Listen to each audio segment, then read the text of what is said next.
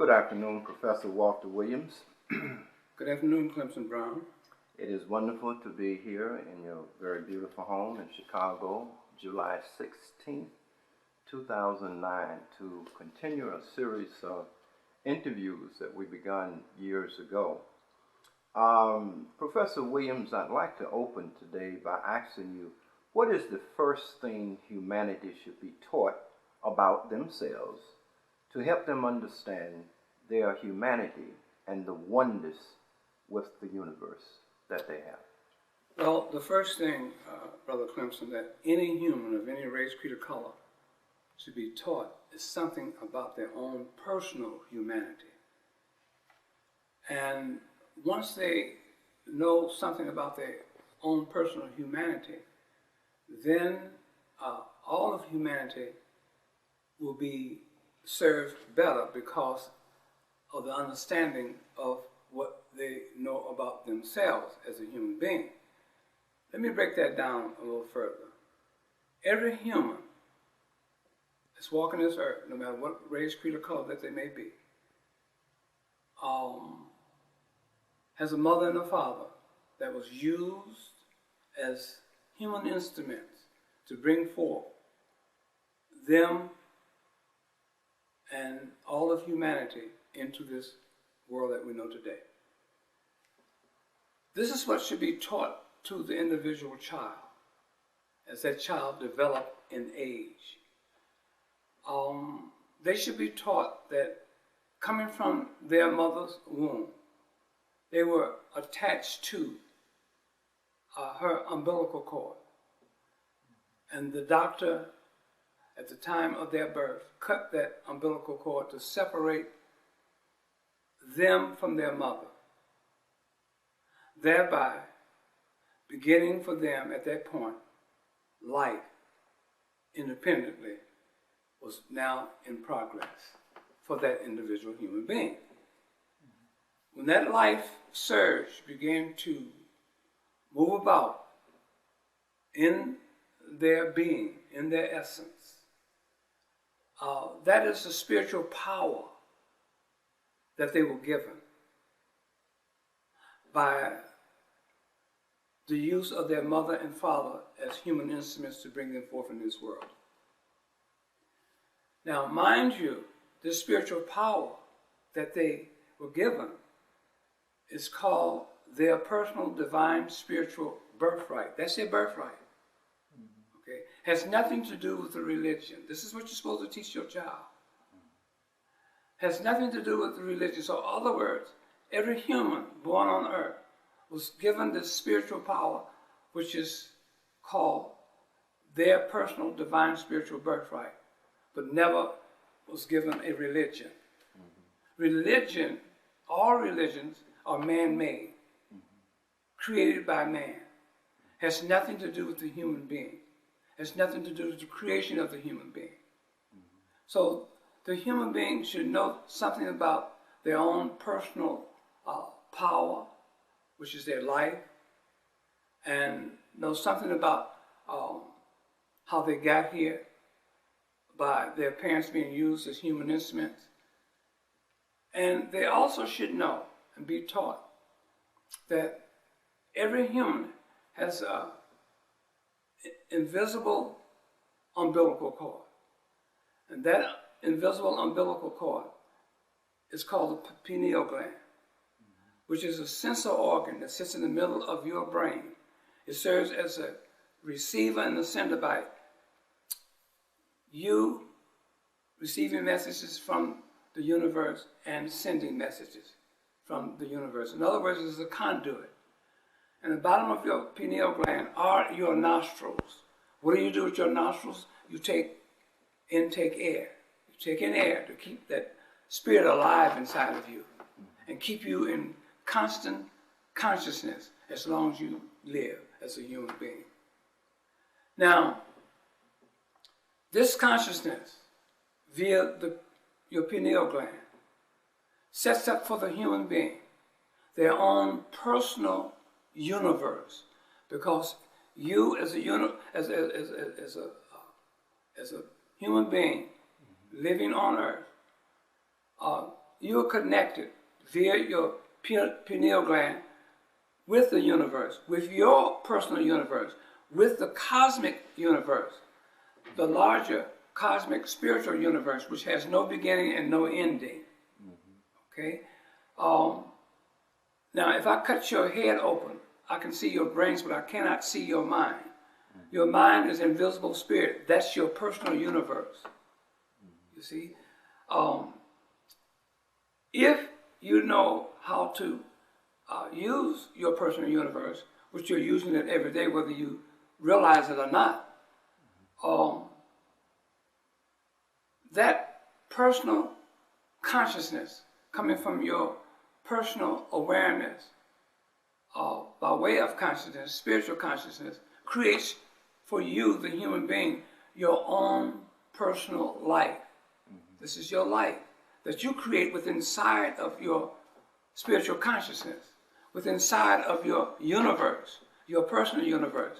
Now, one has to also be taught that there are close to 7 billion other human beings walking this earth, of all races, creeds, and color. Everybody is trying to do the same thing, breathe in air and keep themselves alive. They too have their own personal universe. So therefore, the number of people walking this earth of all races, creeds, and color, which is close to 7 billion, they also have their own personal universe that they're dealing with.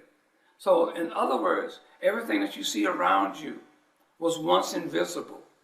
Everything that you see around you was invisible at one time. But from the minds of either a male or female come forth in physical form everything that you see around you. Okay? Now, that individual are known, or human beings as an individual are known as little creators. Okay? Now, we as little creators, male and female, can create and have created everything that you see around you in its physical form, except for the sky, the stars, the moon, the sun, air, water, earth, vegetation, animals, and humanity. Okay? A man and a woman singularly cannot create anything with life in it, because as you look around, you'll see the things coming out of their minds, but it has no life to it. See? It has no life. The life comes when the two, the male and the female, have a sexual union. And from that union comes procreation, comes life. But singularly, by themselves, they cannot create anything with life in it other than that form of togetherness to bring forth procreation. See? Now, everyone is in consciousness as a human being. That means that if you're alive, you are conscious. And from that consciousness that you are aware of, everything that you learn or see or hear or whatever the case might be comes into your consciousness. From your consciousness goes into your subconsciousness. So your consciousness and your subconscious mind are one and the same. Where are your subconscious mind?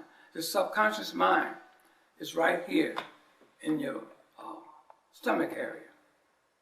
The same area where your mother incubated you for 9 months.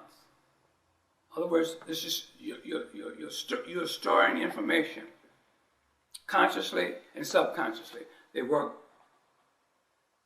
side by side or with each other. So these are the things that needs to be taught to the human being. And every human should be taught that whatever they make up their mind that they want to do or want to achieve, they can achieve it. All they have to do is make up their mind, because they are already automatically in contact with the universe, like our ancestors, the ancient Egyptians. They were in contact with the universe. The universe was their teacher. The universe taught them how to build the Great Pyramid, how to build the Great Sphinx, how to bring forth all of civilization from their culture and giving it to and for the rest of the people living throughout the world. Okay? Every person living throughout the world today, no matter what race, creed, or color that they may be, are using something from the culture of our ancestors, the ancient Egyptians, because they were the first and oldest civilized people on planet Earth. So from that culture that they created over there in the continent of Africa, from that culture came civilization. And they were taught by the universe with the connection that they had with their cosmic, in tune, spiritual mind. And the universe taught them. So therefore, there's no other prior older civilization than the ancient Egyptians. So you can't say, well, the ancient Egyptians got this from another older civilization. No. The universe taught them. Okay? That's where you get the word university from, because of the universe teaching our ancestors, using them as human instruments, just like each human, their mother and father are used as, and were used as human instruments. The same thing with the universe using our ancestors, the ancient Egyptians, as human instruments to bring forth all of civilization for all of humanity. This is what an individual should be taught as a child growing up, as they modulate through the age development of their life. Then they should be taught this, and so they can not fall into pitfalls or the traps of religion, because anytime an individual go to church and sit up in the pews of a church, he is giving all of his spiritual power away to a dead image on a cross called Jesus the Christ. And this is what has to be taught to the human being, because everything that a human need or needed at the time of their birthday was given it spiritually. Everything that you need was given to you spiritually at the time of your birth. So you don't need a religion. Man created a religion. You wasn't born with a religion. There's nothing on your birth certificate that says that you're a Christian. There's nothing on a birth certificate that says that you're a Muslim or a Jew or Black Hebrew Israelite or Buddhist or Hindu or etc., etc. Nothing on that that says that you are, and your humanity is tied up into any kind of religion. So these are the things that should be taught to the human being, and teach that human being that they could incubate their thoughts, and those thoughts will eventually, if they work, they have to work at it now. They just can't take in a thought and say, I want a car, and then thinking that a car is going to appear at the curb for them. No, it's not going to do that. You're going to have to take that thought into your conscious mind, work it with your subconscious mind. It's going to do that automatically. And then you're going to have to ideas, because you have now decided what you want to manifest in your life. Because, like I mentioned before, about your own personal universe. And from that personal universe that you possess as a human being, you can create your own world. So now, at this moment, you as a human being, you are in need of a car, for instance. Okay? And then you decide what kind of car you want. And you begin to manifest and bring this car into your life, or a car into your life. But you have to do some work. You got to follow your mind. your first mind. You got to follow hunches. You got to follow ideas will pop in your head of how you, the human being, can get a car. So you have to teach our children how to use their own personal humanity by telling them and teaching them and developing that ideology into their everyday life. Okay? So this is what has to be taught before you can teach anybody anything. It's about your own personal humanity. Who am I as a human being? So that's very, very key. And once they know who they are as a human being, then development began to set in place. But it's very detrimental to teach that child about a religion without telling that child and teaching that child who they are as human beings. And if you know these things I'm talking about, then you won't ever need a religion, because you wasn't born with a religion. You were born with an indwelling divine spiritual birthright. You were born with power of life, your personal power. Mm-hmm. And why give it away to any man-made religion? So this is what has to be taught to humans throughout the world. Professor Williams, you mentioned the ancient Egyptians. Now, when you talk about the ancient Egyptians, I'm presuming that you're talking about Nile Valley civilization. What are you talking about in terms of its territory and its people? Who are included in ancient Egyptian civilization? Okay, when you deal with the Nile Valley civilization, as it is known today, you're dealing with Ethiopia, the Sudan, Egypt, and from the Sudan came the Nubians, Gondola, in the Sudan. Mm-hmm. So today you got 4 names that you're dealing with that made up what is known as the Nile Valley civilization. You got the Ethiopians, the Sudanese, you got the Nubians, and you got the ancient Egyptians. All one and the same. Today they have separated those areas and renamed those areas to cause the confusion. But during the time of antiquity, which is ancient times,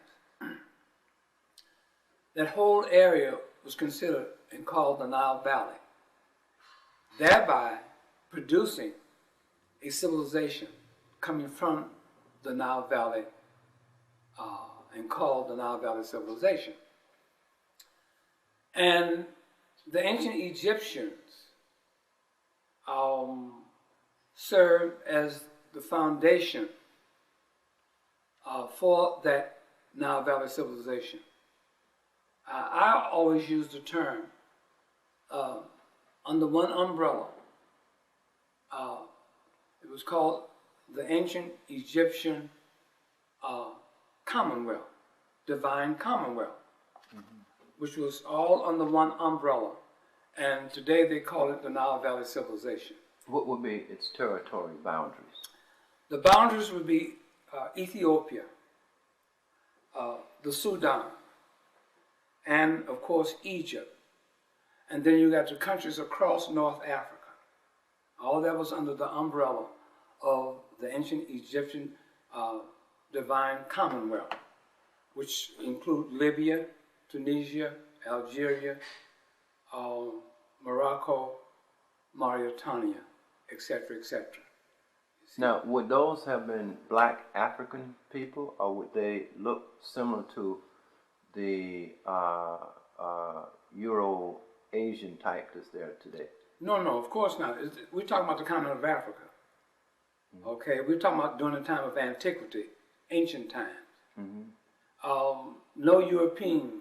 No known Europeans were in Africa during the time of antiquity. All Africans, okay? Mm-hmm. Total Africans. Mm-hmm. You see, Black people. Well, if you want to use the term black, I call them Africans. So when you use the term African or African, then you know that these people are Africans with dark skin. I don't use the term black, and I have a reason for that. But Africans are dark-skinned people. I think Professor Williams said it's important for our young people, especially African young people, to understand what the contributions of ancient Egypt was. And as far as your research shows you, what was ancient Egypt like culturally and spiritually before Greek or European penetration?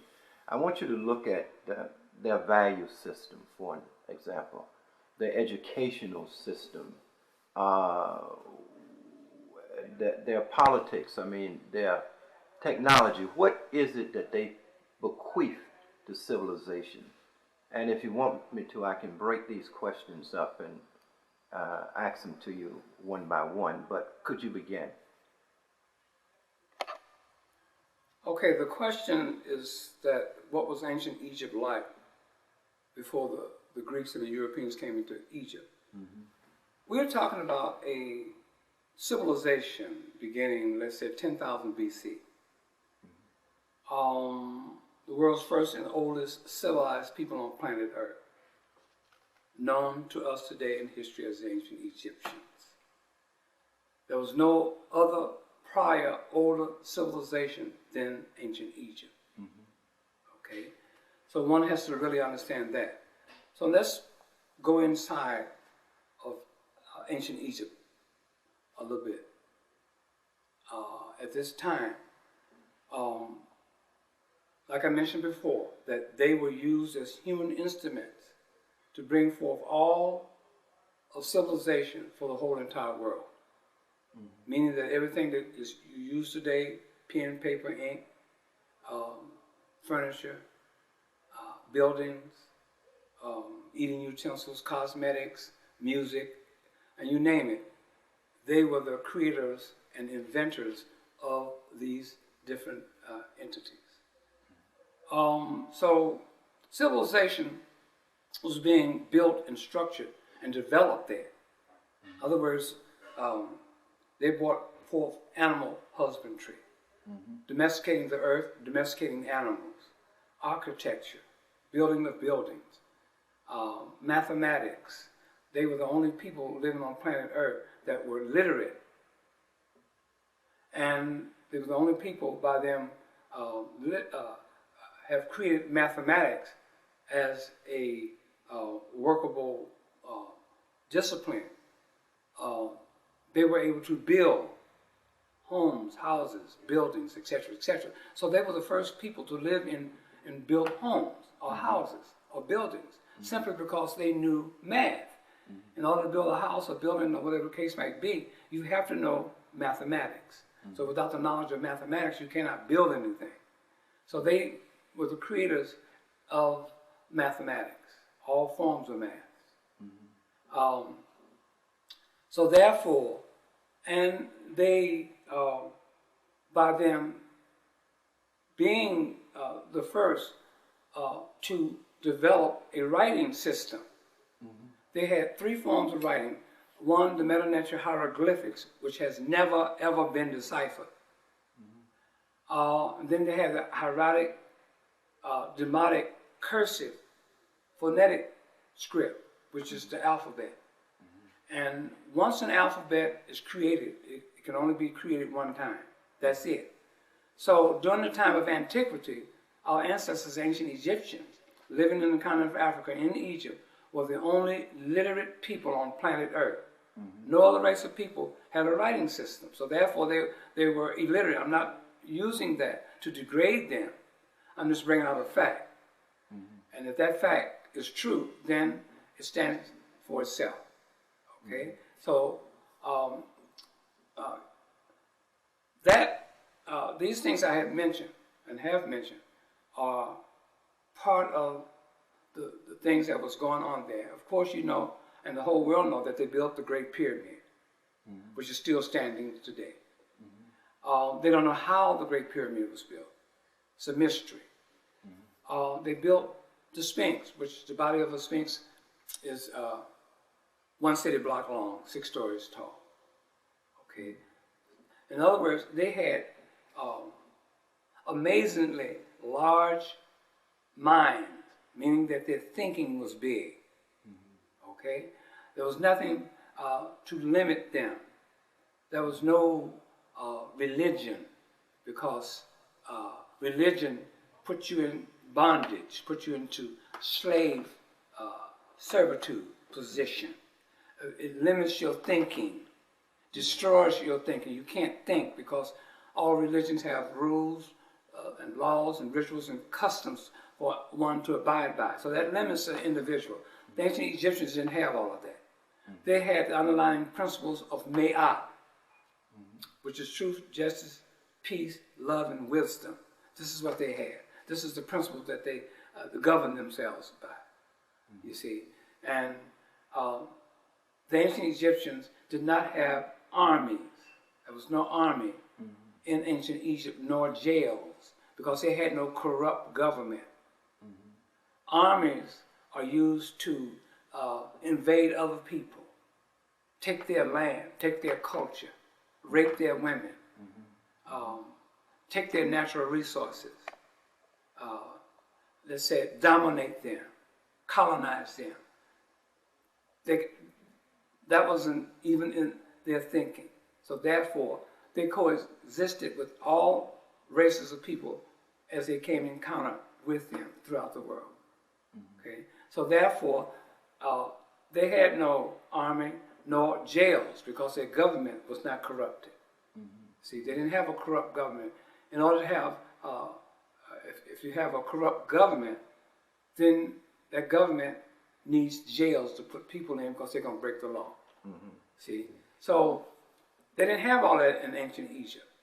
See, so that they were spiritually free of all these entanglements of religion and different other politics that was based off of greed, and et cetera, et cetera. See, now you take the European now, on the other hand, while we at this point in our interview, the European on the other hand used the foundation of our ancestors, the ancient Egyptians, to build themselves an institution on. This was done after Alexander the Greek came into Egypt. But what period are we talking about then? We're talking about 332 BC when Alexander the Greek came into Egypt. And how old at that time was the Egyptians, with the ancient Egyptian civilization? Over 9,000 years. So the ancient Egyptian civilization was 9,000 years old before the Europeans came in. Before the Europeans ever set foot into Egypt and to the continent of Africa. They had a civilization that had been in existence for over 9,000 years. That's the ancient Egyptian. We're talking about the world's first and only civilized people. What was happening in Europe at that time 9,000 years ago? It is unknown simply because the Europeans will tell you, if you study European history so far as trying to find the origin of it, they will tell you that their beginning origin for themselves, Europeans, is unknown. They started their beginning history with the Greeks.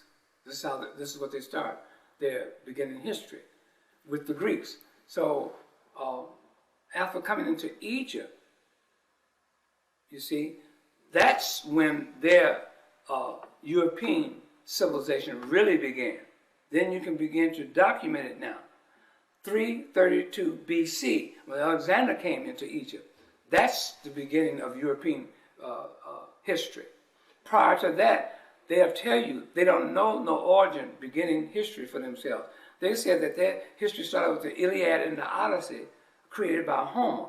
Now, there's never been a Homer, okay? Like there's never been Herodotus. There's never been Euripides. There's never been a Pythagoras, There's never been a Solon. There's never been a Socrates, Plato, or Aristotle.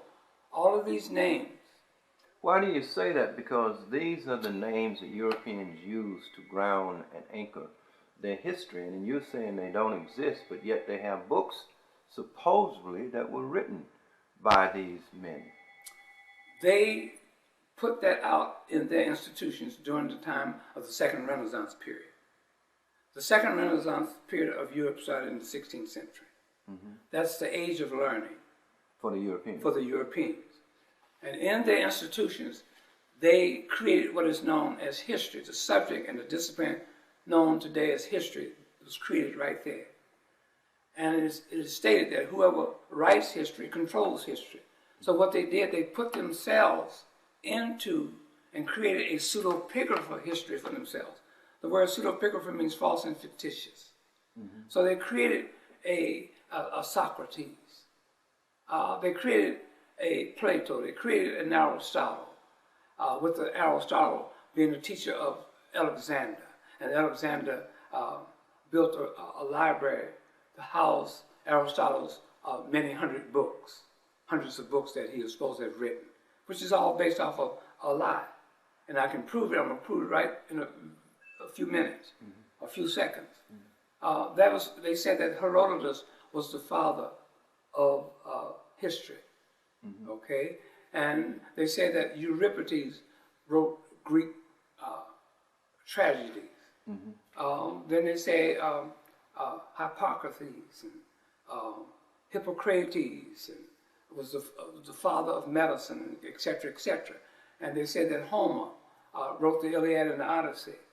Now, all of these names I just mentioned are listed by way of a historical date, a supposed historical date, prior to the 4th century. See, most of these names are called a 5th century created characters in European pseudepigrapher history, false and fictitious history, except for Homer, comes out of 9th century. So all of these names... Comes out of when? 9th century. 9th century? He was supposed to be 800, so that's the 9th century. Okay, that's BC. BC. So now, I'm going to show you how you get rid of these names and expose these names as being a lie. It's because the question that Walter Williams asked, if all of these names I've mentioned existed as human beings and not characters, then the question I ask is what alphabet was, because the Greeks had no alphabet.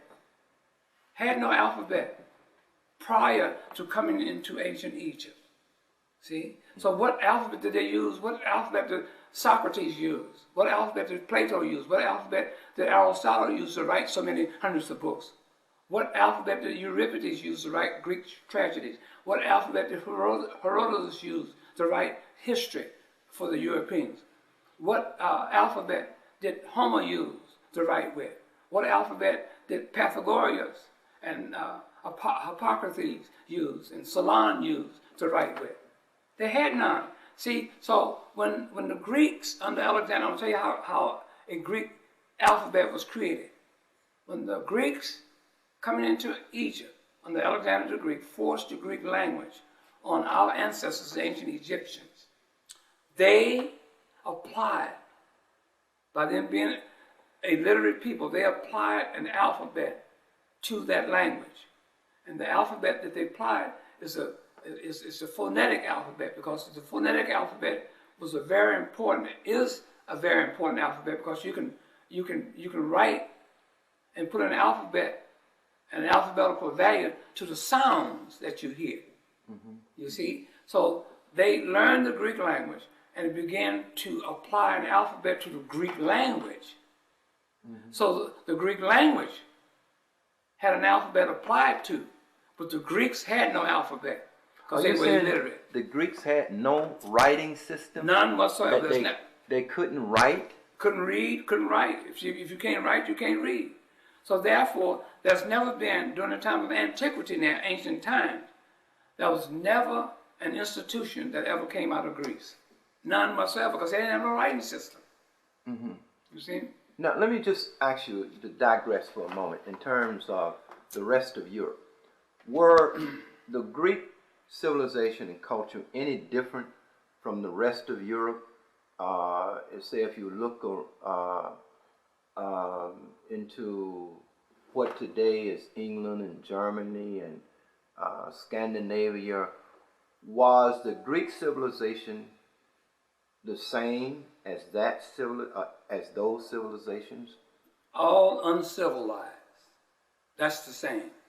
Because today, the Europeans use Greece and the Greeks as a prototype civilization, supposed civilization for all of Europe. So if the Greeks was uncivilized and illiterate, then all of Europe was uncivilized and illiterate.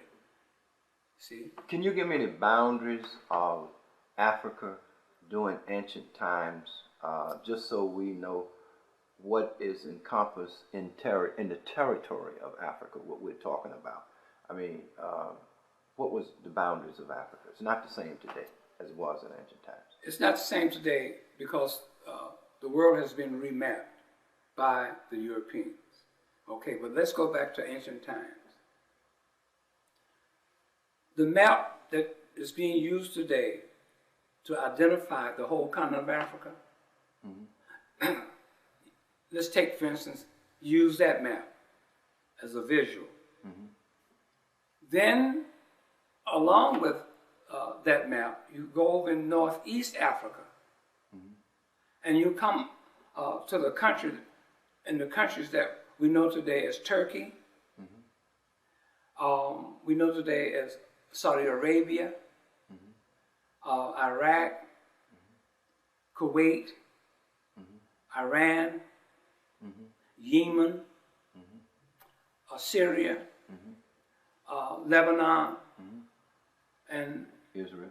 Well, I don't count Israel because that's an illegal state that never supposed to have existed, but is there, so I ignore that.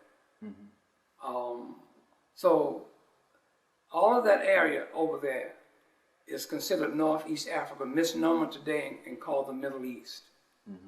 They made it the land of the Bible. That goes into another history. But if you take the original map of Africa and put all those other countries that I named, Turkey and Arabia and Yemen, etc., with that, that's the whole picture of Africa. Territory of Africa. Okay.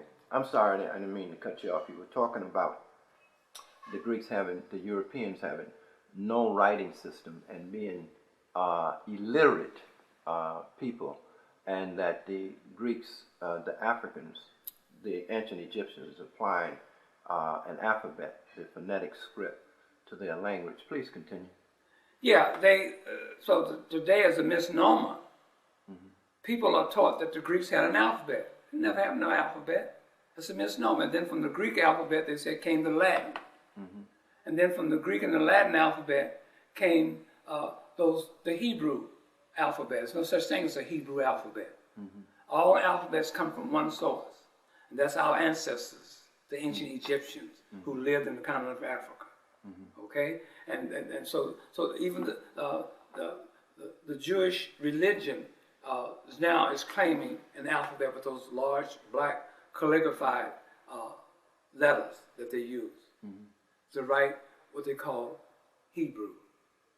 And prior to Hebrew coming in, they used those same calligraphied large black block letters to write Yiddish. You see, so one has to know something about their relationship with the ancient Egyptians, our ancestors. They have to know something about that. If they don't, then the whole world can fool them. They can tell them anything, you see. And once there was William A. Bennett, who used to be the Secretary of Education, said that to be ignorant of history is to be fundamentally like a child, you see, because anybody can come and tell you anything. I want to draw your attention back to these European writers that you were proving did not exist. Socrates and all of these, Plato, all of these supposedly ancient European personalities are fictitious. Can you continue developing your position on that? Well, I've said just about everything that should be said to an individual's understanding about those names never existed. Those names are incarnated names. Mm-hmm. And how does one incarnate a name is that they create a name, mm-hmm. make a body for it, and put flesh on it. Mm-hmm. And how they make a body for it, after creating the name and putting flesh on that body, is by stories attached to it. They attach a story to it. Mm-hmm. And they put it in a book, teach it as part of the curriculum of a school system. Mm-hmm. They may put it in the Bible, mm-hmm. that they teach people is the Word of God and not to question it. Mm-hmm. And so they put these different incarnated names where they will be exposed to the minds of the people throughout the world. And these names, such as Socrates, Plato, Aristotle, etc., is no exception. You see? So these are incarnated names. They invented names. They write through these names. They say, oh, Socrates did so-and-so, so-and-so, so-and-so. And then they put a birth date for Socrates, a death date for Socrates, and then sometimes they even put their mother's name or the son of name or their father's or whatever the case might be to make it real in the minds of the people. Now, once an individual read and they believe that there was Socrates, mm-hmm. even though there's never been a human being walking this earth by the name of Socrates, but if the people who read this and has been taught that there was a Socrates, a Plato, who Socrates is supposed to be the teacher of Plato, Plato supposed to be the teacher of Aristotle, etc., and Aristotle is supposed to have taught Alexander the Greek, and Alexander the Greek built a library called the Great Library to house Aristotle's books. And as long as you believe those stories, mm-hmm. then what the individual human being has done, they have created in their mind and given life to Socrates, Plato, Aristotle, and to Herodotus, and so forth and so on. You see, that's the key, and that's the reason why they have created these names to make. We're talking about the Europeans, create these names and put it into their curriculum in their school system to give them, the Europeans, to the rest of the world, some semblance of being civilized, mm-hmm. or a learned people. Mm-hmm.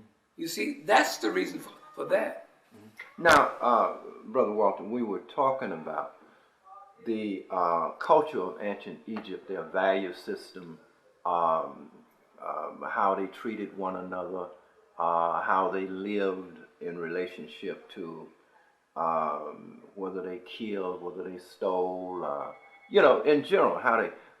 But in your explanations, when we got to talking about the Europeans, you mentioned something about the land of the Bible, that Africa in ancient times had a much vaster territory, which today is called the land of the Bible. Can you talk about how the Bible impacted that land, or how that land was created to verify that there was a Bible? But can you speak on that? What part do you want me to speak on? Okay. Well, first of all, let me get at it this way. In your opinion, Brother Walter, what is your opinion about the Bible? That's the way I'll open this up. What is your opinion about the Bible? The Bible is a book that has no historical work whatsoever. 99 9/10 of every name that's listed or spoke of in the Bible never existed as human beings, only characters. And like I mentioned to you before, they teach the Bible to the masses of people throughout the world, the Christians, etc., that this is the Word of God.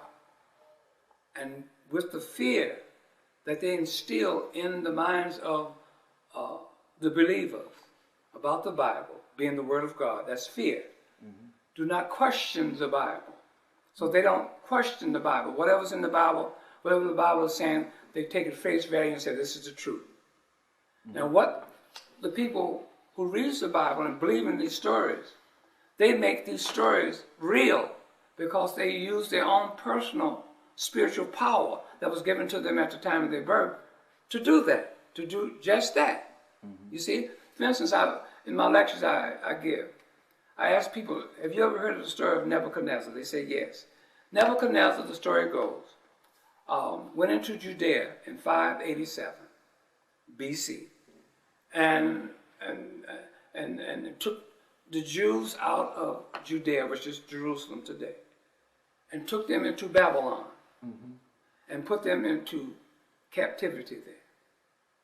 Then it goes on to say with the story, Cyrus II, the Persian king, in 536, went into Babylon and freed the Jews and sent them back to Judea to build their second temple.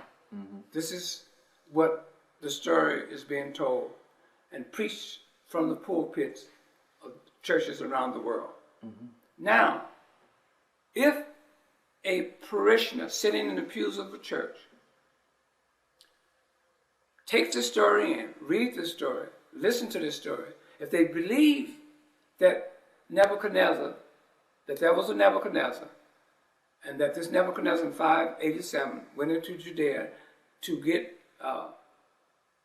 Jews out of Judea to take them into Babylon and put them into captivity, then that believer that believes the story have created a Jew in their minds and created Nebuchadnezzar. And the rest of the names that are attached to this story. They do that with their own personal spirituality. They give it life, in other words. You see? So this is how the Bible, this is one way the Bible is being used. Like I said before, the Bible has no historical worth because 99 9/10 of every name that's listed in the Bible never existed as human beings. It is a book that's based off of mythology, fiction, allegories, and metaphors, etc., etc. So then one has to know some history about this Bible. Yes. You just can't go and pick up a Bible and start believing in it. See? If so, then you're going to get disappointed. I asked the question, when was the first Bible ever printed on planet Earth? Printed? Printed on planet Earth. I asked that question to people. I asked that question to ministers. They can't answer. I asked that question, when was the first printed Bible ever printed on planet Earth? What country was it printed in? What city in that country was it printed in? What alphabet was used to print that Bible? What material was used to formulate the printing of that Bible? Where did this material come from? Who formulated this material for the Bible to be printed? And what was the orthodox name of the Bible? Very important questions. So if an individual don't have the answers for that, then they know nothing about the Bible. Okay? So then I asked the individual, when was the Old Testament, that we know today is the Old Testament, and the New Testament put up on the one cover? They can't answer that question. Okay? The third question I asked him, I said, now in your Bible that you read, who created the New Testament? Who was the first person on earth to propound in the creation? Propound. Okay. The creation of the New Testament. What was the orthodox name? What year was it propounded? What was the orthodox name of this propounded New Testament? How many Gospels was produced in this first New Testament ever presented on planet Earth? Okay? And the writer and the creator of the New Testament, how many other and more manuscript was added from this individual's writing. The fourth question I asked him, when did the fourth gospel come into existence? Who created the fourth gospel? And what book was it put in? Etc., etc. So if you don't know all these things, then you know nothing about the Bible. You're just sitting up in a church, going along with the program. Because when an individual go to church and sit in the pews of a church, he don't have to think. He or she does not have to think. Okay? You go into a church, you sit there with your belief and your faith. See? And you go there because belief and faith doesn't give you knowledge. Don't give you no knowledge. You're just sitting up there believing. Yes, going on. Yes, Reverend. You see, Reverend is in the same position that you're in. See? He's a believer too. He don't know anything about the Bible that he's preaching from. Because he can't answer these questions that I just brought forth and said that this is what I ask ministers and people who are going to bring to me about the Bible. See? Well, let me begin trying to unravel some of this mystery by throwing out some of the things that people believe, and perhaps you can begin to give some corrections. People believe that the Old Testament was written by Moses, and they believe that there were ancient scrolls and manuscripts which somehow was saved, passed down, and in fact they believe that some of these scrolls were recently discovered, I think somewhere in Israel, not too long ago. Can we begin by unraveling perhaps the Moses mystery and how the Bible took its shape? Okay, now the Bible, the first 5 books of Moses was written by Moses, Maimonides, called Maimon. Moses Maimon called Maimonides. Yes, written by Moses, but not the Moses of the Bible. That's your discrepancy. See, this is where your knowledge of knowing human history comes in. You see? Now, in 1999, there was an article in the Chicago Sun-Times. And they were writing up an article about the Oriental Institute on the campus of the University of Chicago. There's a museum there called the Oriental Institute. They had closed for 2 or 3 years, and they remodeled it and they opened it back up. And so they had a article written in the Sun-Times about the opening of the Oriental Institute. And in that same article, they had a little section in there that says little known facts about Egypt. And this is what they said.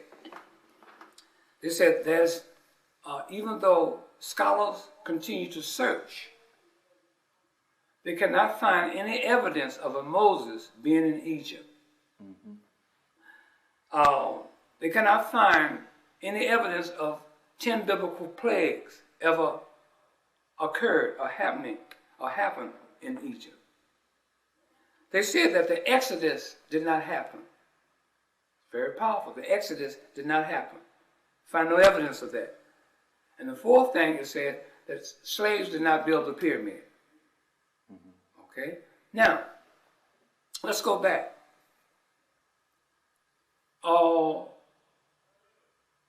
The religion called Judaism, as has been stated and written and taught today, that Moses created the religion called Judaism. Okay? Now, the story goes that Moses was put into a basket as a baby by his mother. And she put that baby in the basket called Moses, and it floated down the Nile River until it got to Egypt, and the Pharaoh's daughter, this is how the story goes now. Yes. retrieved that basket and took the baby Moses out and raised the baby Moses in the house of the Pharaoh. Until baby Moses got to be an adult. And he saw what the old evil Pharaoh was doing to his people, the Hebrews or the Israelites, whatever you want to call them. And there was a rebellion there. And that rebellion caused 10 biblical plagues to come down on ancient Egypt by God. And that the Israelites, fleeing from the Pharaoh, ran to the Red Sea, and the Red Sea rolled back, and they was able to cross on dry land into the Promised Land. This is how the story goes now. Okay? So today, they're saying, Western academia is saying, and the Jewish scholars are saying, that this never happened. They have no evidence of that. So therefore, without a Moses floating down the Nile River in a basket as a baby, and taken out of the basket by Pharaoh's daughter, etc., etc., as the story goes, this makes the religion called Judaism collapse. Because they don't have there's no Moses. Then you said that the religion called Judaism was created by Moses as a religion, then it is predicated on Moses floating down the Nile River, though. See, very, very key. So they say Western academia and the Jewish community are saying they have no evidence of that. Okay? So that takes care of that. Then the Jews practice a ritualistic custom called the Passover every year. The Passover is predicated on 10 biblical plagues being put upon ancient Egypt, and the Exodus, and slaves building the pyramid. That's what it is predicated on, along with Moses. So they said, Western academia and Jewish community are saying there's no Moses, have no evidence of a Moses, have no evidence of no 10 biblical plagues that were being put upon ancient Egypt. The Exodus did not occur. Very key. The Exodus, I'm going to say it again. They said that the Exodus did not occur, and slaves did not build a pyramid. Now, did not build a pyramid. So therefore, that makes the Passover invalid, which they practice every year. Becomes invalid because you got to have the Exodus. You got to have the Jews building the pyramid. And you got to have the 10 biblical plagues coming upon ancient Egypt in order for you to have a ritualistic ceremony and customs that is in the religion called Judaism today. They practice that every year. So they said that these things never happen, so that makes that Passover invalid. Now, when you say they say, who is the they? Western academia. Now, that's a broad signature, Western academia. Okay, the word Western means European. Yes. That's what that means. Academia means they're learning, they're institutions. They're learning institutions.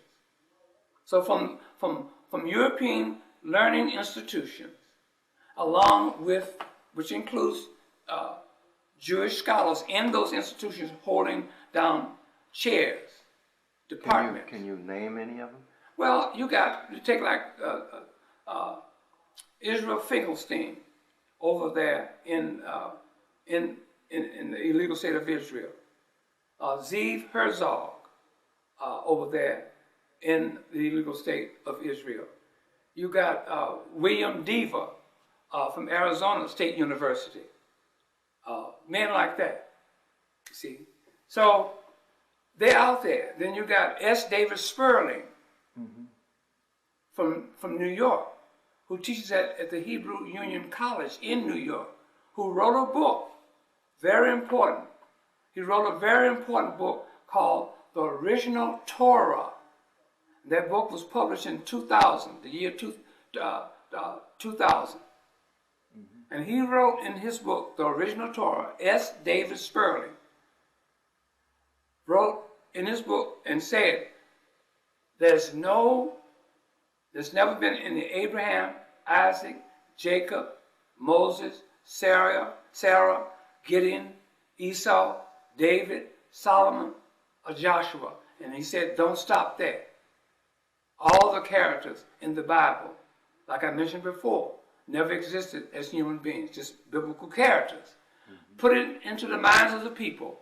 And if the people believe that there was an Abraham, then Abraham becomes alive, because you, the human being, have made Abraham alive by your spiritual personal power. You see? So he is saying today that there's never been an Abraham. So if there's no Abraham, then that makes all three religions collapse. It makes Judaism collapse, Christianity collapse, it makes Islam collapse. Because without an Abraham, none of those religions can exist.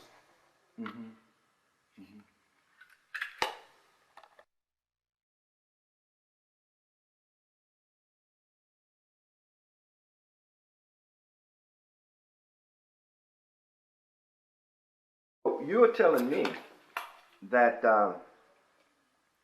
Western and Jewish scholars have themselves denounced that there was that these biblical characters ever existed. But you know, I've been to Israel.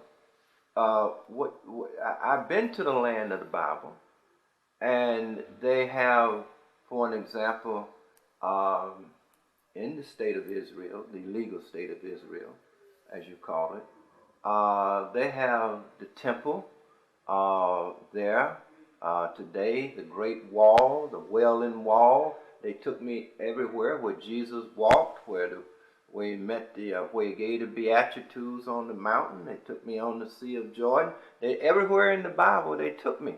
Now, how does this land of the Bible come about? Explain all this, because they actually are carrying thousands of people on pyramid. All these churches, all these black preachers are carrying black people over to reinforce that this white man on the cross actually lived, walked, and he's showing them where they crucified them and so forth and so on. Talk about that. Well, see, that's all man-made. They made that for the people.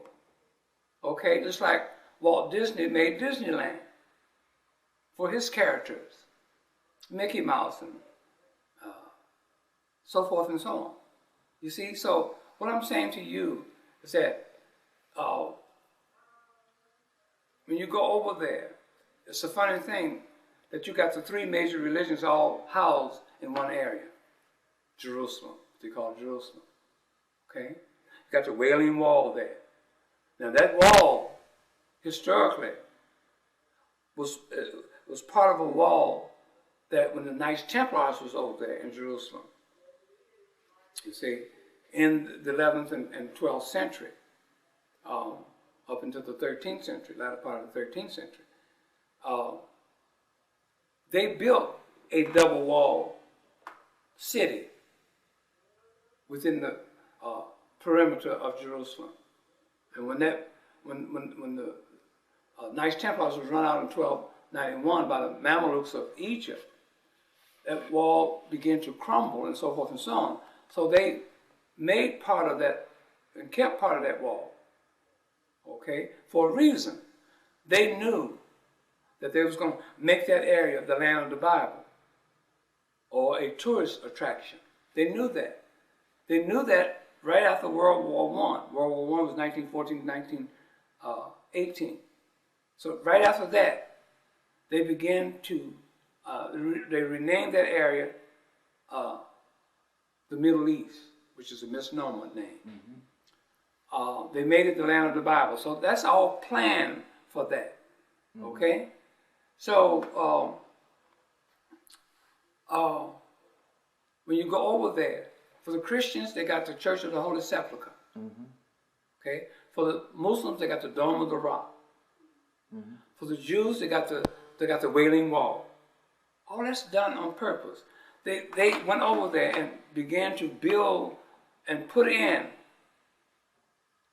whatever the Bible said should be over in that area.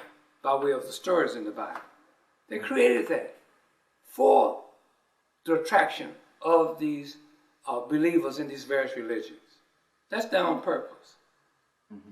Now, let's continue to dissect this Bible. We were talking about Moses, and you said something about Moses Maimonides, and I presume you were making reference to how the book of Moses came about. Is Moses Maimonides the author of the 5 books of Moses? And if so, when, where, and why?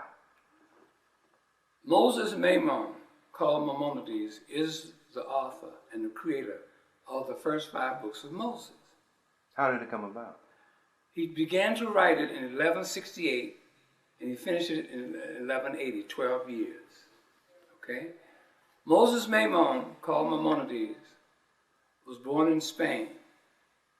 And he got run out, his family got run out of Spain. And he fled into Egypt. Okay? In the meantime, he was influenced by Rashi, the writings of Rashi, Solomon Bar Isaac, called Rashi. Okay? Who wrote, Rashi created the Learned of Zion, that book. Okay? Between 1080 and 1100. Created this book that is out today called The Learned Elders of Zion. Okay? And that book, written by Rashi, Solomon Bar Isaac, called Rashi, because he was a rich baron in France. He was his family owned vineyards over there. So he created a code between other rich barons and merchants. Code? A code. Okay. Of how to treat non-barons, or how to treat the public in general, who, let's say, poor. Okay? How to conduct themselves, what to do, etc. See? So he created that book. And that book was also used by his grandson, Jacob ben Meir. Okay? And then you go up to the time of Moses Maimon, which Rashi and Moses Maimon, there's a 100-year difference. Rashi was born in 1040. Okay? Died 1104. Moses Maimonides was born 1135 and died 1205. You see? So from that book, The Learned Elders of Zion, Moses Maimonides used that as a guideline, and he created the first 5 books of Moses. This was done because he knew that people would begin to read his writings. And he also put out a book called Guide to the Perplexed, meaning that the Guide to the Perplexed, meaning that after a person reads his writings, they are confused. You see, because his writings was written for the sole purpose of being abstruse. The word abstruse means it was written for the reader or nobody to understand it. It was written on purpose for you not to understand it. The Bible is written on purpose for you and nobody else to understand, on purpose by Moses Maimonides. See? So that's the reason why he came out with the follow-up after writing his first 5 books. Guide to the Perplexed, to try to guide you through some of this foolishness that he written. Now, mind you, he went and lived for a while among the Knights Templars over there in Jerusalem. That's where he left his writings with, so to speak. And that's how his writings were able to be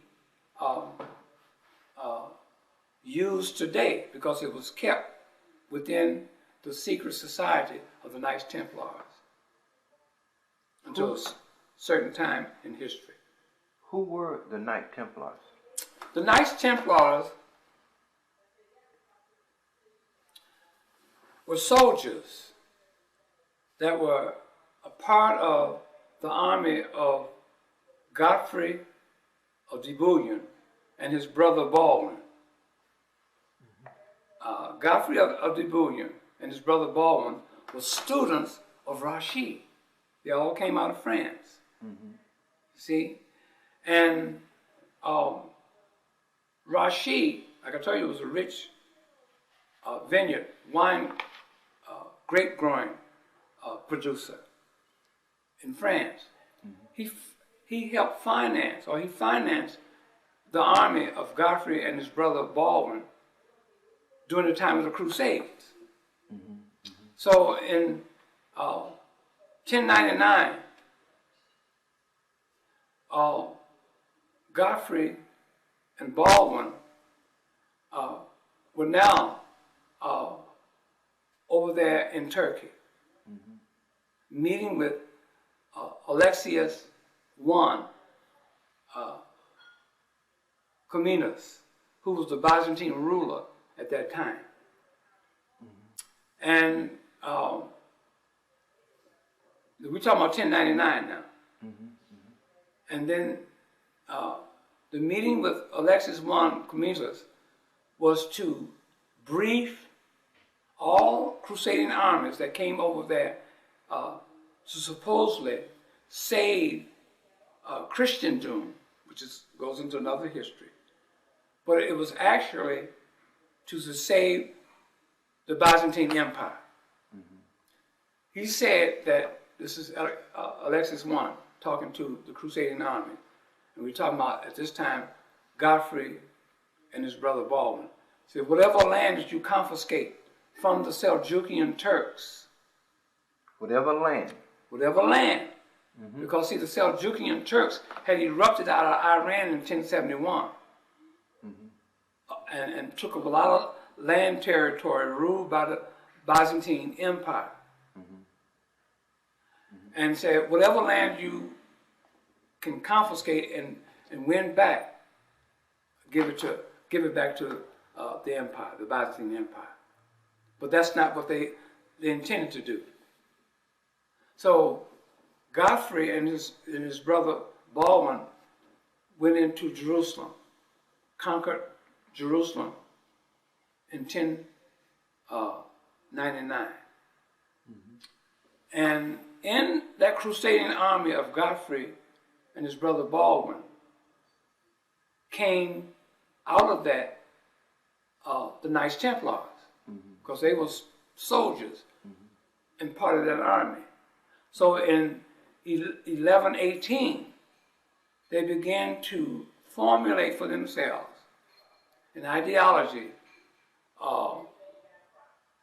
and laws and rituals that are known as the Knights Templars, and 10 years later, 1128, they got a charter for themselves and got emblems and had emblems for themselves. That compass, see, is their insignia.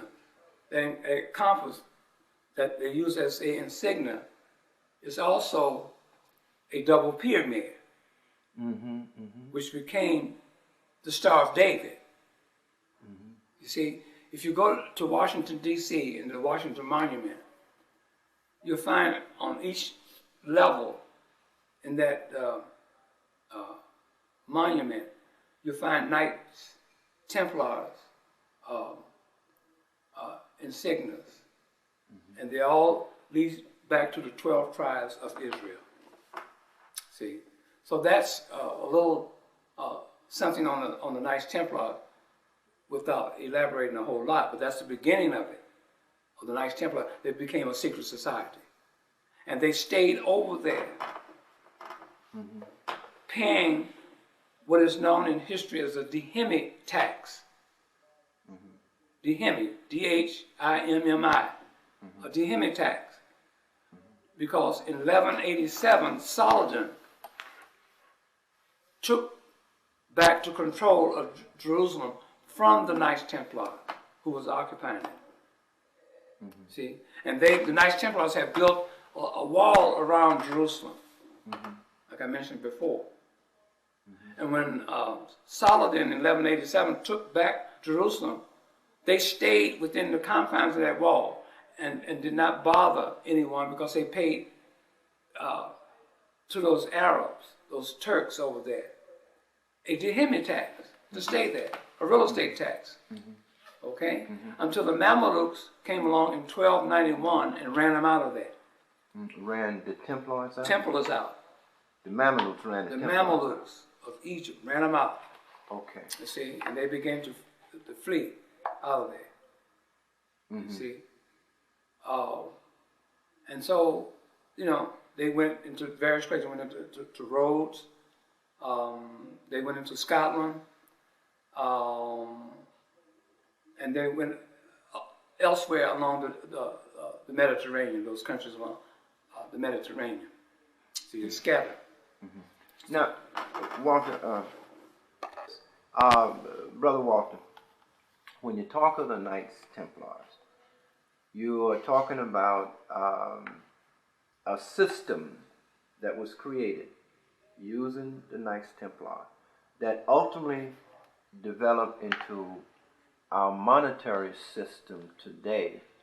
And I would like for you to deal with that, looking at how it developed and how it became centralized into the money controllers that we have today. Can you develop the money system that that we use today in terms of interest, in terms of taxes, and etc.? Okay. Can you begin? Okay, thank you. Go ahead. Oh, we on camera? Yeah. Oh, I didn't know that. I thought you had cut it off. No. Okay. Anyway, to answer your question, one has to start with the Lombards. That's very key. In order to deal with any monetary conversation about money, you have to start with the Lombards, who came out of Germany, who originated in Germany in 543. Okay? And from Germany, they came into Hungary. And from Hungary, they came into the north of Italy with their leader, who was Albion, A-L-B-I-O-N. That was a leader of the Lombards. The Lombards, while in Italy, began to marry into wealthy families. They began to control, eventually, all of the commerce of Italy. They also began to control all of the natural resources in Italy. Okay? Now, with that being said, the rich monarchs and rulers over there, they use coin money, gold and silver. The Lombards changed that. They changed the money system into paper money with a usury tax, which is, the word usury means a interest. Okay? They began banking as we know it today, a banking system. The first bank was in Italy, using paper money with a usury tax. In other words, an IOU. Well, yeah, IOU plus a tax. Yes. Otherwise, if I loan you $1 and I'm charging you 10% interest, then you owe me $11. See, Okay. See, so forth and so on. So that first bank was in the north of Italy, And then they moved the banking system into France, in the north of France, with the usury tax. So that's the beginning of and the foundation of the banking system or the banking industry. You have to start with the Lombards. Okay. Now, these rich monarchs who control different land territories began to borrow money from the Lombards, from those banks. Okay? And the rich Lombards, in order to pay back that money with the usury tax, with that interest on that, they began to tax the people under their domain, under their rulership. And the tax collector for the Lombards was the Knights Templars. They was their agents. They were called the Hemi bankers now. See?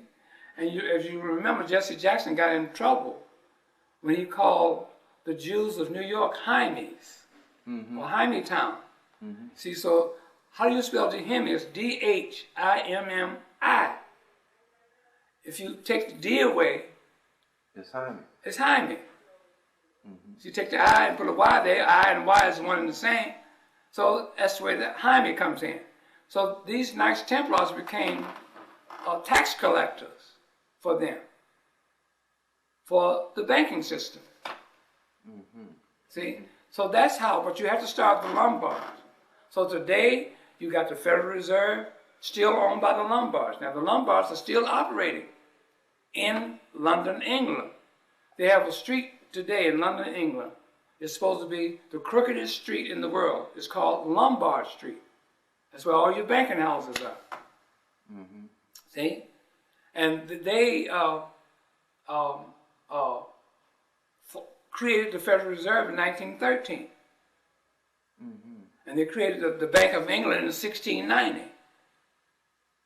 And they own IMF, International Monetary Fund. They own that. They own the World Bank. You see, they got control of all your finances around the whole entire world. All started with the Lombards. Now, is that still today, that monetary system controlled by the families and the descendants of the families that started it? Some of it is, yeah, I would say yes, because it's passed down from generation to generation.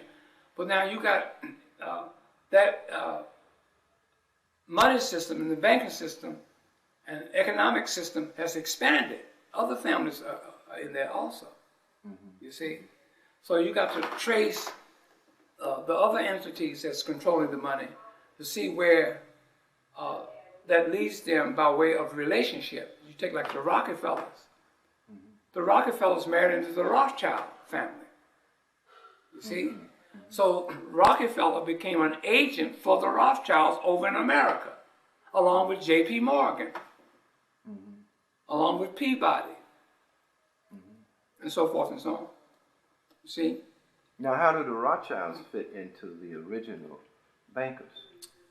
Well, they, like I said before, as time progressed, you got other people that's going to accumulate a fortune. You know, like Warren Buffett. You know, if he wanted to, he could fit in into that program of bankers. Or Bill Gates and Melinda Gates. You see, so forth and so on. So you got people, you know, creating fortunes. You know, the Getty family, so forth and so on. All part of that conglomerate there.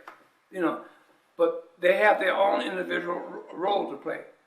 You know, you got the Bilderbergs today, who meet once a year at the hotel called the Bilderberg Hotel in Holland.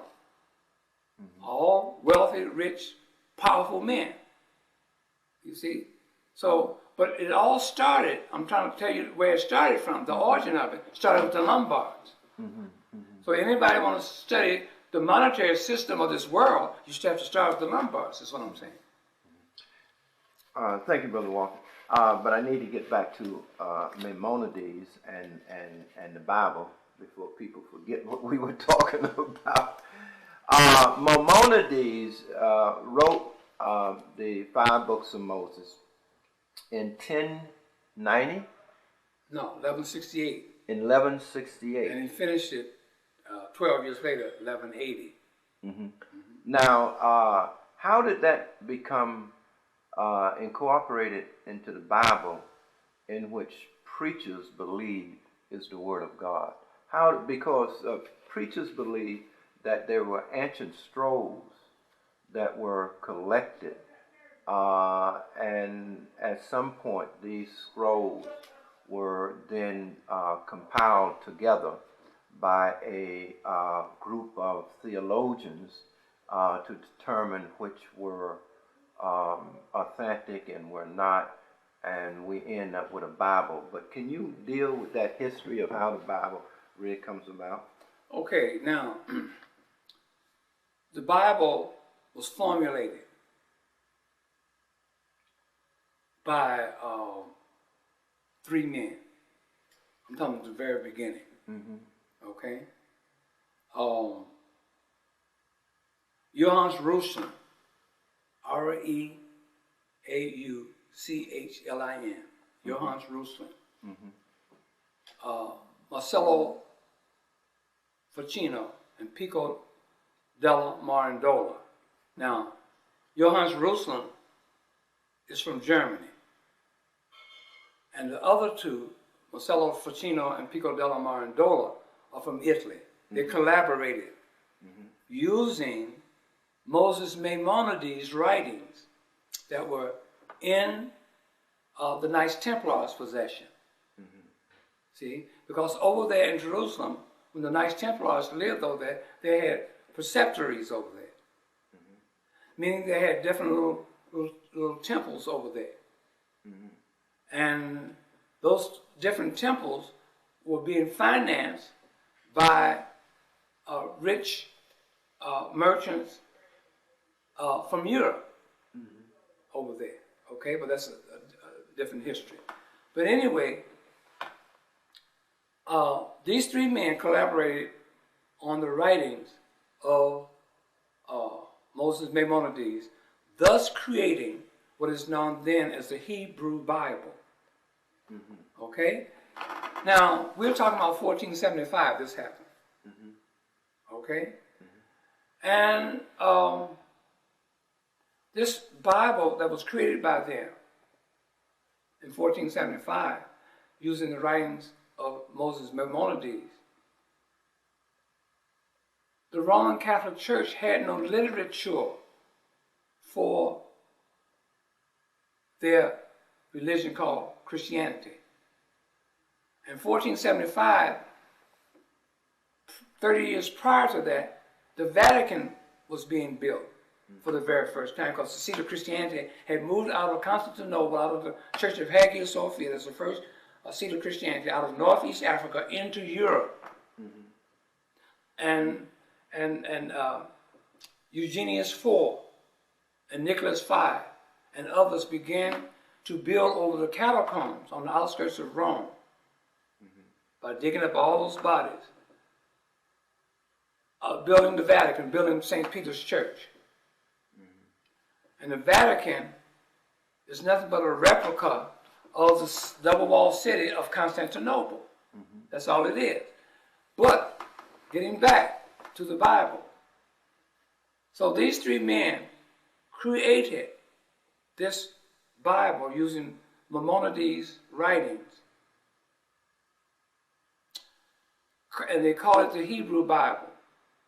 And the Roman Catholic Church, like I mentioned, had no literature for their character.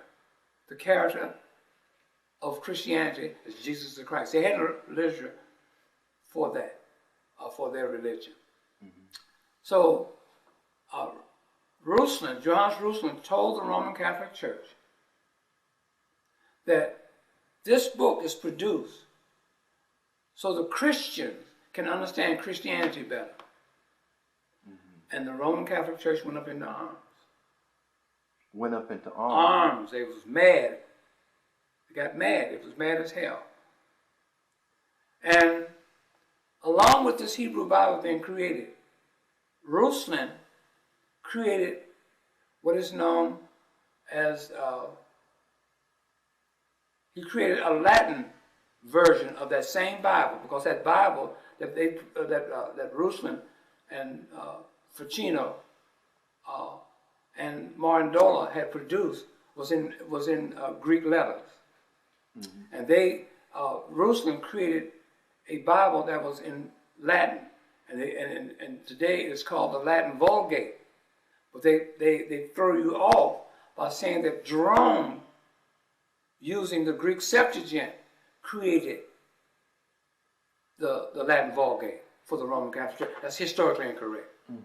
It was Ruslan creating this Hebrew Bible for the very first time, along with his two Italian counterparts and contemporaries. He created what is known as the Latin Vulgate for the Roman Catholic Church. Okay? So this is how it was done. Now, I'll get back to the New Testament in a minute, but when does Christianity evolve? Because you're saying that Christianity existed before this Bible was adapted by the Roman Catholic Church as its instrument of the focus of Jesus Christ. But the Christ figure had been being worshipped before the Romans in the 5th century. Perhaps maybe you can just kind of give us a rough overview of how of the involvement of Christianity, so that we just have something to kind of fall on. You have a picture there of Serapis. Can you kind of give us a rough overview of that? You don't have to spend a lot of time on it, but at least so it's connected. Okay. Now, this image that I'm showing you here, it's called Serapis on there, but it looks like Jesus Christ.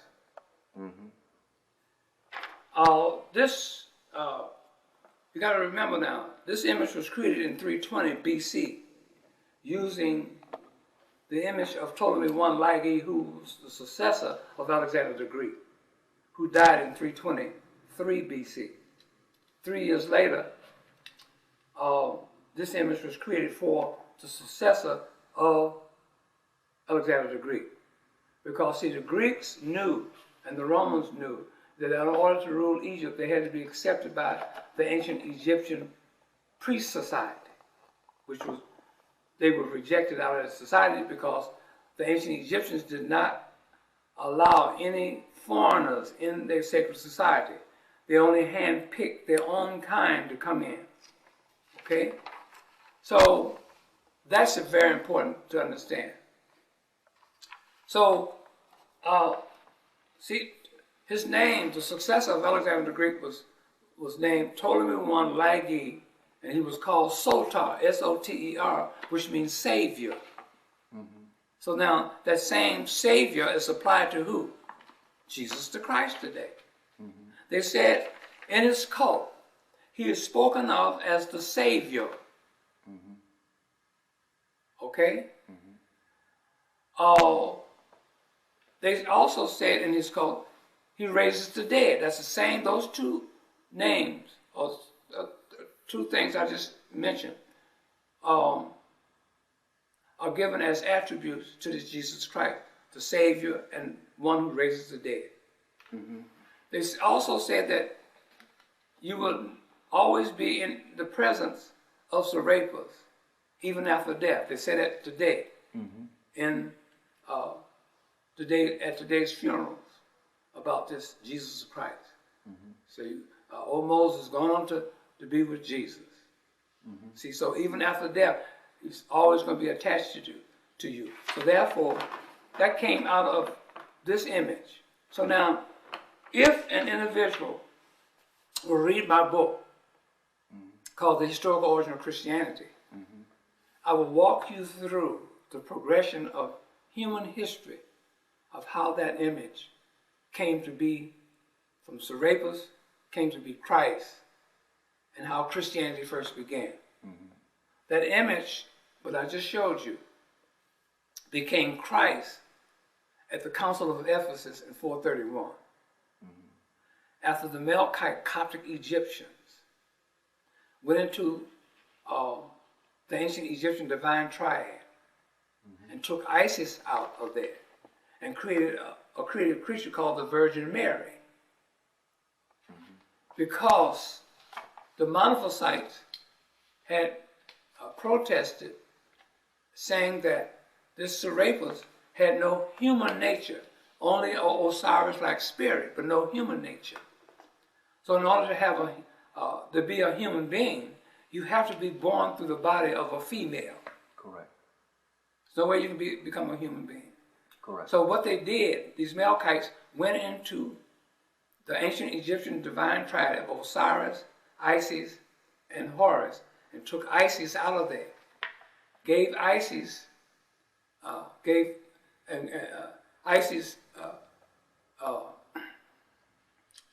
gave her components to this created creature, the Virgin Mary. Gave this Virgin Mary the attributes of Isis. And they also gave this created creature, the Virgin Mary, who's to become the mother of Serapis, supposedly giving this Serapis a human nature. They attached the title of Theotokos to this Virgin Mary. The word Theotokos means the mother of God. So they amalgamated the two created creatures together, Serapis and the created creature, the Virgin Mary, with this created title of Theotokos together. And now they said that after that was done, the Melkite Coptic Egyptians speaking Greek said that now this is the anointed one. This is the Christos. And then Christos in English means now this is the Christ. So 20 years later, at the Council of Chalcedon in 451, the argument was still going on whether this image had a human nature or not. In fact, that argument went on for 921 years. Okay, whether this image that we know today as Jesus Christ had a human nature or not. But if you don't study history, human history, you won't find that out. If you walk into a religion believing, that's very, very dangerous to believe in something that you know nothing about. Because belief does not give you knowledge. Faith does not give you knowledge. So you have to find these things out historically if you have to stay on the outside of these various religions and other subjects to learn what's going on inside historically. So at the Council of Chalcedon, they tried to eliminate the argument between the Monophysites and the Diaphysites. The Monophysites, as I mentioned before, said that this Christ, now it was Christ then in 451, had no human nature but an Osiris-like spirit, but no human nature. The Diaphysites, who believed in the two natures of Christ, the word Diaphysitic means one who believes in two natures of Christ, Osiris and a human nature. So what these Melkite Coptic Egyptians did at the Council of Chalcedon was to create two words, Persepon, which means a person. A person means a human being. And consubstantiality, which is the same thing, to try to establish a human element and a human essence for the created creature that we know today as Jesus the Christ. Now this created creature of Jesus Christ now was created by our ancestors, Coptic Egyptians, but it was created for the Europeans, not for us, not for us Africans, or not for themselves. Why would they create a Christ for the Europeans and not for themselves? They don't. Who needs a Christ? Who needs something that never existed? Okay, they created this Christ. First, they created Serapis, who became Christ at the Council of Ephesus, like I mentioned before. And Christianity officially began at the close of the Council of Chalcedon in 451. But they created this image that we know today as Jesus Christ from the image of Ptolemy, the successor of Alexander the Greek. Why? Because the Greeks wanted to be accepted by the ancient Egyptian priest society in order to rule Egypt. So they had to their image had to be accepted in those temples to be accepted alongside of Osiris, Isis, and Horus.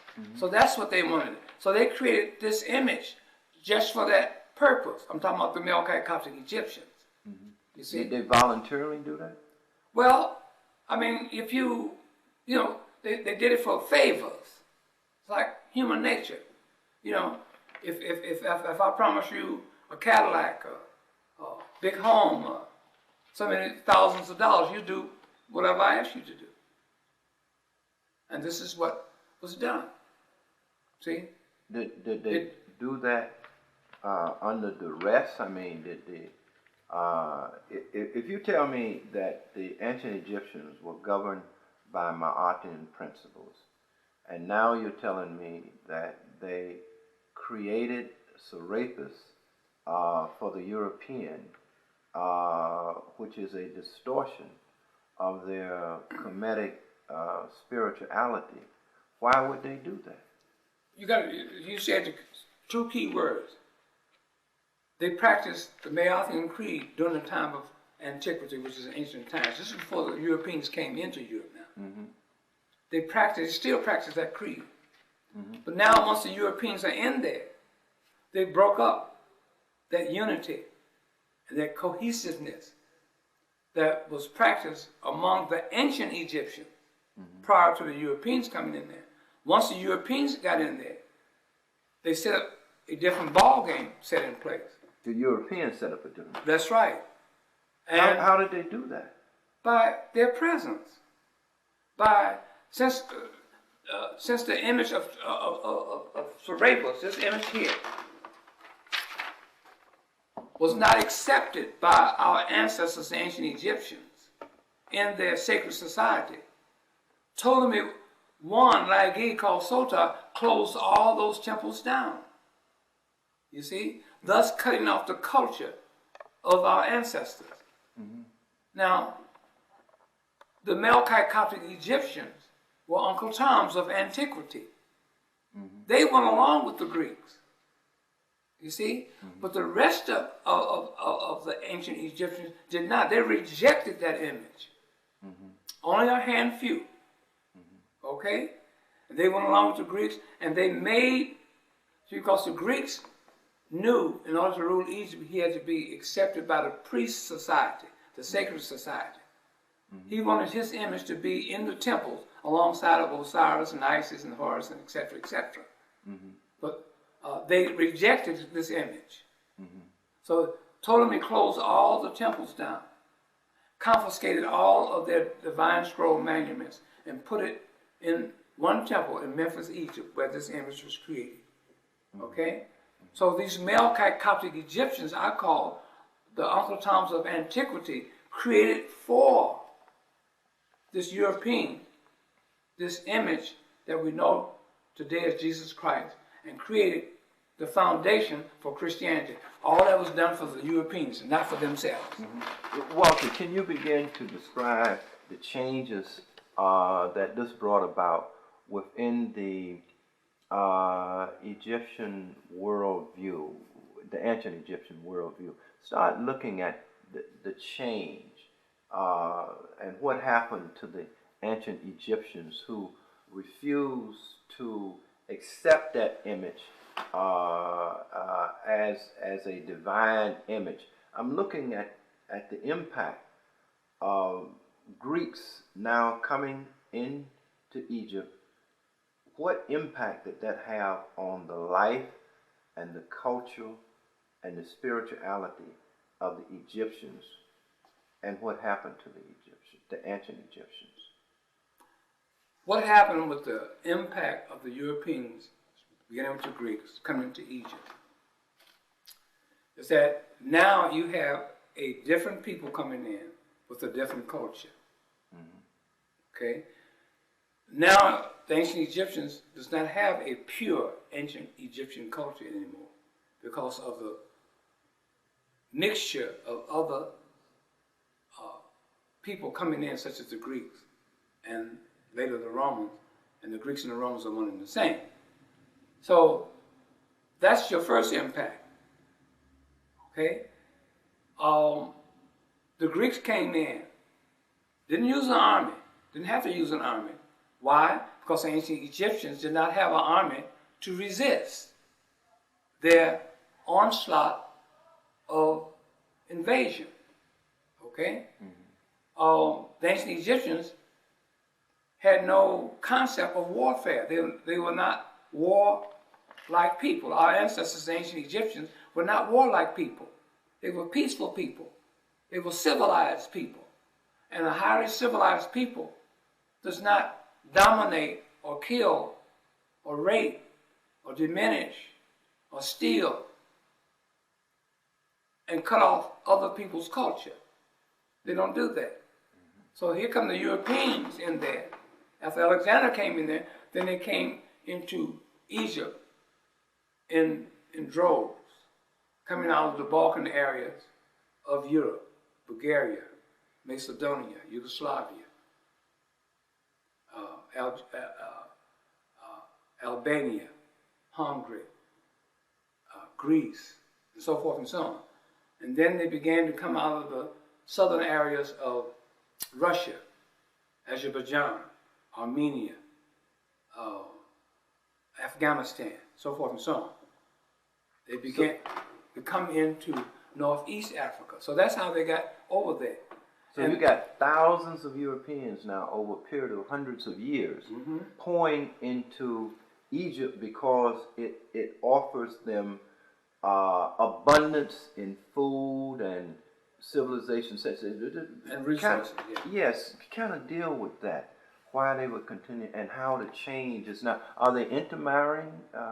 Talk to us about it. Well, let me tell you this. They also, not only did they come into Egypt and Northeast Africa and Turkey and so forth and so on, Iran and so forth, and Iraq and so forth, and Arabia, they also came using the Mediterranean from the Balkan areas of Europe that I just mentioned.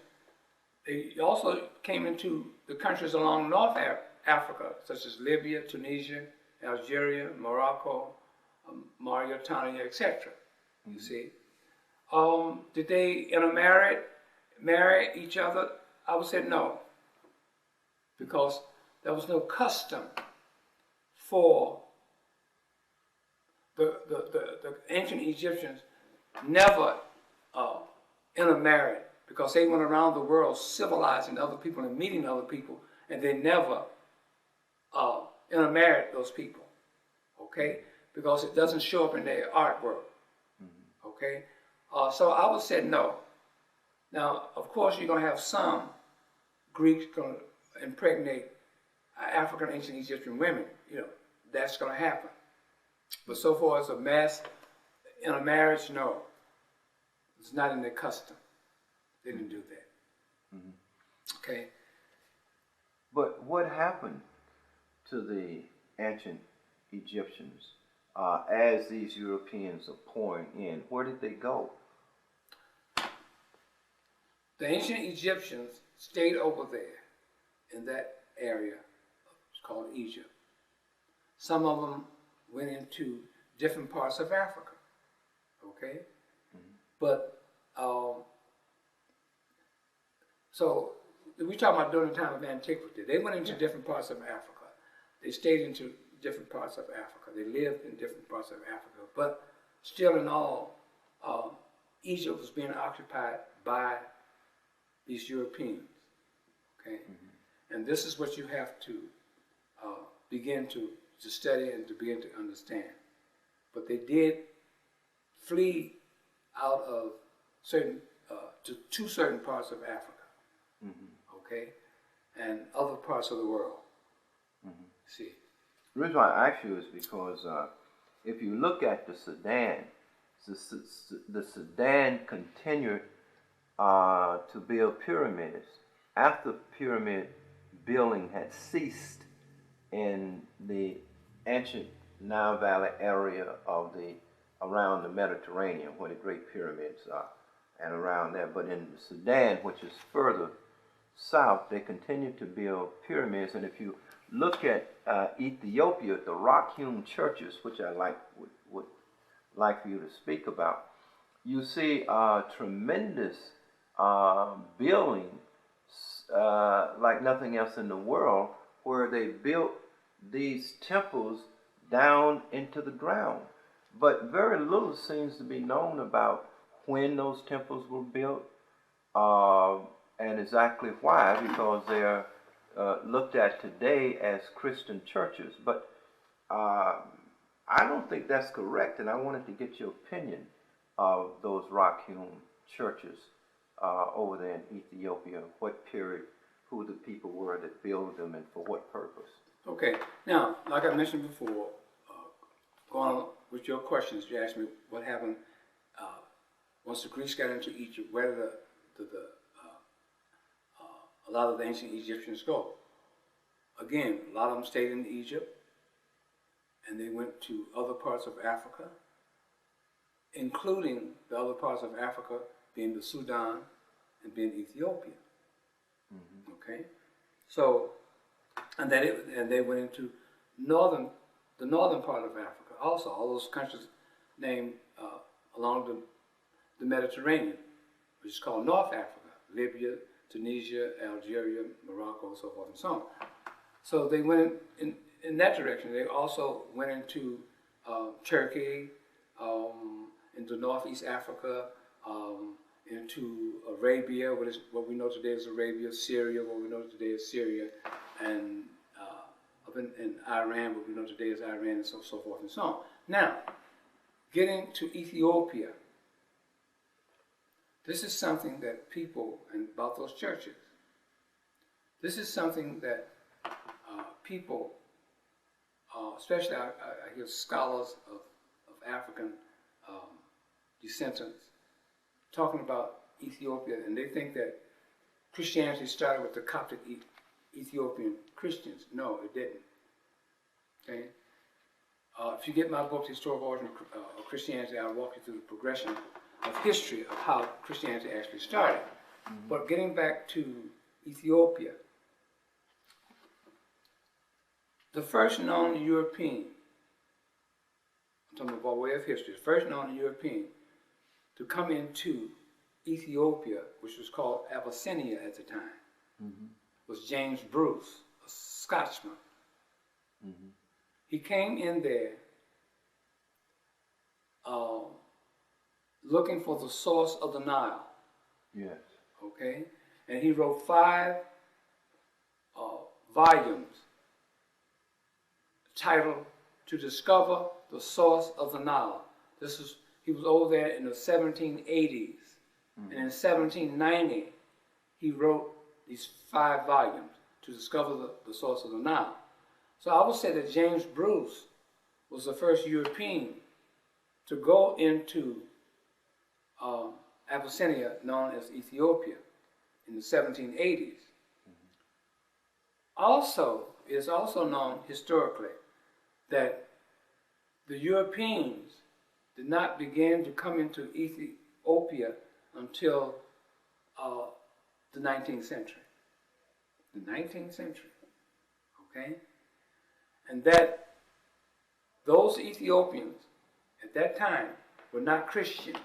Christianity was not practiced in Ethiopia.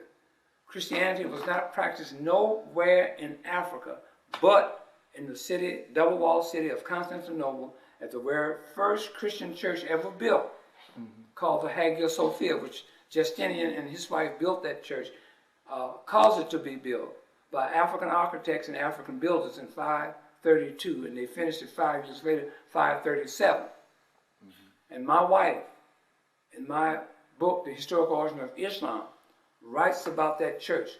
What happened to the church of Hagia Sophia? Mm-hmm. A very important chapter. Now, I encourage everyone who's listening and looking at this video to get my book, The Historical Origin of Islam, and also The Historical Origin of Christianity. Now,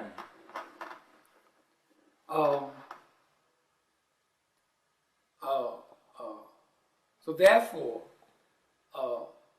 in Ethiopia, the Europeans began to come in there in the 19th century. Mm-hmm. In the latter part of the 18th century. I told you the first known European came in there was James Bruce, who was looking for the source of the Nile. And he came into Ethiopia, and at that time it was called Abyssinia, and the capital of Abyssinia was Gondar, Gondar. Correct. Okay, and he poked around in there, and he left, and he went back into Scotland. He was a Scotchman, and he wrote his 5-volume book called To Discover the Source of the Nile. Now, who began to bring Christianity into Ethiopia? That's the question, and this is where we need to focus, and I will try to shed some light on that. Okay. It was the Church of England. In 1799, the Church of England created what is known as the CMS, Church Missionary Society. In 1809, 10 years later, they created a society a Christian society to teach non-Christian countries Christianity. Okay, very key. That's 1809. 1809. 1799, the Church of England created a missionary society. CMS, Church Missionary Society. In 1799. 10 years later, in 1809, they created a Christian society to teach non-Christian countries Christianity. Now, Walter, I just want to interrupt and ask you, why was it necessary for other countries, outsiders, to convert people to their way of, to their religion or their way of life? What's the purpose of it? To control the people, to control humanity. See, when a person is a Christian or embraces any type of religion, you become enslaved with that religion. That religion enslaves you, puts you into bondage, because all religions have laws, customs, rituals, and ceremonies for you to abide by. You know, you take it like the Muslim. You got Muslims out there praying 5 times a day with hickets on their head. Okay? That person's in bondage. He's not free. Christians go to church, take up communion, take up mass, go to Roman Catholic Church and take mass ceremonies, practice, mass, and so forth and so on. That's bondage. You see? Not only that, you're predictable, and by following the traditions and the rules and regulations of that religion, you're put under the domination of the head of that religion. Correct. So that they control you through that religion. Correct. That's just like, I'm glad you brought that up. That's just like this little boy here. Okay. He's in control, or under the control of Christianity. And he's also under control of this image. See? And I'm going to read you what it says there. It says, at a church in Brooklyn, New York, a solitary boy communes with his God. Now, who is his God? Look up there and see who his God is. It's a white image. And look at him. He's an African young man born in America. Okay? A descendant of the ancient Egyptians. He doesn't know that. But he is communing with his God. His God is a white man. Okay? And that God that he's worshiping and giving all of his power away, the power that was given to him at the time of his birth, is now being given away to this image. Okay? That makes him powerless. Okay? And this image that he is worshiping don't even look like him or any member of his family. It's a disgrace. And the enemy in our African community, in America, and throughout the world, is the minister. Where this young man goes to church, his minister encourages him to bow down to an image, a dead white man on the cross that don't even look like him. And bow down to and give all his power away to this image, thus making him powerless. Every time an individual goes sitting in a pew of a church, he gives all of his power away. Now, that also was used to enslave the African continent during the invasion of Africa by Europeans. Missionaries came to pave the way. Well, of course, this is what I was beginning to tell you, how it all began with the missionaries. It started with the Church of England. You see, going back, 1799, they created a Church Missionary Society, CMS. 10 years later, they created a Christian society to teach Christianity to all non-Christian countries with the missionaries. This is done in 1809. Okay? There was no Europeans. There's no history of a European in Ethiopia or the Sudan. The Europeans, even the Byzantine rulers and the Ottoman Turkish rulers, did not come that far south because there was no, they were landlocked. See, they stayed along the Mediterranean. Well, let me ask you, I just want to throw this in. What was the territory boundaries of the Greek and Roman rule of ancient Egyptian and North Africa? I gave that to you. Okay, you did. I already gave it to you. I told you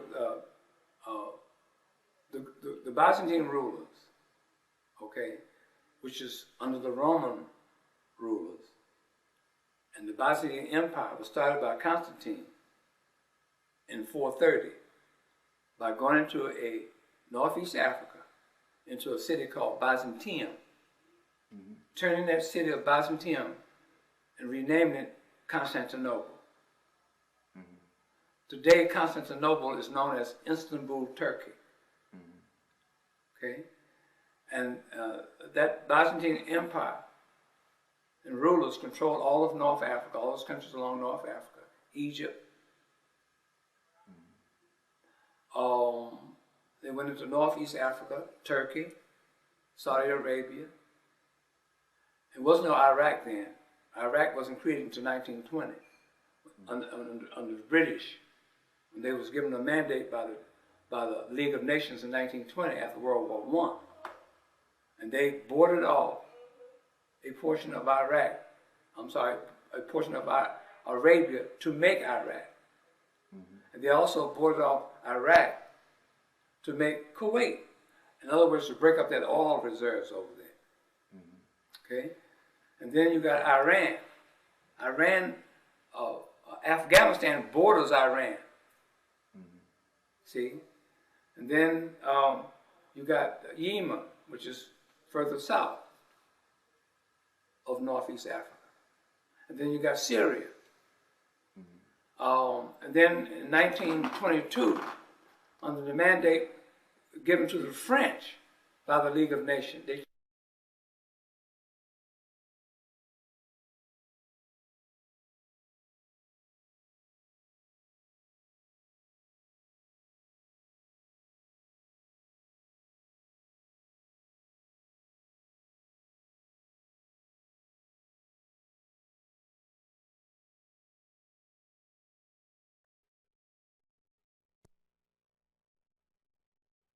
on you now. Oh, okay. All right. So, as I said before, in after World War I, the League of Nations in 1922 gave the French a mandate over Syria.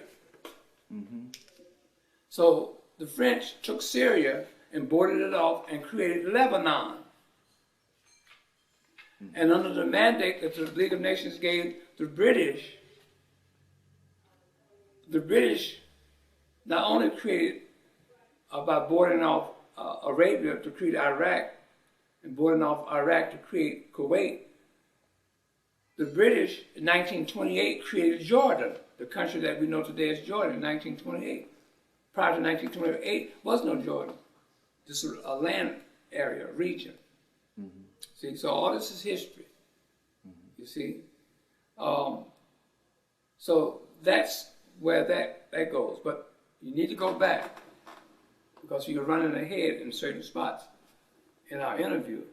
But you need to go back to the beginning of how Christianity and Judaism came into Ethiopia. That's what I want you to do. That's very because key. I'm looking at these temples, and these temples look old to me, and they're telling me that they only go back to the 13th century. And I wanted you to deal with that, please. Okay, I'm going to deal with that. But you got to understand something.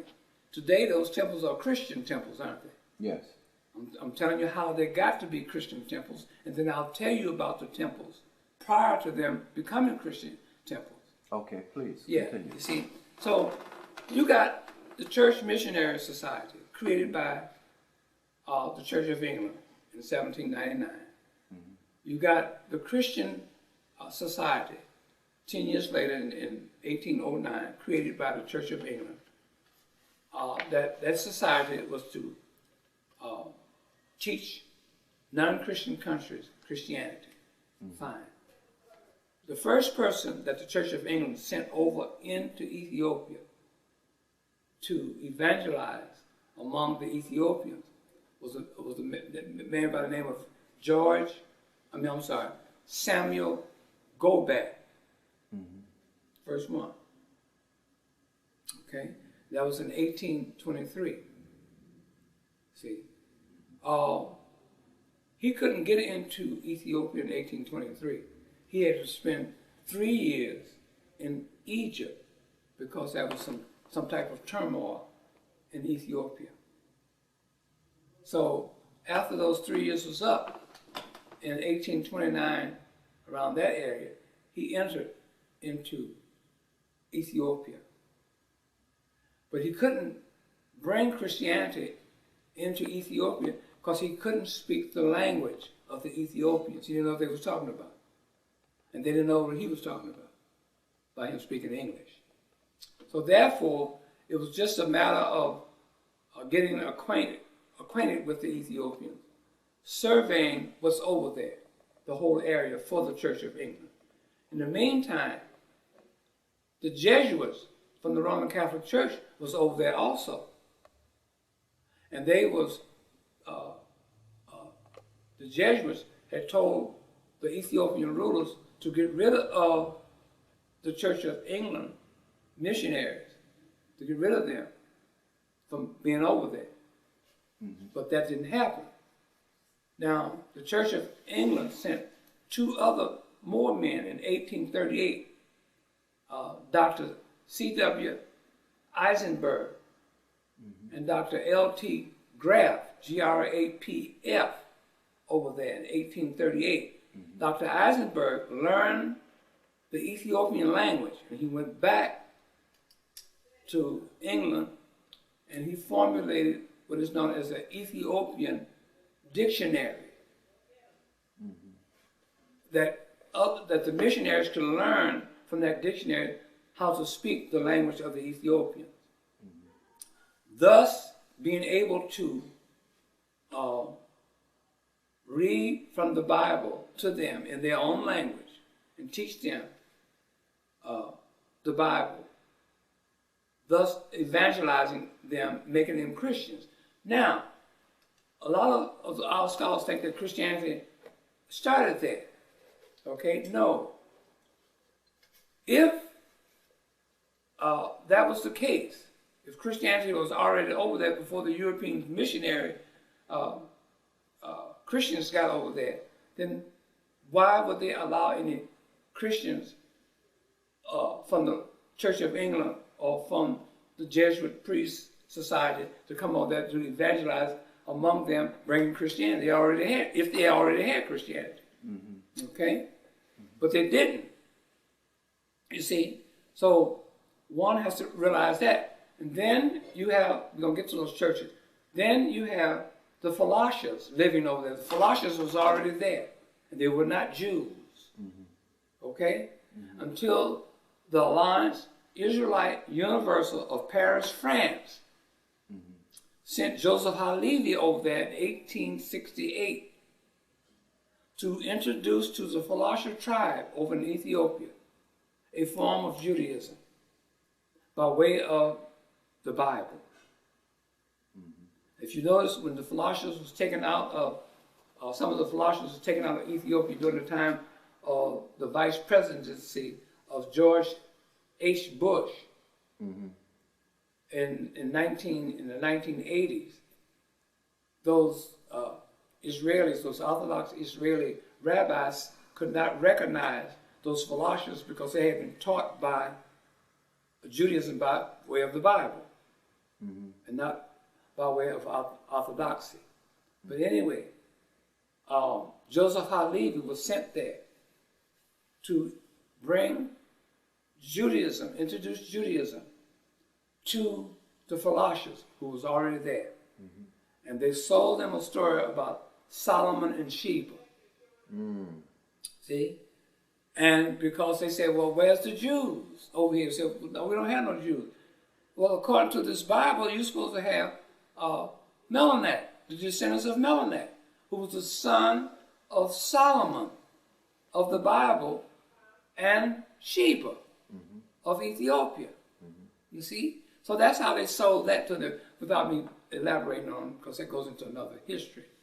Now, so if the philosophers were already Jews, then why would they allow someone from the outside, some Europeans, to bring Judaism to them, which they already had, if that was the case? Then you got to go up into the Alliance Israelite Universal of Paris, France, also sending Jacques Faithlovich over there. You see what he did. That's another history.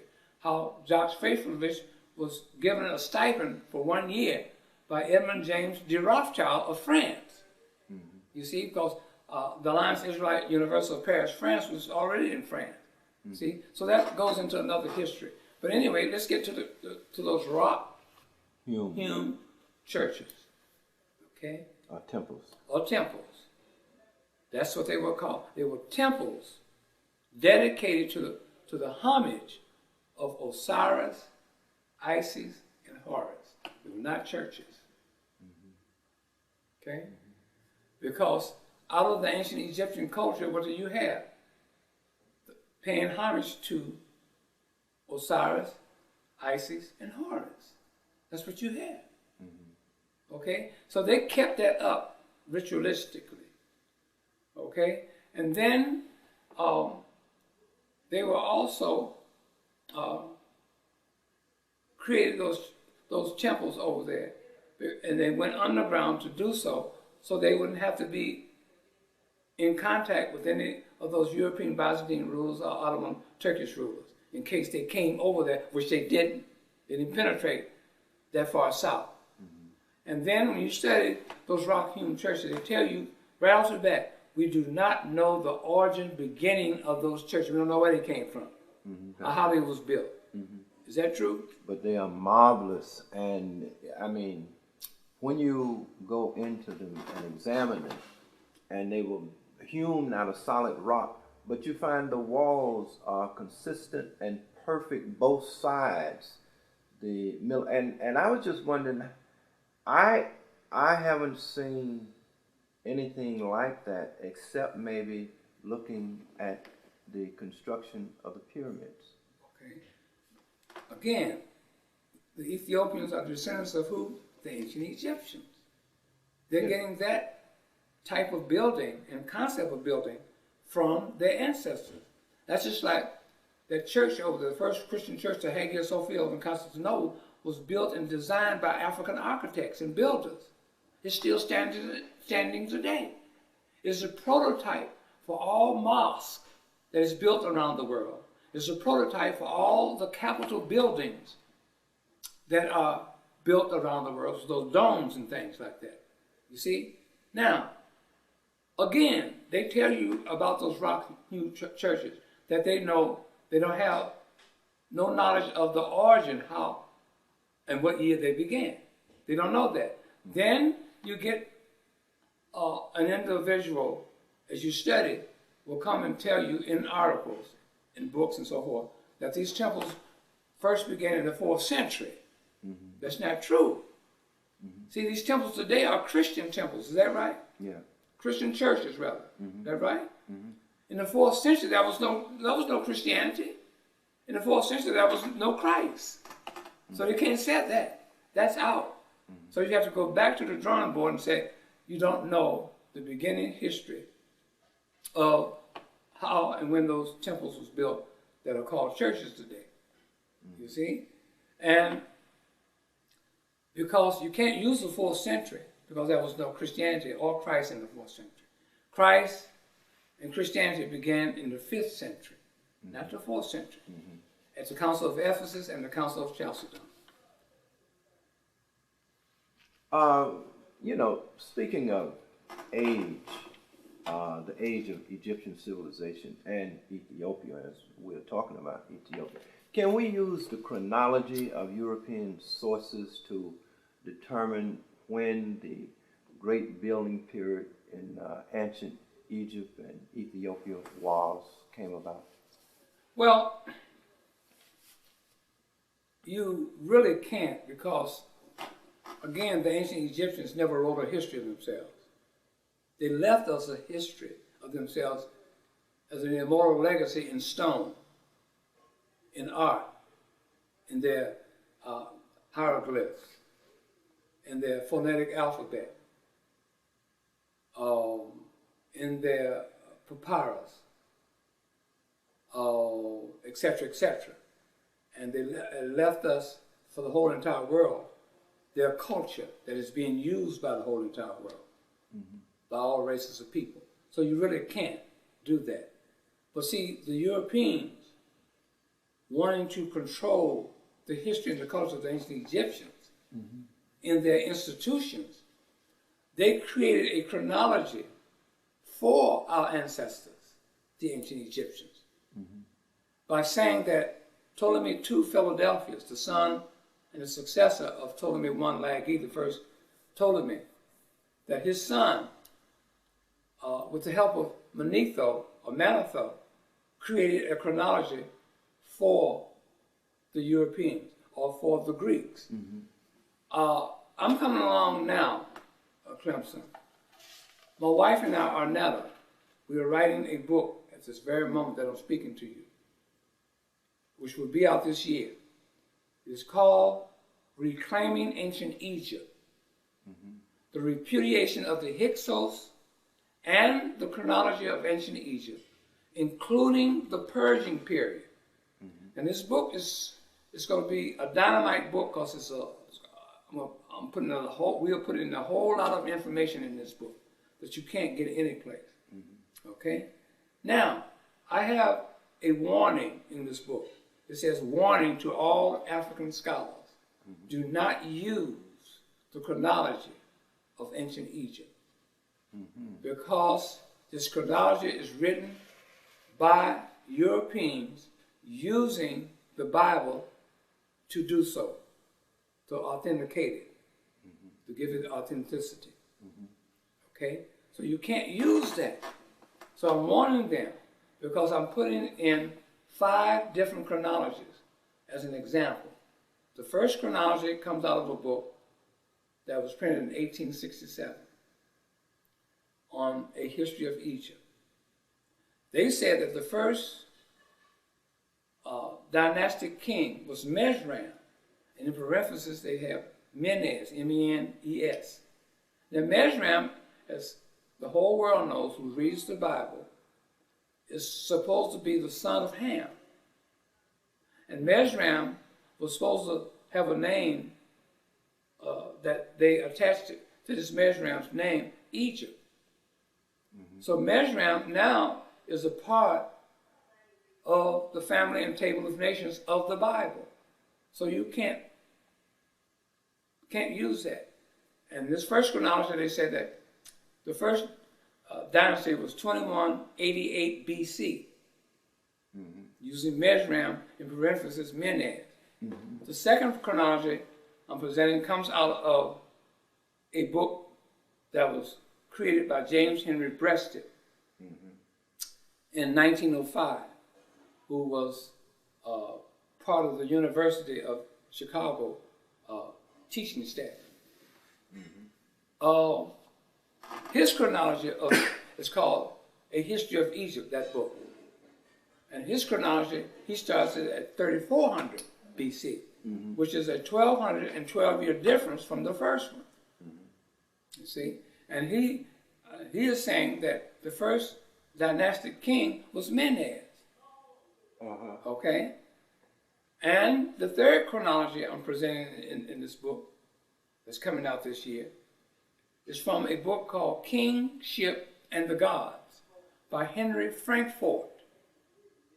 In this book, Henry Frankfort is saying that the first dynastic dynasty and king was Narmer Menez, added Narmer Menez, or Narmer to the name of Menez.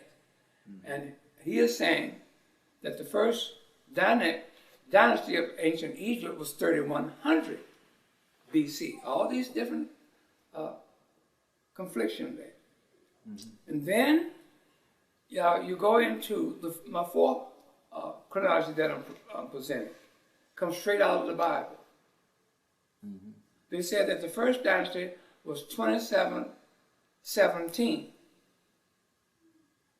That was the first dynasty of ancient Egypt. And then the fifth one is a dynamite, because it comes out of a book that was written by George Rawlinson in 1876. And my very good friend, who I went to high school with, and was a musician with him on the scene in Chicago. He's a book buff. His name is Jimmy Ellis, fine saxophonist. And he called me up just this year. And he says, Walter, I got 3 rare books I want to give you. He said, they're better in your possession, where you can extract whatever information you can out of these books, because you're writing books, and then you can give it to our African community and into the world. He said, I'd rather have for you to have these books than for these books to sit on my shelf to collect dust. And then one of these books he gave me was called A History of Ancient Egypt by George Rawlinson. And he wrote that in 1876. And he destroys all of the chronologies that are out there today. So that's going to be in my book. I want people to look for that book and look for this information. They can read it for themselves, and they'll open up their minds, and they'll begin to progress into development of themselves as human beings. Because every human has a right to grow. And we in the African community is no exception. We need to grow. Okay? It's going to be, you're going to have growing pains. You're going to find out things that you've been holding on for years is not true. Don't get mad at me. I didn't introduce you. I didn't tell you to believe that way. See, like people get mad at me because they say I'm taking their Jesus away. No, because I say there's no Jesus Christ. They get mad at me because I'm saying there's no Prophet Muhammad. They get mad at me because they say there's no Abraham, Isaac, Jacob, but Moses, and they want to be black Hebrew Israelites and so forth and so on. I did not tell you to be a Christian. So I have no right to come into your life to tell you not to be a Christian. I didn't tell you to be one. That's your choice. Or you were introduced to this religion at a very innocent early age in your life. I didn't do that to you. Go back to the person and be mad at them. But I have no right to tell you not to be a Christian. You have a right to be a Christian if that's what you want to be. I have a right to bring information out into the world and into the African community that says the contrary of that. In other words, I can have a right to say and bring proof now. Because every one of my books I've written does not contain any biblical references. It's all based off of human history as a discipline. And I have a $5,000 award to give to anybody of any race, creed, or color by name, including the Pope, that can repudiate me and history. When history and myself is saying that there's never been a man that ever walked the earth in human form of any race, creed, or color by the name of Jesus Christ. Repudiate that. I'll give you $5,000, but you have to use the discipline of history. You can't use biblical references. You can't use what you believe and what you have faith in. You can't use your emotions to try to make what you believe and what you have faith in right. No. Use the discipline of history and write it up like I did. The same thing with Islam. The same thing with Judaism. I have a $5,000 award. Now, if you can't do it, if you know someone that can do it, I'll give you a $2,000 award as a finder's fee.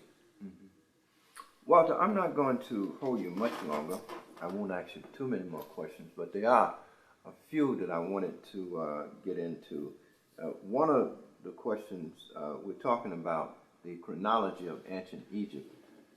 How old, in your research, would you say ancient Egypt, the ancient Egyptian civilization is? How far back does it go? I mentioned that earlier, it's 10,000 BC. 10,000 BC. BC, yeah. See, people have, when you study history as a discipline, we're talking about human history.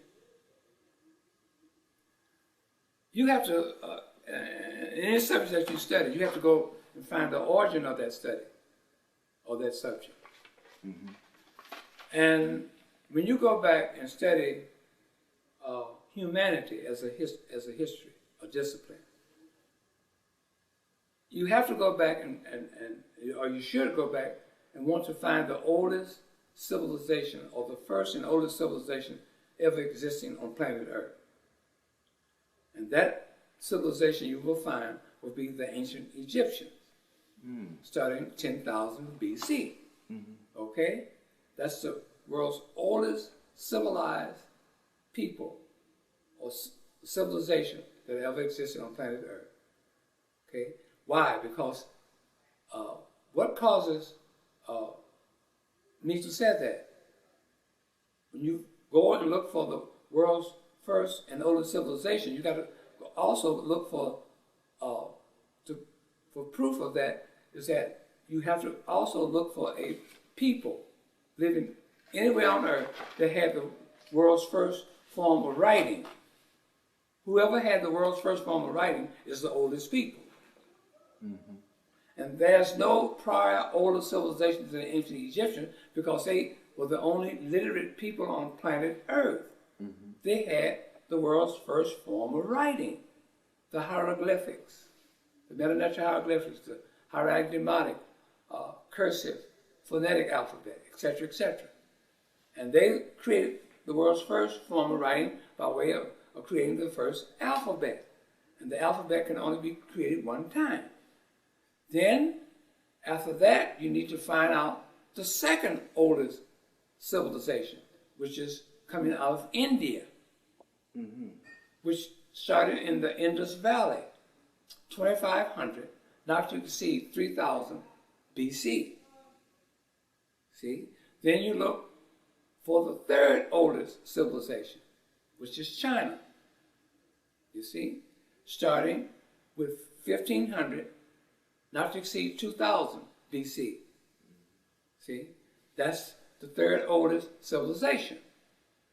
And then you look and go into Europe. The Europeans tell you they don't know a beginning history for themselves. They can't tell you a beginning history for them. They said that their history started with the Iliad and the Odyssey, with Homer. But see, I have destroyed Homer because in order to have a history, you have to have a writing system. Greeks had no writing system. See? To document anything. You see? You see? So when history, when a person studies history, history is broken up into races. The black race, as they call it, which is the African race. That's the ancient Egyptians, like I just mentioned. The brown race, which is the people of India, like I just mentioned. The yellow race. The Chinese is the yellow race, like I mentioned. Then you get to the white race. And that's where it stopped. They don't know any beginning history for them. They'll tell you that right off the bat. You see? But now, when you get up to the second Renaissance era of Europe, the first Renaissance era was in 1500, which is the age of arts and crafts, the age of building. Second Renaissance, 100 years later, is called the age of learning. In the age of learning, they began to build learning institutions. You see? But the first learning institution in Europe came about during the time of the last years of the Hagia Sophia, because that was the world's first, not only the world's first Christian church, it was the world's first institution of learning for the Europeans. That was in Africa. And it was the African scholars who were their teachers. Africa, where about in Africa? In Constantinople, in Turkey. Yeah. It's a church of Hagia Sophia. And that was their first learning? University, yes, correct. See? And they were taught by African scholars and African teachers. See? Because our ancestors had the first seed of civilization. And all civilization, all writing forms came from that one source, the ancient Egyptians. Now, when the Hagia Sophia was going to be, just before it was going to be torn down, not torn down, but taken over by the Ottoman Turkish Empire, that seat was moved out of Constantinople, out of the Hagia Sophia, the first seat of Christianity, and moved into Europe. You see, that happened when John VIII in 1439 went to Florence and Ferrara and relinquished his authority over the Church of Hagia Sophia, world's first Christian church, and the first seat of Christianity, which was in Constantinople, Turkey, to be the seat to be transferred to Europe. And that's when Eugenius IV and Nicholas V began to build the Vatican over the catacombs, like I mentioned before. See? And they beginning to build St. Peter's Church in 1445 over those catacombs. Now, so where did the learning center go? Because the Hagia Sophia was the learning center for Europeans. So where did the learning center go in Europe?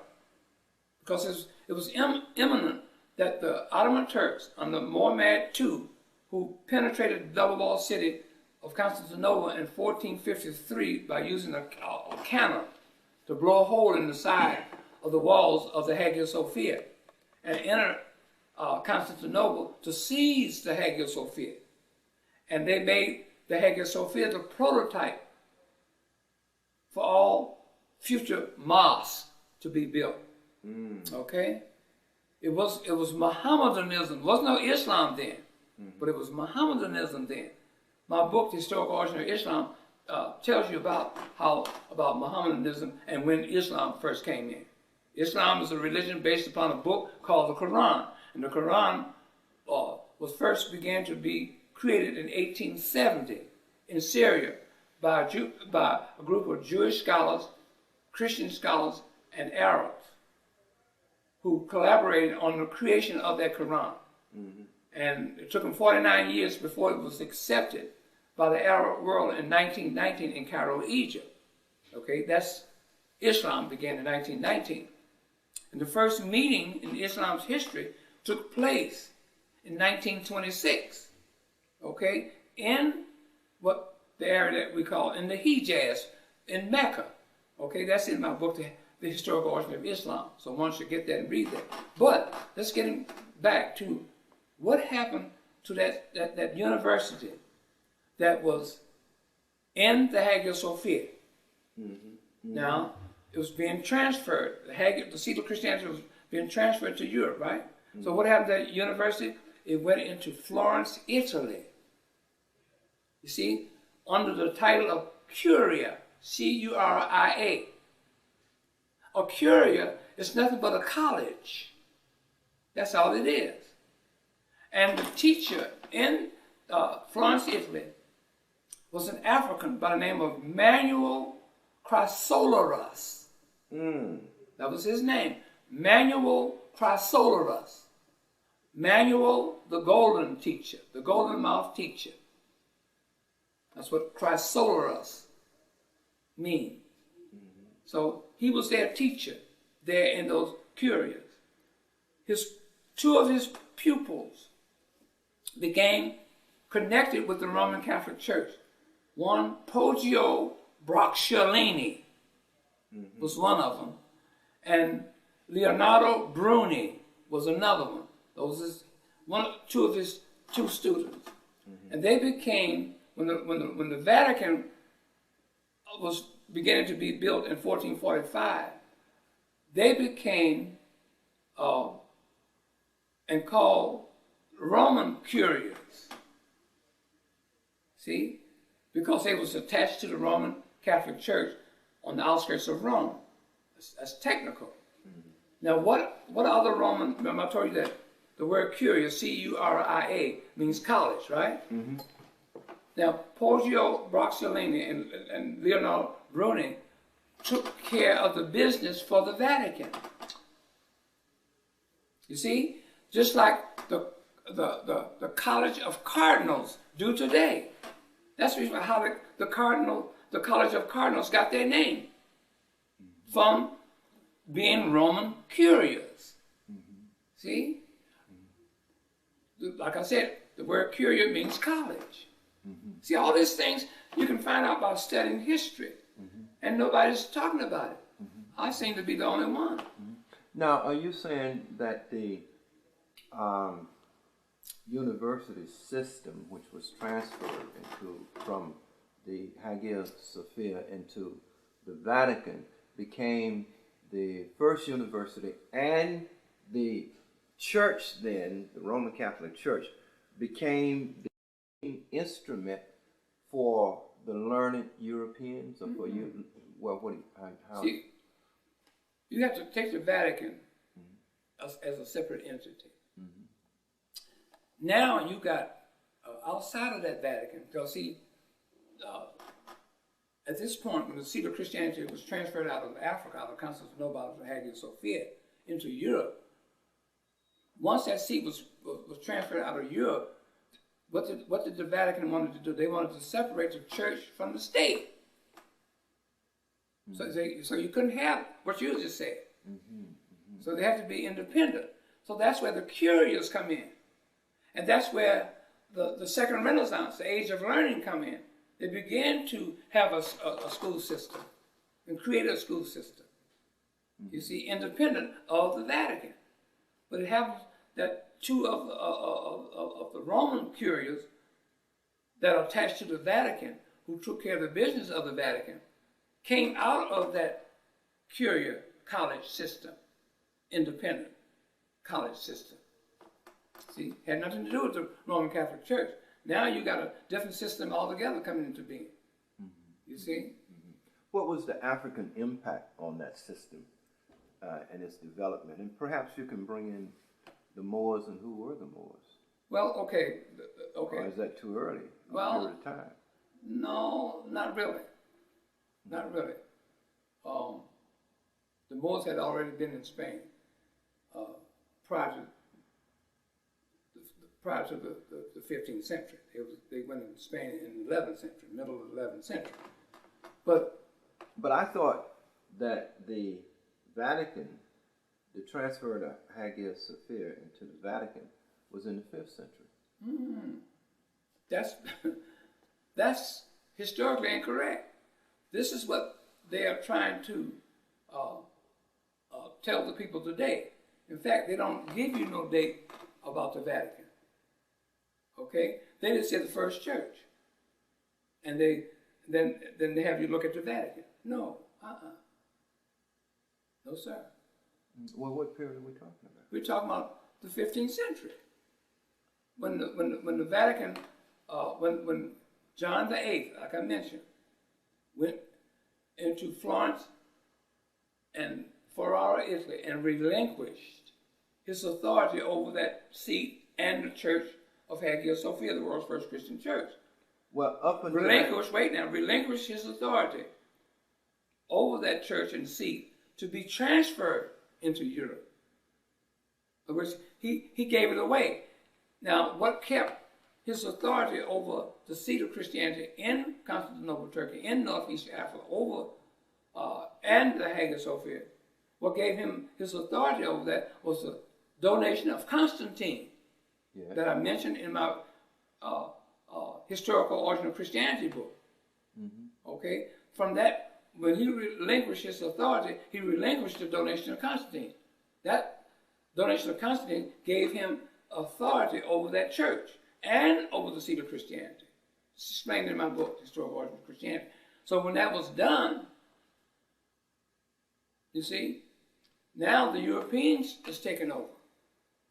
But when the Europeans took over the seat of Christianity, they separated the seat of Christianity from the state. They didn't want the state to be involved in their religious business. Okay, I am somewhat confused. And I want you to go back over this for me, please. And I'm not going to hold you too much longer. But I wanted to look at that period of time when Africans built the Hagia Sophia, was a teaching staff in the Hagia Sophia. When did that period of time end? When they were no longer the teachers and overseers. Okay. Let's go back to the beginning of when the first church was built. And the first university was built for Europeans, which is the Hagia Sophia. It was commissioned in 532 by Justinian and his wife Theodora. They commissioned African architects to design that building that we know today as the Hagia Sophia, and to build it. Once designed and built, the staff, the teaching staff, was staffed by African teachers, African scholars. Now we're talking about the 6th century, 532, and beginning to be built and finished 5 years later, 537. When let's go back now from the 6th century all the way up until the 15th century, that existed. Okay? With primarily African teachers. Yes, sir. In the Hagia Sophia. In the Hagia Sophia. Which was the first university. For Europeans. For Europeans. Right. So Europeans were coming into North Africa, Correct. Turkey, for learning. Northeast Africa, to learn, yes. That was a learning center. Okay. See, but they didn't have, the masses of Europeans could not read or write. These are only like rich monarchs and merchants would send their children there to learn how to read and write. You see? But the masses of people in Europe could not read or write until the 16th century when they started a school system for them called the Renaissance era. Who started that school system? The school system was started after Johannes Gutenberg had invented the printing press in 1437 with movable print, even though the Chinese had movable print in the 12th and 13th century. But it wasn't until Johannes Gutenberg in 1437 created a printing press with movable print in Europe. He needed money, so he borrowed money from Johannes Fust, F-U-S-T, a goldsmith who loaned him money at a high interest rate. And he couldn't pay it back, so that printing press was confiscated. So here you have a printing press with movable print in Europe, and you can print up thousands of books and pieces of literature, but the Europeans can't read or write. You see? Only a hand-picked few. The masses of Europeans could not read or write. See? So now, you have this printing press that could do and produce all these books and literature and so forth and so on. Okay? Now, when the Renaissance, that's the 15th century, right? The 16th century came the second Renaissance era, the Age of Learning. See, now you got the seat of Christianity in Europe. You got the printing press, removable print, and the people who own the printing press say, now, what good is this printing press going to do me? I can print up thousands of books, but nobody's to read them. So they began to say, okay, let's start a school system. That's where the Age of Learning came in, on your second Renaissance era, 16th century. So they began to build schools, and they began to teach the Europeans in the secular community. And they developed a curriculum, which I mentioned before, of how they use incarnated names, such as Socrates, Plato, Aristotle, and Herodotus, and Homer, and so forth and so on, to say that these characters that are non-human lived as human beings, you see? So, and teach them other subjects. So that's how that came about, see? So, and then I mentioned to you that this Hagia Sophia, the world's first university, was taken over by Muhammad II, the Ottoman Turk, in 1453. And the Europeans, before he penetrated the double-walled city of Constantinople, they were taking manuscripts out of that Hagia Sophia by boatloads, taking them back to Europe, taking them to those curias over there. The curia, like I said, C-U-R-I-A, means college. See? And they took them back over there, and Manuel Chrysoloras was their teacher, an African was their teacher. See? And they began to learn one by one until the school system got up, and then they began to build all the schools and things all over Europe. Finally, Walter, if you can deal as extensively as you can, because this is the last question I will ask you. Dealing with the Moors. Who were the Moors? At what time did they first go into Europe? And what was the impact of the Moors in Europe? Okay. The Moors are Africans. In some literature, they're known as the Blackamoors. I don't want the listener to be confused about the Saracen Moors. There's never been any Saracen Moors. Those are Europeans that are created by using incarnated names, like I mentioned before. Okay? The reason why I'm saying there's never been a Saracen Moor is that they said a Saracen Moor entered Spain and brought a civilization to Spain. And they also introduced Islam to and in Spain. Historically incorrect. Islam as a religion did not come about until the Quran was accepted by the Arab world in 1919 in Cairo, Egypt, after being formulated beginning in 1870 in Syria by Jewish scholars and writers, and Christian scholars and writers, and Arab scholars. In 1870, took 49 years for the development and the acceptance of that Quran. In 1919 in Cairo, Egypt. And Islam is a religion based upon a book called the Quran. Without the book called the Quran, you have no Islam. Okay? But prior to 1919, you did have Mohammedanism. Now, so that's the reason why I said there was no Saracen. They used this word Saracen, or Saracen, Moors, to diminish the greatness of the Moors, of the real African Moors, who went into Spain in 1051. They went into Spain in 1051 to bring and build the second civilization in the world in Spain in the mid-11th century. They are called the real Moors. Okay? They went in there in 1051. Okay? Not no Saracen Moors, so don't get confused. You see something that says Saracen Moors or Saracen Moors, throw it out. And I mentioned it in my book, The Historical Origin of Islam, about the Saracen Moors, about 2 or 3 places in there.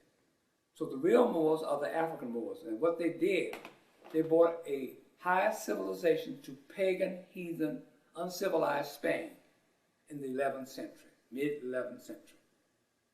Okay? And they used for decoration purpose, decorative purpose, they used and decorated some of their buildings with what is known as the Arabic script. You'll see that script that is known today as the Arabic script. They use that for decoration as well as for writing, because that's a derivative of the ancient Egyptian hieratic demotic script. If you get my book, or both books, I have an alphabet chart in each book. And to the very extreme left, in the first column, you got the hieroglyphic pictorial symbols, which have never been deciphered. And then you got the hieratic demotic script, the second and the third. And you see how those scripts are being drawn to create what is known as the Arabic script. They used that and brought that into Spain for decorative purposes and writing purposes. And they were run out of Spain by Ferdinand and Isabella, and for racial and religious reasons, because Spain now in the 15th century, they began to run out of there. They embraced Catholicism by way of the Roman Catholic Church. The Moors? No, I said the Spaniards. Okay. And they wanted to get rid of the Moors out of there for racial and religious reasons, because those Moors over there was practicing Mohammedanism, didn't practice no Islam, because Islam was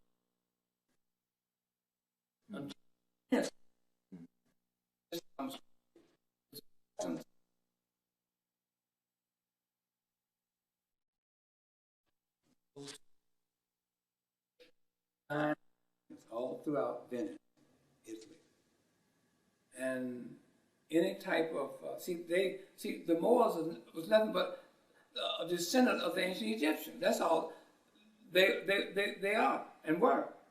You see, descendants of the ancient Egyptians.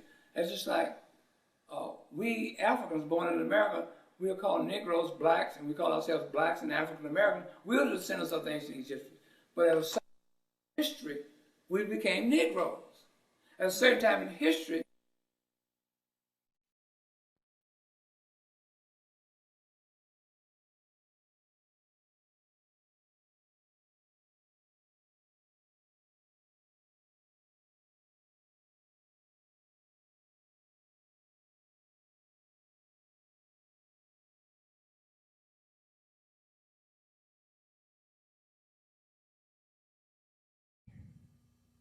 is critical beyond our imagination. There are 2 brothers that I really think work is fundamental for our liberation, and that's Professor Walter Williams and Dr. Gabriel Ebo. And I want to begin with Professor Ebo because he's not here, but I just want to touch upon his work. His work become critical because of what Walter does for us. There's a difference between spirituality and religion. We are a spiritual people. Religion is man-made. It is not our nature. Our nature is exactly what it says, nature. It is what we are. It is our cosmic relationship with the cosmos, with the universe. And if you would just take a deep breath, the air that you breathe into your nostrils is the same air that's flowing in this room, that flows all over the world. It flows through you just like it flows through the trees. Every cell, every atom, that air is passing through. You drink the water, it goes through you just like it goes through the rivers and the branches and the creeks and the ocean. You are the water. Your body is 72 or more water, just like it is. You are the air. You eat the earth. You are the earth. Every time you eat, you're eating the elements from the earth, in the plants, in whatever we're eating from the earth. And without the sun, you can't exist. The sun is the heat in your body. It's the same heat, the same sun. And you are the sun. And our ancestors understood this. And they had based their spirituality, their whole cultural society, civilization, was based upon this knowledge. And I just want to just throw one thing out so you can understand the importance of understanding our spirituality and religion, the difference between it. If you take a drop of water from the ocean, the mighty ocean, and put it under a microscope, every element in the ocean is in that drop. Every element is in that drop. But the drop can't give life to a fish. It can't float a boat. As a matter of fact, it dries rather quickly and evaporates. And that's the way we are. We are cosmic drops. Everything in the cosmos is in us. Gold, copper, zinc, all of them trace metals, magnesium, all of them. You try to do without them, and you see very soon your health will erode and you will start to perish. Because those elements in the universe must be current and active and working in your body. Now, if you take the drop of water that cannot give life to a fish and can't float a boat and put that drop back in the ocean, the drop becomes one with the ocean, and it is inseparable from the ocean, and it has all of the power and all of the dynamics of the ocean. When we as cosmic beings understand our cosmic reality and do what our ancestors did in ancient times, in ancient Kemet, Egypt, and become one with nature again, and that is to be with nature, to be one with nature. And the key to that is truth. Our ancient ancestors understood the way back home was balance, was harmony, was one with nature, and truth gave them that. That's why the deity Ma'at was in existence. I'm not your speaker for the night, but I wanted to lay out the difference between spirituality and religion. And what Walter does is show you how we created religion and why we created religion. He takes the layers off of your mind, the psychological layers that have been put there by these religions, and show you how they were put there, how they evolved. And in doing so, he frees you so that you don't need an intermediate. You are spiritual. Religion is man-made. And you know the Europeans lie about everything.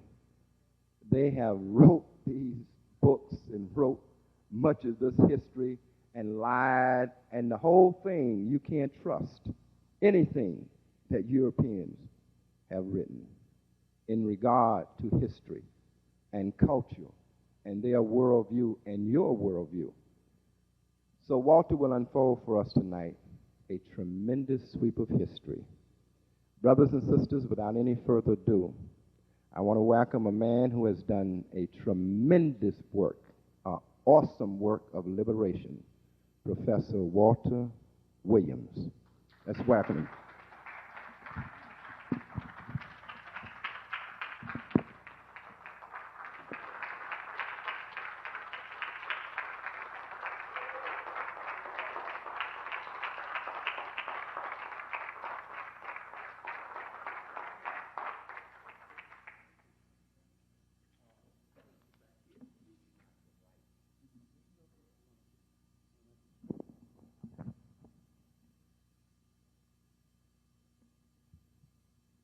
Good evening. I want to say to you, Mayat Hotep, before we get started, I want to give a salute to my wife, Arnetta, who, with her love and devotion and her insight into history, she was the one that really caused this book, my new book, The Historical Origin of Islam, to come about at this moment. Other than that, it was taking me a little longer to produce this book. But with her love and devotion and stick-to-itiveness, this book came out just yesterday. Okay?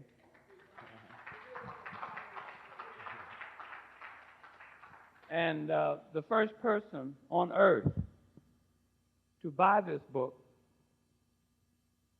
was Brother Harold. Harold? Yeah. Now, my wife, Arnetta, is seated in the back of this auditorium. Could you stand up, Arnetta?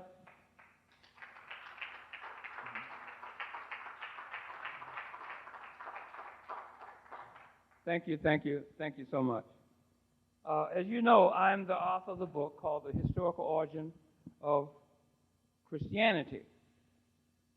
This is my first book. This book's been out for 10 years. And the thesis of this book is that I'm saying that there's never been a man that ever walked the earth in human form of any race, creed, or color by the name of Jesus Christ. Never existed. Okay?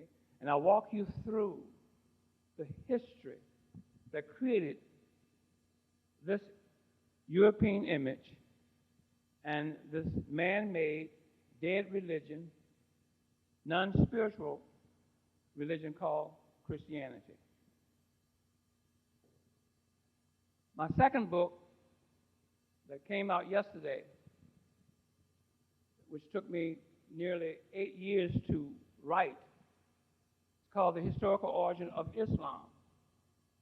And I'm saying in this book, there's never been a man that ever walked the earth in human form by the name of a Prophet Muhammad of tradition. Okay? Now, I'm not writing these books to offend anyone. That's not my purpose. I'm writing this book to bring information to our African community at this time in world history. And we vitally need the history that is written in both of these books. In order for us to be liberated, we have to have knowledge of what happened to our ancient Egyptian ancestors in the past and what has to be done in the future. But if you don't know anything about the past, you don't know what to do in the future. See? So this book, or these books, are very, very vital to our community at this time in world history. Now, tonight, I'm here to bring a liberating message to the people in the African community in New York City. And if you understand this message that I'm going to lay out for you, then you can see yourselves, or we can see ourselves on our way to be liberated. But it has to be done individually first. and then collectively thereafter, okay, by way of unification. Okay? So I'm going to give you the phase or phases that we need to use to liberate us as a people. And you remember Willie Lynch? Everybody know about Willie Lynch. Is that correct? Okay. Willie Lynch came here in the United States of America in the latter part of the 18th century to talk to the slaveholders and owners in America about how to treat their Negro slaves. And he told them, if you use this method can stay in place for 400 years and even 1,000 years. And that method that he taught the slave owners to use against our ancestors and us, because it's still being used today at this very moment, is still working. But we are going to break that. We're going to have to break that because, wow, we are at a crossroads in world history. With the advent of 9/11, this country began to change. With what's going on over in Iraq at this very moment, this is causing the whole world to change. So therefore, we in the African community, we have to change too. And the thing about it, that these two books, The Historical Origin of Christianity, The Historical Origin of Islam, it was written for one race of people only. See, I don't sell this book or these books in European bookstores. I don't sell them. They're in African bookstores. It's a message in these books for the African community. You see, I don't make a living selling books. You see, so I don't have to go and sell this book to everybody of any race, creed, or color. See, my message is geared to one group, one race, and that's the African nation and the African community in the United States of America and throughout the world. But we are going to have to change because the change is upon us. And the whole world is looking at us to make that change. See, we are the Pied Piper of the world, regardless of what you may think as to who we are as a people. We are the Pied Piper. Why? Because the whole world is following us. They're following us. Why do you think they have Soul Train on television all these years? Soul Train been on television ever since I was a little boy. Okay? Don Cornelius got so old his face dropped off. But Soul Train is there to teach white folks how to dance. Because if they didn't have Soul Train, you know, we invent and create dances every week. This week we're killing roaches, squish, squash, and next week we're doing electric slide, Next week we're doing the boogaloo, and so forth and on. But so they can't keep up with us. So they have to have something like Soul Train to be used as a demonstrator for them to keep up with our creativity. We are a great people. But now, we're going to have to do something about changing. And the change that I want to lay out will benefit us as a people. The first thing that we're going to have to do is to stop using and calling ourselves Negroes, blacks, and African Americans. No such thing. See? Where are you going with the name Negro? Can you go to the world map and pick out Negro land on the world map? No. Can you go to the world map and pick out black man's land on that? No. Can you go to the world map and pick out African American land? It doesn't exist. You're talking about a non-existing, non-ethical, ethnic people. not there. Like the great John Henry Clark used to say, if the name that you call yourself, if it cannot be applied to land, culture, and history, then you're talking about a non-existing people. You remember that? So you're going to have to stop calling yourselves black people. You see, this is all over. Everybody's using this black people. If you listen to, anybody listen to Tavis Smiley? Okay. You know, he's good at saying black folk, African American. Okay? But where does that take you back? To slavery. That's all. Slaved in America. You see? You pick up the Ebony, Jet magazine. Every other word is African American or black. You're not going no place with that. All of your educators, they use the term African American or black. I've seen a lot of so-called highly educated people on television saying that, we are Afro-Americans. Afro-Americans? Afro is a hairstyle. So how can you be from a hairstyle? Where can I look on the world map and pick out Afro-American from? It's not there. See? So we're going to have to understand what we are doing to ourselves with the names that we are using. Now, I was giving a lecture in last month in February in Washington, Seattle, Washington, Tacoma, Washington, and then I was in Portland, Oregon. Now, the host that brought me in, I was explaining to him about the names that we are calling ourselves and how damaging these names are, such as Negro, Black, and African American. Well, minority is another subject. Okay, that goes into another subject. But I said, you're going to have to train yourself. You're going to have to go into the bathroom every morning and look in the mirror and say, I am an African ancient Egyptian. That's what you're going to have to say. Okay? I am an African ancient Egyptian. Why? It takes us back to our greatness. We're going to have to resurrect ancient Egypt and claim ancient Egypt. Okay? We cannot be an Egyptian. Now, don't let nobody call you an Egyptian, and don't you call yourself an Egyptian. Because anyone of any race, creed, or color can be an Egyptian. The Arabs over there now, those white Arabs, they're Egyptians.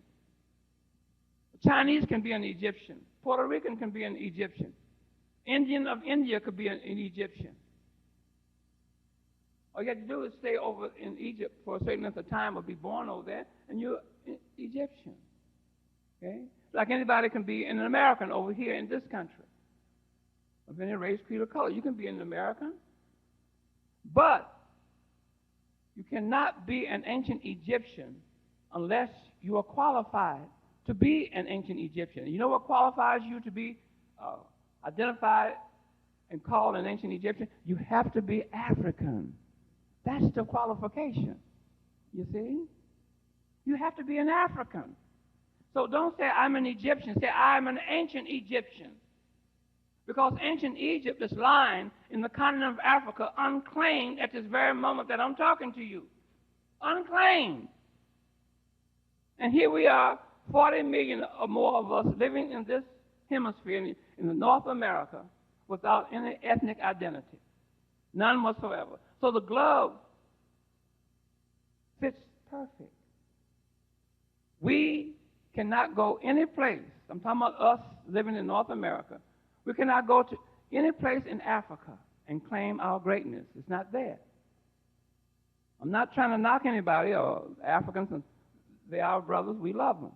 But you cannot, we from North America cannot go into Africa and claim no place on the African continent and say, I'm home. Can't do it.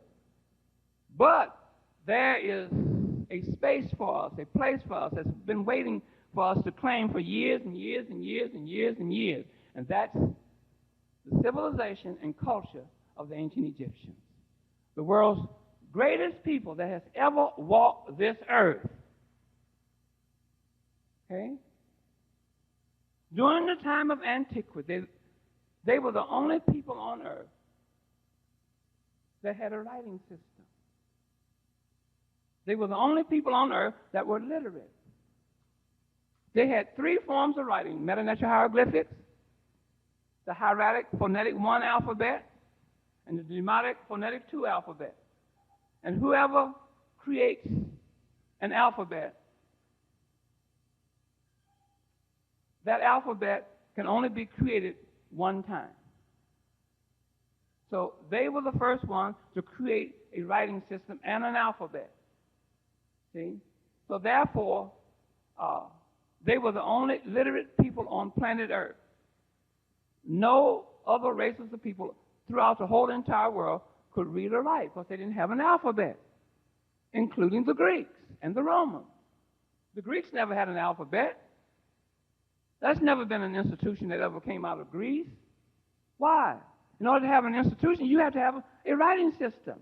The Greeks were uncivilized savages coming into and during the time of their invasion of ancient Egypt. See? Now, George E.M. James put out a book and said that the Greeks studied with the ancient Egyptians. That's not true. Because the ancient Egyptians did not take foreigners into their society. They didn't do that. They didn't take foreigners into their sacred society. Okay? So therefore, they did not study with the ancient Egyptians, but they did study with the Coptic Egyptians. Where? In the world's first Christian church, put up by Justinian and his wife Theodora in Constantinople, which is northeast Africa, misnomer today and called the Middle East. They studied there at the world's first Christian church and the world's first university for the Europeans. But the teaching staff at the Hagia Sophia were staffed by Africans, Coptic, Melkite, Egyptian Africans. That's who taught the Europeans. But this was in the 6th century, in the middle of the 6th century. That's when it happened, after 537. See? But not when Alexander the Greek came into Egypt. You see? So when Alexander the Greek came into Egypt, he forced the Greek language on our ancient Egyptian ancestors. And by them being a literate people, they applied one of their alphabet to the Greek language. So the Greeks never had an alphabet, but it was the language, the Greek language, that an alphabet was applied to. So today, as a misnomer, they say, oh, this is the Greek alphabet. Greeks never had no alphabet. See? So we have to understand who our ancestors are. I didn't say a word, are. You see? They teach you in these various universities that there was a Socrates. And Socrates was supposed to have been the teacher of Plato. And Plato was supposed to have been the teacher of Aristotle. And that there was a Herodotus. And that there was a Homer. That there was a Solon. And that there was a Pythagoras, etc., etc. All these Greek names supposed to have existed prior to Alexander the Greek coming into Egypt in 332 BCE. I, Walter Williams, come along and challenge anybody who claimed that there was a Socrates, a Plato, an Aristotle, a Herodotus, Homer, etc., etc. Why do I challenge that? I challenge that because I ask one question. If you're going to say that these Greek names existed, then you tell me what alphabet did they use to write with? Because the Greeks had no alphabet. There was only one race of people having an alphabet on planet Earth. And those people are known to us today in history as the ancient Egyptians. These are our ancestors, but we have to know something about our ancestors in order to be spiritually and racially in tune with them. They are waiting for us to claim them in the continent of Africa. They are waiting for us to come and make that claim. They are unclaimed. The ancient Egyptian culture and civilization is unclaimed in the continent of Africa. Why? Because the descendants of the ancient Egyptians have been taught away from ancient Egypt. How do they teach you away? They name you and train you as a Negro.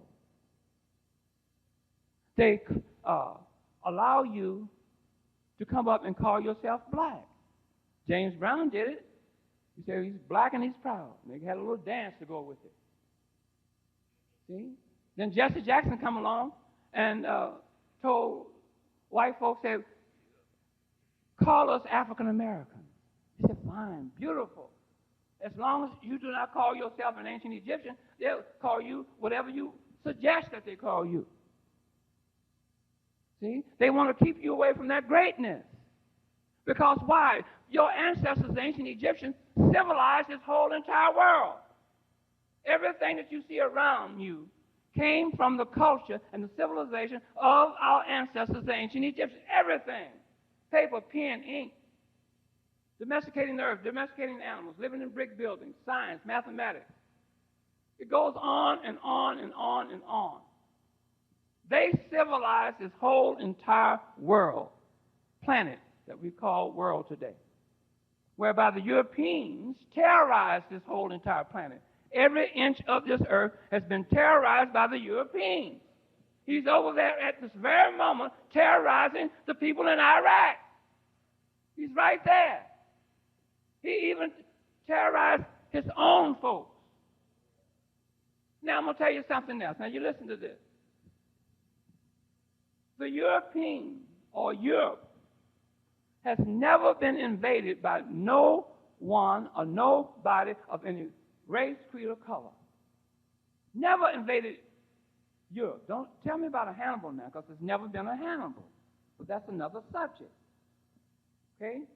But no one or nobody of any race, creed, or color has ever invaded Europe. But the Europeans has invaded every people, every culture, every race on planet Earth, including himself. And it's something to think about. See? So we are going to have to resurrect ancient Egypt. And I was telling Brother Clemson Brown, and I'm going to tell Clemson again, Clemson, from this day on, you cannot use black people anymore, that term. You're going to have to use ancient Egypt or ancient Egyptian, African ancient Egyptian. Don't use that because you're not helping us as a people. You're setting us back. Every time you say black people, you're sending us back to slavery. Every time you say that African American, you're sending us back to slavery. Every time they use the term Negro, it's sending us back to slavery. But when you say that I am an African ancient Egyptian, what are you doing? I'm sending you back to the greatest people and the greatest civilization and the greatest culture that has ever existed on planet Earth. That's what I'm doing. And you can claim that because we are an African people. And the ancient Egyptians are an African people. I didn't say we're Africans. They still are Africans.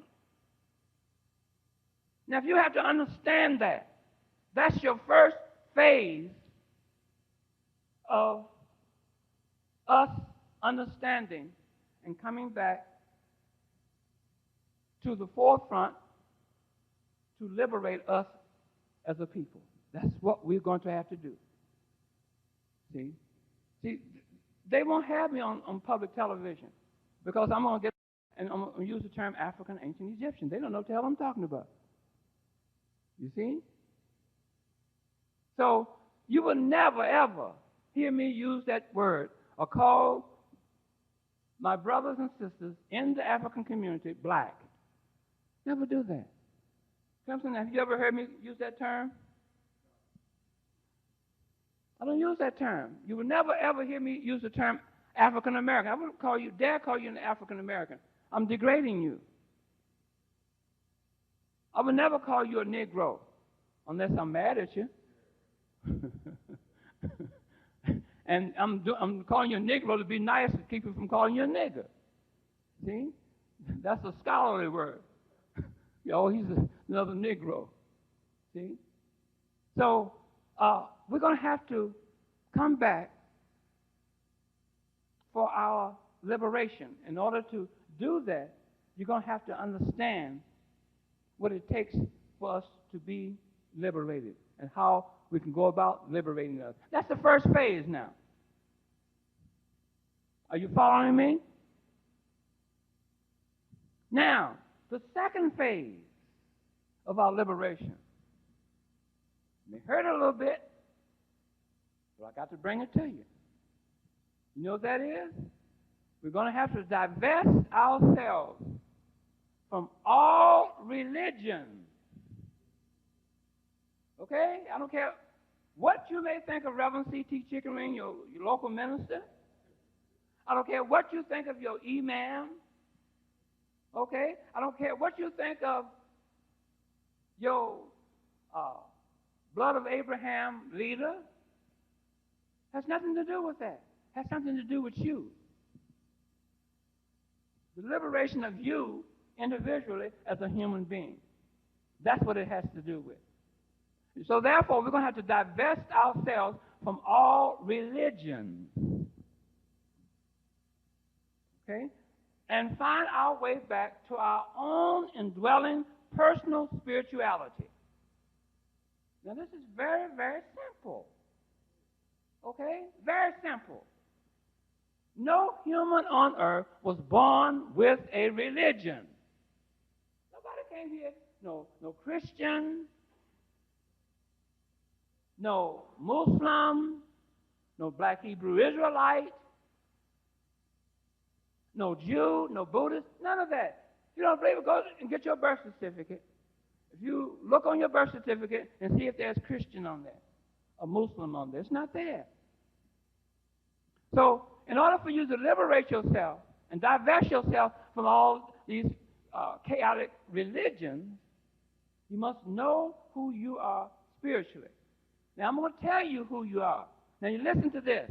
If you understand what I'm about to tell you, then you will be liberated for the rest of your life, and you won't owe me a dime. Okay? And I'm not trying to sell you a book. I'm not trying to do that. You want to buy the book? Fine. You buy it for your own self. Don't buy it because you're thinking you're helping me. No. Buy it because the information in this book will help you. Okay? But I'm going to tell you, if you understand what I'm about to tell you, then you will be liberated for the rest of your life. And it's very simple. Now listen. No human on earth was born with a religion.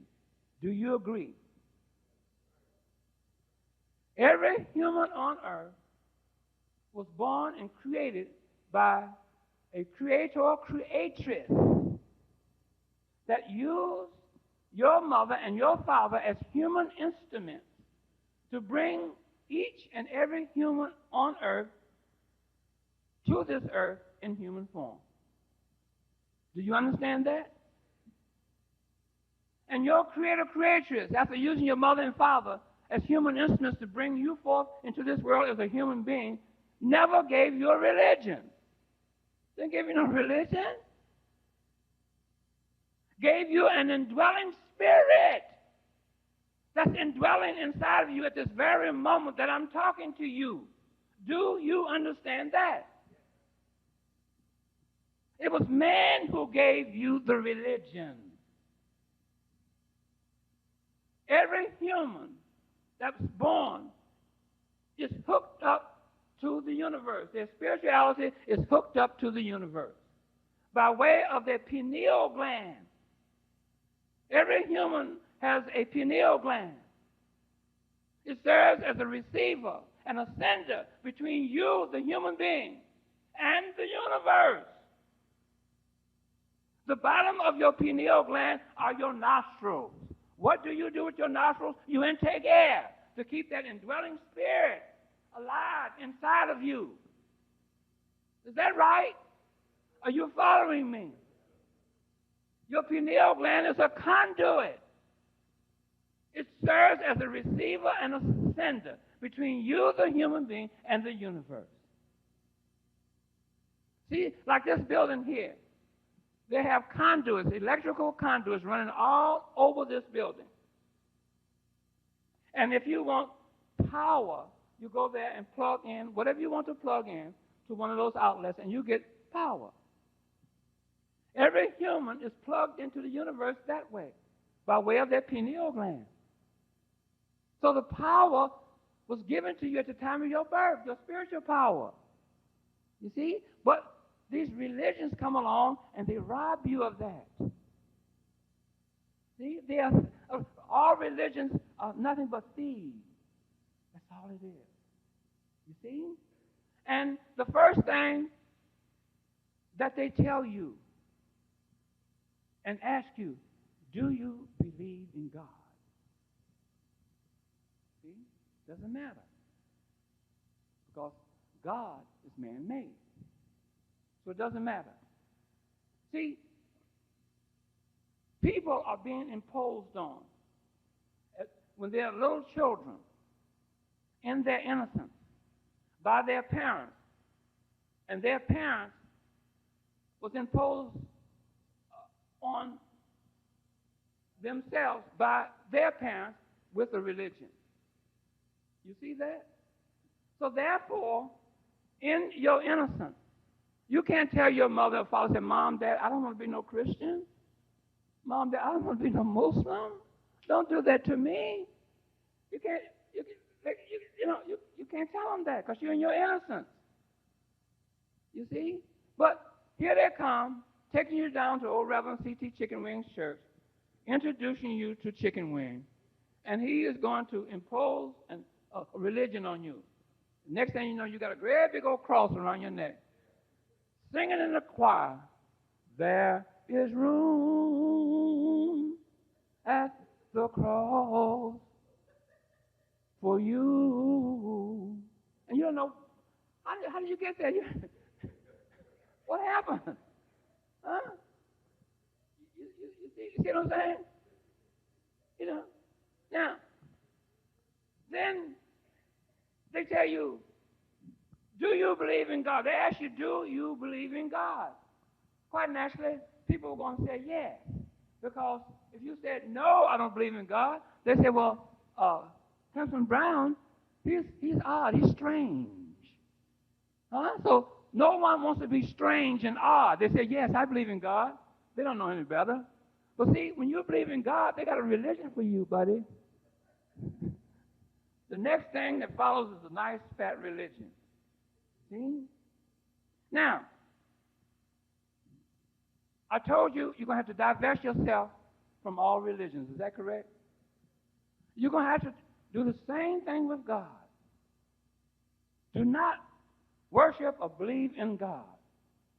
God has no power outside of religion. You see that? I'm going to tell you why. Inside of religion, God has power. Who gives God power? You, the believer. When you believe in God, you give God all of your spiritual power that was given to you free at the time of your birth by the creator creatures who used your mother and father as human instruments to bring you forth in this world. You give all of that power, that spiritual power that you have to God. And God is a man. If you don't believe that God is a man, every time you say the word or use the term God, you say he, his, or him. Is that correct? So God is a man. You go and look at a program called Touched by an Angel. You seen that program? They tell you, say, God, he loves you. It's he. It's always a he. You see? And then no one has ever seen God, but this only God that you have seen is this European white image. That's the God that you have seen for Christianity. See? So God is a man. God has no spiritual power whatsoever. My wife came to me one day and says, Walter, I'm going to tell you something about God. She says, now listen to this, it's very profound. She said, God is an abstract idea that needs human spirituality to give it life. Without you, the human being, giving God life, God will not have life. You cannot take God outside of religion. God has no power outside of religion. And then another thing, why would you reduce all of the creation around us, the sun, the moon, the sky, the stars, air, water, earth, animals, plants, and humanity, down to one man? Down to one man now. And this one man, she's reducing it, God down to, is a white man. Something's wrong with you. What is wrong with you people? Wake up. Damn. Huh? When you embrace a religion, guess what you are doing to yourself? You are out of tune with the universe. You're not in tune with the universe when you go around talking about I'm from the blood of Jesus and Islam alaikum and all that foolishness. I'm from the blood of Abraham. Never been no Abraham. How can you be from the blood of a biblical character that never existed and walked on earth? How can you do that? That's total ignorance. Now, the reason why people do that is because they don't know who they are spiritually, what they were born with. If you understood what you were born with, you will never, ever allow anybody to come up to you with a religion. You said, no, it's okay. No, leave me alone. Go away. Take your little religion with you. Okay? Don't want it. Why? Because you know who you are spiritually. Everything was given to you at the time of your birth that you would need to sustain yourself for the rest of your life spiritually and given to you by the Creator creatrix. Okay, you everything that you would need to sustain yourself spiritually for the rest of your life. So here you are, out of ignorance, out of tune with the universe, talking about I'm walking in the blood of Jesus. You know, that's ludicrous. Now here another thing. Suppose Jews went into a synagogue and they had a great big old picture of Adolf Hitler on the wall. Talking about Heil Hitler. People around the world would laugh at them. Said, what damn fools they are. Here's a man, annihilated them, put them in the ovens and everything. They're talking about bow down to Hitler. You see that? You don't need that. Look, don't believe in God. People ask me, say, do you believe in God? I says, no, I don't believe in no God. Why do I not believe in a God? Because I know who I am spiritually. I know who I am. I know power that I have. I know if I believe in God, then God robs me of my power. Because God is a man. Okay? Made in man's own image, not the reverse. So I'm not going to give my power away to some God or no God. Who do you believe in? I believe in Walter Williams. That's who I believe in. Okay? Now, I'm not an atheist. I know that I am a spiritual human being. Okay? I know that there's a higher power than Walter Williams. I'm not a fool now. I know that there's a higher power than Walter Williams. Okay? I know that something made me, that something that made me, I don't know. And no human on earth can tell you how they got here on earth in human form. Okay? How much education you have, how much money you have, and what station in life you hold. You cannot tell me how you got here. You only found yourself here at a conscious memory in your mind. Now, me, Walter Williams, I can go back to about 4 or 5 years old.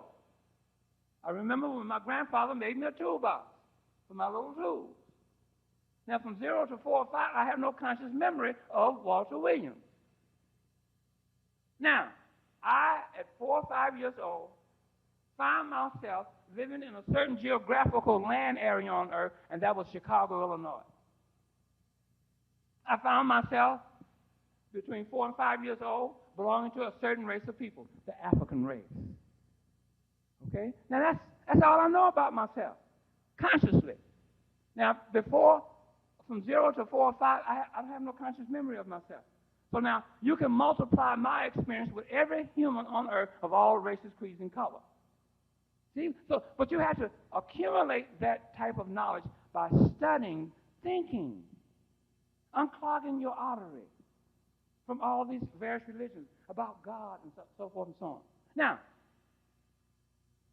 if you took God and threw God in the garbage can, if you took this dead white man on the cross and took this dead white man called Jesus the Christ and put that thing into the garbage, if you took that silly Bible that has no historical worth whatsoever and threw it in the garbage, now what will be standing there? You, the human being, with all of your spiritual power and spirituality intact. You won't die. No lightning bolt will come down and strike you. Huh? But what you're doing, you're getting all that garbage out of your life. See? In other words, you should be able to give yourself a spiritual enema. You see? You know, there's a couple of ways you can give yourself an enema. You can go and get a dish bag and put a little soapy water in there, and you know what to do from there. I won't tell you what to do, but you know. And let it all come out. Or you can get a professional colonic. You see? And they'll do all that for you. And let you see it come out on the screen. As it say, see, look, it's coming, all that. God is coming out. The Bible, the dead white man with the cross is coming out. All of that is coming out of you. See?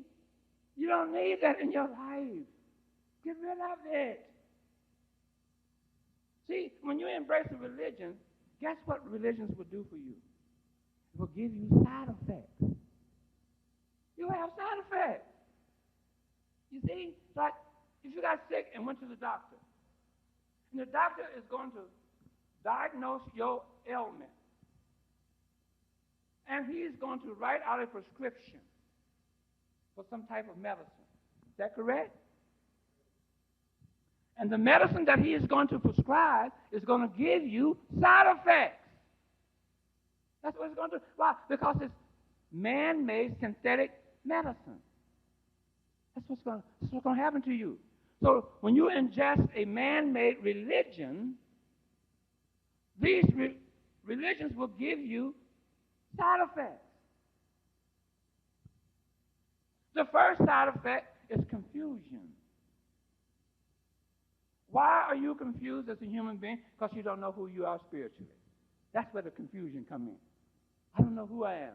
So therefore, I've had people say, you know, I've been searching for a religion all my life, and I decided to be a Jehovah's Witness. Okay? Now, why would you, if you knew who you are spiritually, you wouldn't be going around looking for no religion to give your spirituality away. Just give it all your spirituality. Oh, yeah, I want to be a Jehovah's Witness. Oh, I want to be a Baptist. Okay, I want to be a Black Hebrew Israelite. I want to be a Muslim. Just give it away. That's out of ignorance. So therefore, confusion is the first side effect when you ingest and take in a religion.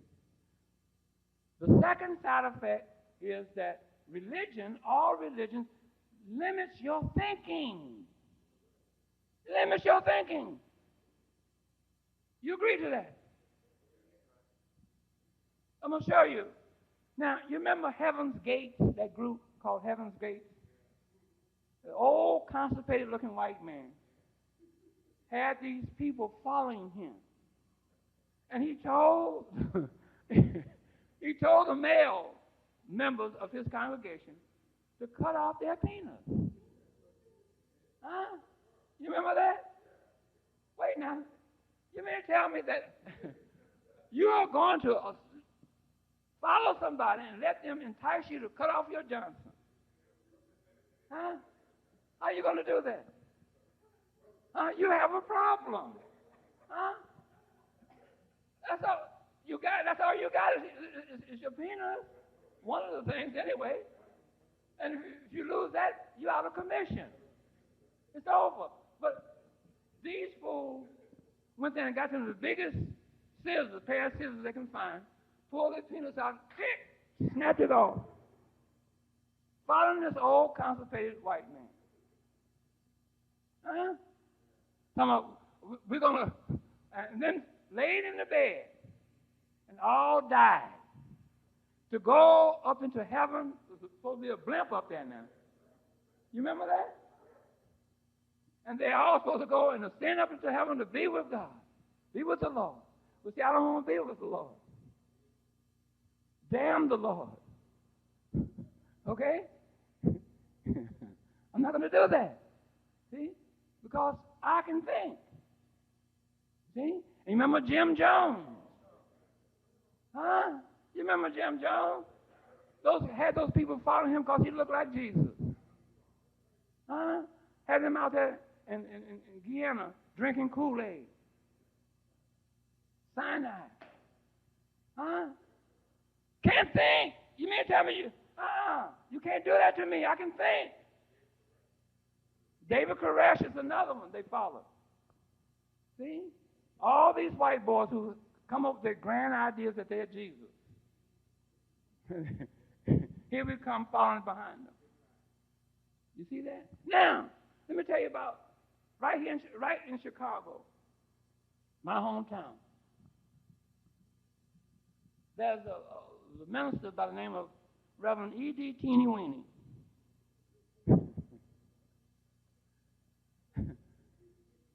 Reverend Teeny Weeny told his parishioners, and you listen to this.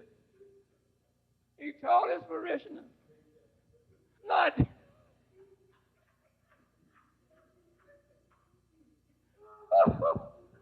Reverend E.D. Teeny Weeny.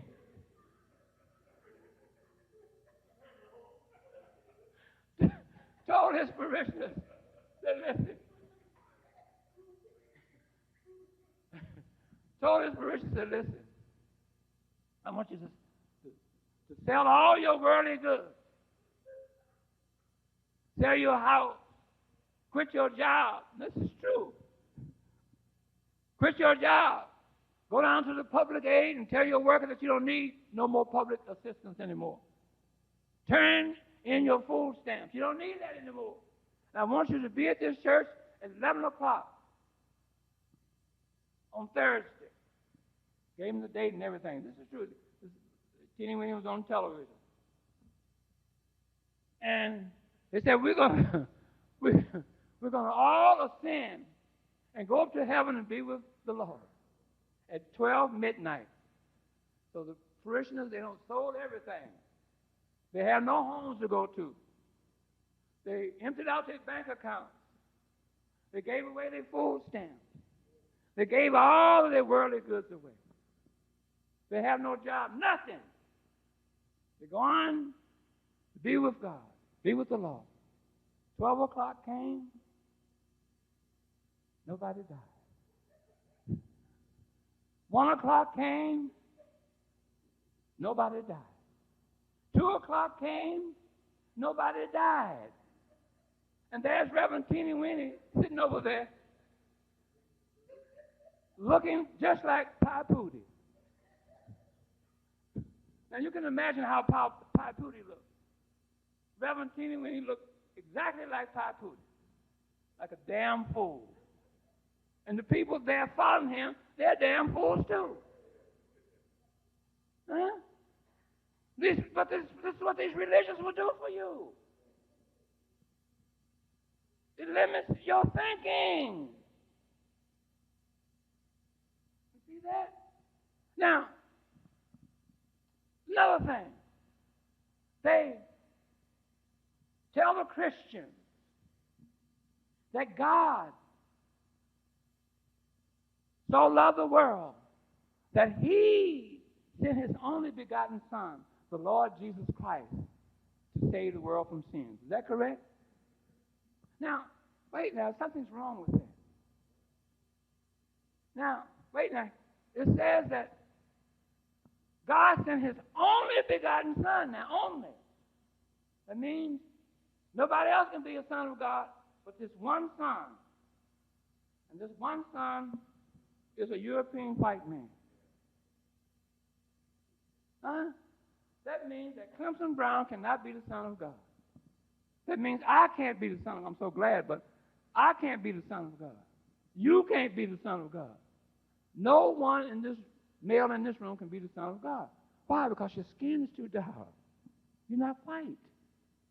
Your eyes are not blue. Your hair is not long and blonde and straight. Okay? So therefore, God is a bigot. It's a racist. Huh? And you sit up there in the pews and let old Reverend C.T. Chickenwing tell you these lies about God so loved the world that he sent his only begotten son. See, and you don't even question him. Say, wait, Reverend, something's wrong with that brother. I can't buy that. Something's wrong. It's racist. You're telling me that God is a bigot. That's all you're saying. You see? Then they tell the females that you females were made, not created, but made from the rib of a man. And you sit up there in the pews and don't even challenge Reverend Chickenwing. Say, Reverend, I don't believe that what you're saying. Don't tell me that. Something's wrong with that. You know what Reverend will tell you? Say, sister, I'm going to pray for you. Huh? Something's wrong with that. Why would you let somebody tell you that? You know any females has been born from the rib of a man? Without the female, there wouldn't be no man. They have a damn rib. Huh? Let's be for real. But they tell you all this foolishness. Then they listen to what they tell the Muslims. They tell the Muslims that the angel Gabriel taught the Prophet Muhammad the entire Quran. That the angel Gabriel was bringing a message from God to give to the Prophet Muhammad. And the Prophet Muhammad, being illiterate, that he memorized the entire Quran by memory and then dictated to a scribe. Now, when you investigate, like I did, I investigated to find out who in the hell is the angel Gabriel. You know what I found out? Who? Is it who? No. Okay, you must have heard my tapes or something. But anyway, who said it a bird? Is that Fanny? That's right. The angel Gabriel is a little bird. Do you know a little bird teaching anybody anything? Suppose they had bird teachers at the city college here. You go into your classroom, there's a bird sitting up there. Hi, class. You know, my name is Tweety. Huh? I'm Professor Tweety. The little bird. Huh? Now, when you investigate who taught the angel Gabriel, guess who it is? Who said, go ahead? Who? The Israfil, the angel Israfil, the six-tongued Herod monster. And they tell these Muslims these things, and they don't question nothing. They believe it. Six-tongued Herod monster called Israfil, one of the angels of Islam. Okay? Taught the angel Gabriel. See? And they believe this. They believe it without question. Don't ask no question, just believe. See, when you believe, that becomes very dangerous to believe in something that you know nothing about. See, I want you to remember this. A belief does not give you knowledge. Remember that. Belief does not give you knowledge. Only facts will give you knowledge if you look for the facts. But in order to get the facts, you have to pick a subject and begin to collect information pertaining to that subject. And all the gathered information that you pick, inside of that gathered information will be facts. And that's what you pluck out of it. See? But believing does not give you knowledge. You see? So these people going around Islam alaikum, they don't know what they're talking about. Alaikum salam, they don't know nothing about that. Prophet Muhammad, they don't know nothing about the Prophet Muhammad. You see? So stop allowing these religions to make damn fools of you. Think. Question. Don't let nobody just come up and tell you anything. You are too intelligent for that. Cannot allow that to happen to you anymore. Okay? Then they tell the black Hebrew Israelites and the Muslims that Abraham woke up one morning and he was horny. He was horny. And he wanted to have a baby. He went to his wife Sarah and said, Sarah, I want you to have a baby for me. She said, man, I'm 85 years old. I can't have no baby days is over with. This is how the traditional story goes. She said, you go and get your handmaiden Hagar, and she will have a baby for you. Now, mind you, this is Abraham, 100 years old, and he's horny. But now, they didn't have no Viagra back then. Okay? No Viagra. But all of a sudden, he's got a hold of Hagar. And here comes a baby from Hagar named Ishmael. You know, the Muslims love to twist their mouth all and say Ishmael. Like it's so grand, Ishmael. See? And then it goes on to say that Sarah somehow mustered up enough strength to have a baby for him by the name of Isaac. And you know the story from there. But nobody questions that. They believe that. You see, they believe that. Without question. Okay? This is what they're doing. So just limit your thinking, these religions. Stop allowing these religions to limit your thinking. Divest yourself from all religions. The third side effect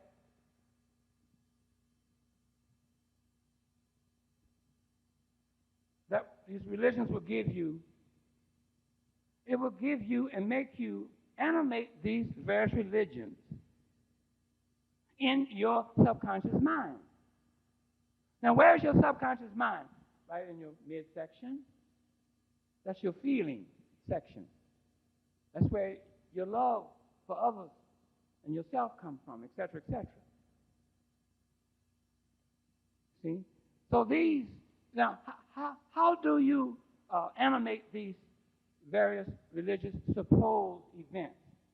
When Reverend C.T. Chickenwing tell you about Jesus got crucified on the cross, okay? And you can see in your mind now the crucifixion of Jesus Christ carrying his cross on Calvary. Is that right? You begin to animate that. Is that right? Because that story has superimposed on your subconscious mind. And you become the animator. You see? And then when they tell you at Christmas time that this Jesus was born in a manger, that Mary and Joseph went to Bethlehem, and the innkeeper said, we have no room for you in the inn. And they went out and they found the manger, and 3 wise men appeared from the east, bearing gifts to this baby Jesus. Now, you begin to animate that. You see? You become the animator. That's like, you know, in Chicago, on Saturday mornings, the television is loaded with animated cartoons for the kids. And you see horses talking and dogs. Oh, hi, Mike. Can you come out to play? See?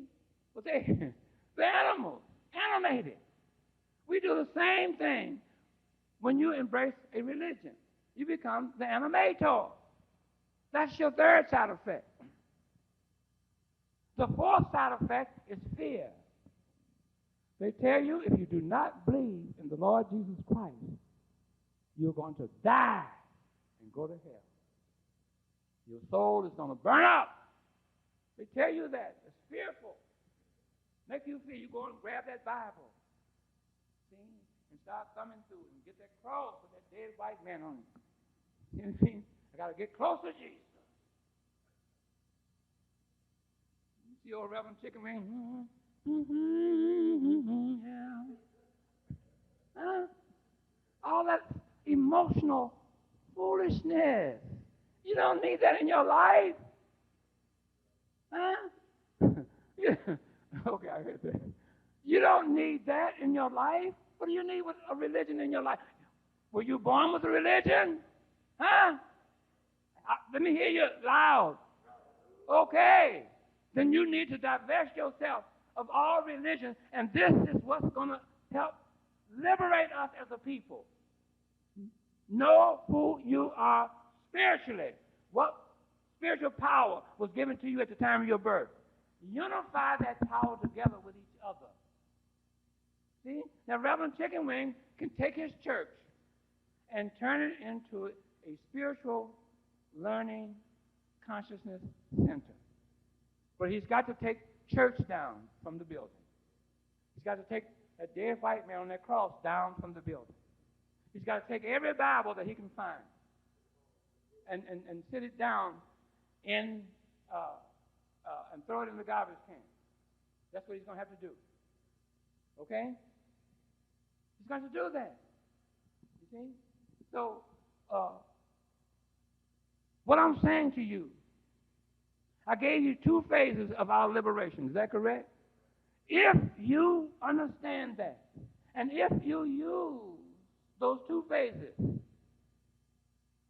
and teach it to your children, and their children will teach it to their children, and on and on and on in the future, we will have a different people on earth. We will be a different people. Then the world will look at us with a different eye. You see, like I mentioned before, we are the Pied Piper. The world is following us. You see, every time we go to the bathroom, they are there with a big net to catch it, and then take it back to their laboratories and see what the Negroes did today. See? See if they can learn something. See? See? Then again, we, as Negroes, term which I don't use, but if these white folks have put this Negro stuff on us, we're the greatest Negroes that has ever walked this earth. And you think about that. We are still the greatest people that ever walked this earth, right at this very moment that I'm talking to you. Huh? No, they can't beat us. Can they out tap dance us? Huh? Can they out basketball play us? Huh? Can they out golf us? Can they out tennis us? Can they out box us? Huh? Can they out play music better than we can? Can they dance better than we can? No. They can't sing. Everyone, you look at the American Idol, everyone knows white kids get up there. They got to go to Negro 101 and learn how to sing. Got to take lessons.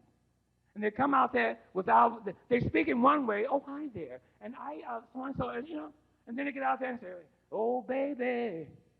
Wait, hold it. What happened? Their voice. They don't change their voice. Is that right? See? So we are the greatest Negroes that has ever walked this earth. Great people. But we don't have to be Negroes because there's no such thing. Who are we? We are descendants of the greatest people that has ever walked this earth, known to us today in history as the ancient Egyptians. And when you go and resurrect and claim ancient Egypt, then you will be identifying with yourself, with the greatest people that's ever walked this earth. See, the descendants today are not claiming ancient Egypt. The Ethiopians, they're descendants of the ancient Egyptians, but guess what they call themselves? Ethiopians. As long as they call themselves an Ethiopian, what happens? Ancient Egypt is lying unclaimed in the continent of Africa. You see that? The next descendant is the ones that live in the Sudan. You see them today, say, who are you? I'm a Sudanese. When he says that he's a Sudanese, that means that what? Ancient Egypt is lying unclaimed in the continent of Africa. The next descendant is the Nubians. When you see the Nubians, he said, who are you? I'm a Nubian. That means that ancient Egypt is lying unclaimed in the continent of Africa. When my group went over into Egypt in 1992, our plane landed in Cairo, Egypt. And when we landed in Cairo, Egypt, the Nubians, as we descended the airplane, began to greet us. Americans! Americans! I'm Nubian. You're my Nubian cousin. I said, wait, hold it. I said, I am an ancient Egyptian, and you're my ancient Egyptian cousin. He says, no, I'm Nubian. Now that told me that this Nubian living in Egypt, waking up every morning looking at the greatest edifice that's ever been built on earth, the Sphinx and the pyramid, don't identify with ancient Egypt. And he is either a Christian or he's a Muslim. That's a damn shame. Now you think about that. And this ring, I have my wedding band that my wife gave me.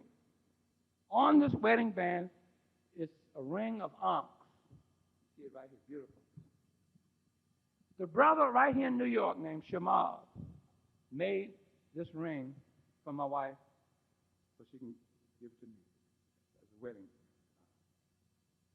present.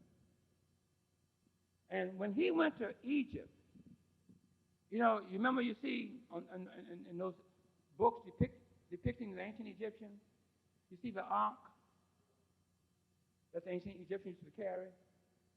He carried one in Egypt when he was there. You know, he said that the Nubians came up to him and asked him, what's that? What's that? That's deep. Huh? They didn't even know. Listen, the Nubians over there in Egypt is worse off than the Negroes here. They live over there looking at the Sphinx and the pyramids every day and don't even know who they are. Won't claim it. So ancient Egypt is lying in the continent of Africa unclaimed because the descendant has been taught away from ancient Egypt. We in this country, in North America, have been taught that we were Negroes. Then we began to call ourselves blacks, and we are proud to be black. Okay? And then Jesse Jackson came along and said we are African Americans, and so forth. And so here we are today. You're still black, still an African American, and you're still a Negro, but where are you going with that? Huh? Where are you going with it? You're going back to slavery. See? Going back to slavery. Black History Month, they call it Black History Month, February. They don't tell you that we are descendants of the ancient Egyptians. They don't tell you that. See about Sojourner Truth, which is a great woman. I'm not taking that away from her. You know? But we need to find our way back to ancient Egypt.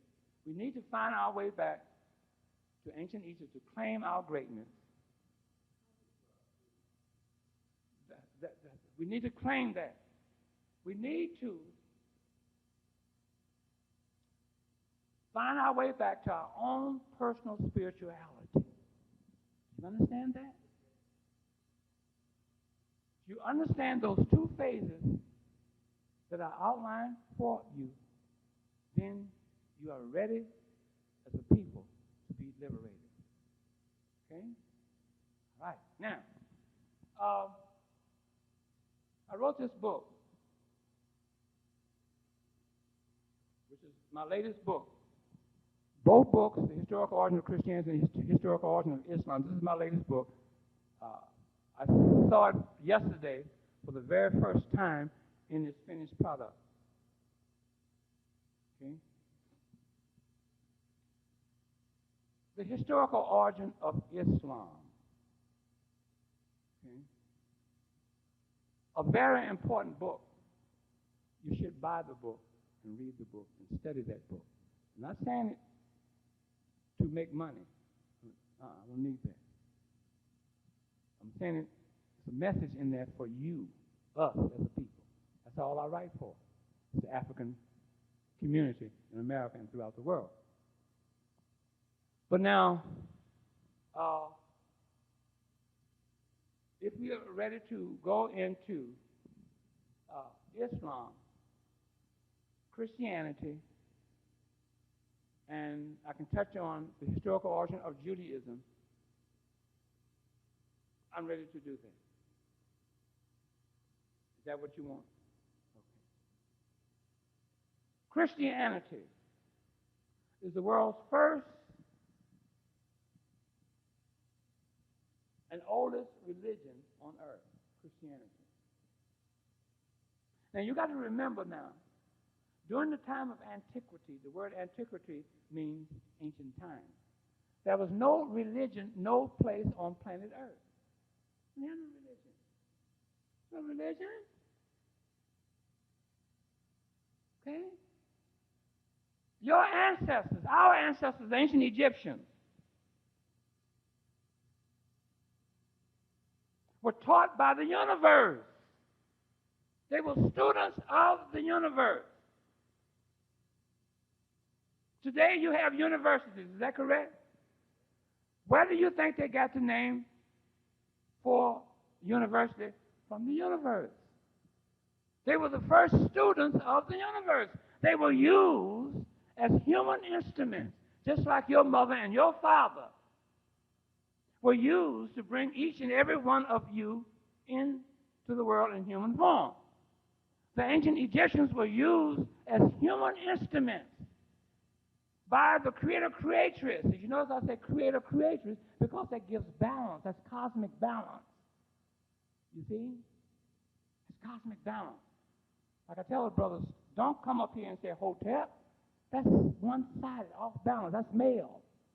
Bring the female. Me'at Hotep. Female. They were used as human instruments to bring forth all of civilization for all of mankind. So everything that you see around you came from that culture and civilization. Are you following me? Everything that you use, paper, pen, ink, furniture, living in brick buildings, eating utensils, mathematics, science, everything came from that one culture, the ancient Egyptians. See? That's what you have to understand that. That's how come we are so great as a people, because our ancestors left us an immortal legacy for us to identify with to be great. See? Listen. I have a sweatshirt and a T-shirt that I wear that I made up personally. I didn't wear it tonight. But some of those T-shirts and sweatshirts I have made up, got red big old tuck head in front. Some of them have the pyramid and the sphinx there. You see? And right across up here, across my chest, it says, I love my African ancestors, the ancient Egyptians. And I got it on my back. When I turn around, it hits you from the back. See? And I love my African ancestors, the ancient Egyptians. You see? I'm not playing. I'm serious. I used to have a museum in Chicago. I started the world's first ancient Egyptian museum put up that I know of by a descendant of the ancient Egyptians. I had it for 11 years right in Chicago. Okay? I'm serious. See? Now, what happened, things began to change and get off balance when the Europeans came into Egypt. When Alexander the Greek came into Egypt, he wanted our ancestors to worship him in their institutions, their sacred institutions. Because when they came in, they saw all this great and grand and glorious civilization and culture that these Africans made. Wow. What the hell? How did they do this? He wanted to be a part of that. But in order to be a part of that, he had to be accepted into the ancient Egyptian sacred society. You see? He had to sit on the throne of Isis. If you do not sit on the throne of Isis, you have no authority in ancient Egypt. Because sitting on the throne of Isis is sitting in the lap of Isis, on her lap. See? That gave you the authority to be the Pharaoh or the governor of ancient Egypt. You see that? He wanted that. But they didn't accept foreigners into their priest society. So Ptolemy I, Lagi, his successor, as he died in 323, came and took over Egypt. And he became the ruler of the ancient Egyptians. And he wanted to get himself accepted into the priest society. They didn't allow that. So what he did, he went and found a temple in Memphis, Egypt, that took two of their gods, or their deities, Osiris and Apis, the bull representative of Ra, and made a composite of them, those two names, and gave this Greek Ptolemy the name of Osiris or Serapis. You see? And when that happened, he says, okay, can I come into your sacred society now? They said, no. We do not allow foreigners into our sacred society because they handpick their own African kind to come in the first damn place. So what he did, he closed down all of the temples throughout Egypt, every one of them, except the one in Memphis, Egypt. And he confiscated all of their ancient Egyptian divine scroll manuscripts and housed them into that temple in Memphis, Egypt. See? Now I'm talking about history now, not tradition, history. His grandson, Ptolemy III, you get his one, in the year 240 BC, built a temple in Alexandria, Egypt, for the worship of Serapis. Okay? Now, this image that we know today as Jesus Christ, that image was known as Serapis then. It's all in this book. See? And he built this temple in Alexandria, Egypt, for the worship of the Serapis. And next to that temple, he built an annex building. You know what that annex building is called today? It's called the Great Library of Egypt. See? And he took all those divine scroll manuscripts from that temple in Memphis, Egypt, that his grandfather had put there after he closed down all the temples throughout Egypt, and housed them right there in this library. And that's what made it the Great Library of Egypt. Not the damn lie that they tell you that Aristotle, the teacher of Alexander, wrote hundreds of books, and Alexander housed Aristotle's books in the Great Library. No, It's in the book. I'm telling you different. Now, let's move a little further in history about this image that we know today as Jesus Christ. You had two factions. You had the Melkite Coptic Egyptians. Those were the Uncle Toms of antiquity. They were right there with the Greeks. Yasabal. And then you had the grassroots, exterior cops, like we are. See? The Melkites wanted our grassroots, or us grassroots Coptic Egyptians, to accept this image that we know today as Jesus Christ, then known as Serapis. Wanted us to accept it. We said, no, No. See? Now, I'm going to jump in history. We come up to the time of a Coptic Egyptian by the name of Arius. We're going to come up to the time of the donation of Constantine. We're going to come up to the time of the dynastic schismatic controversy. We're going to come up to the time of Arius. All three, the dynastic schismatic controversy, the donation of Constantine, and the strong statement by Arius, you know that happened? That brought about the Council of Nicaea I, or the Nicene Council, was called to come about. And that's in my book. I'm the only scholar that I know of that's telling you what caused and what brought about the Nicene Council. Those three historical events, the dynastic schismatic controversy, the donation of Constantine, and the strong statement by Arius. When Constantine gave and enticed Sylvester I, a Coptic Egyptian, to accept this image that we know today as Jesus Christ, then known as Serapis, as God.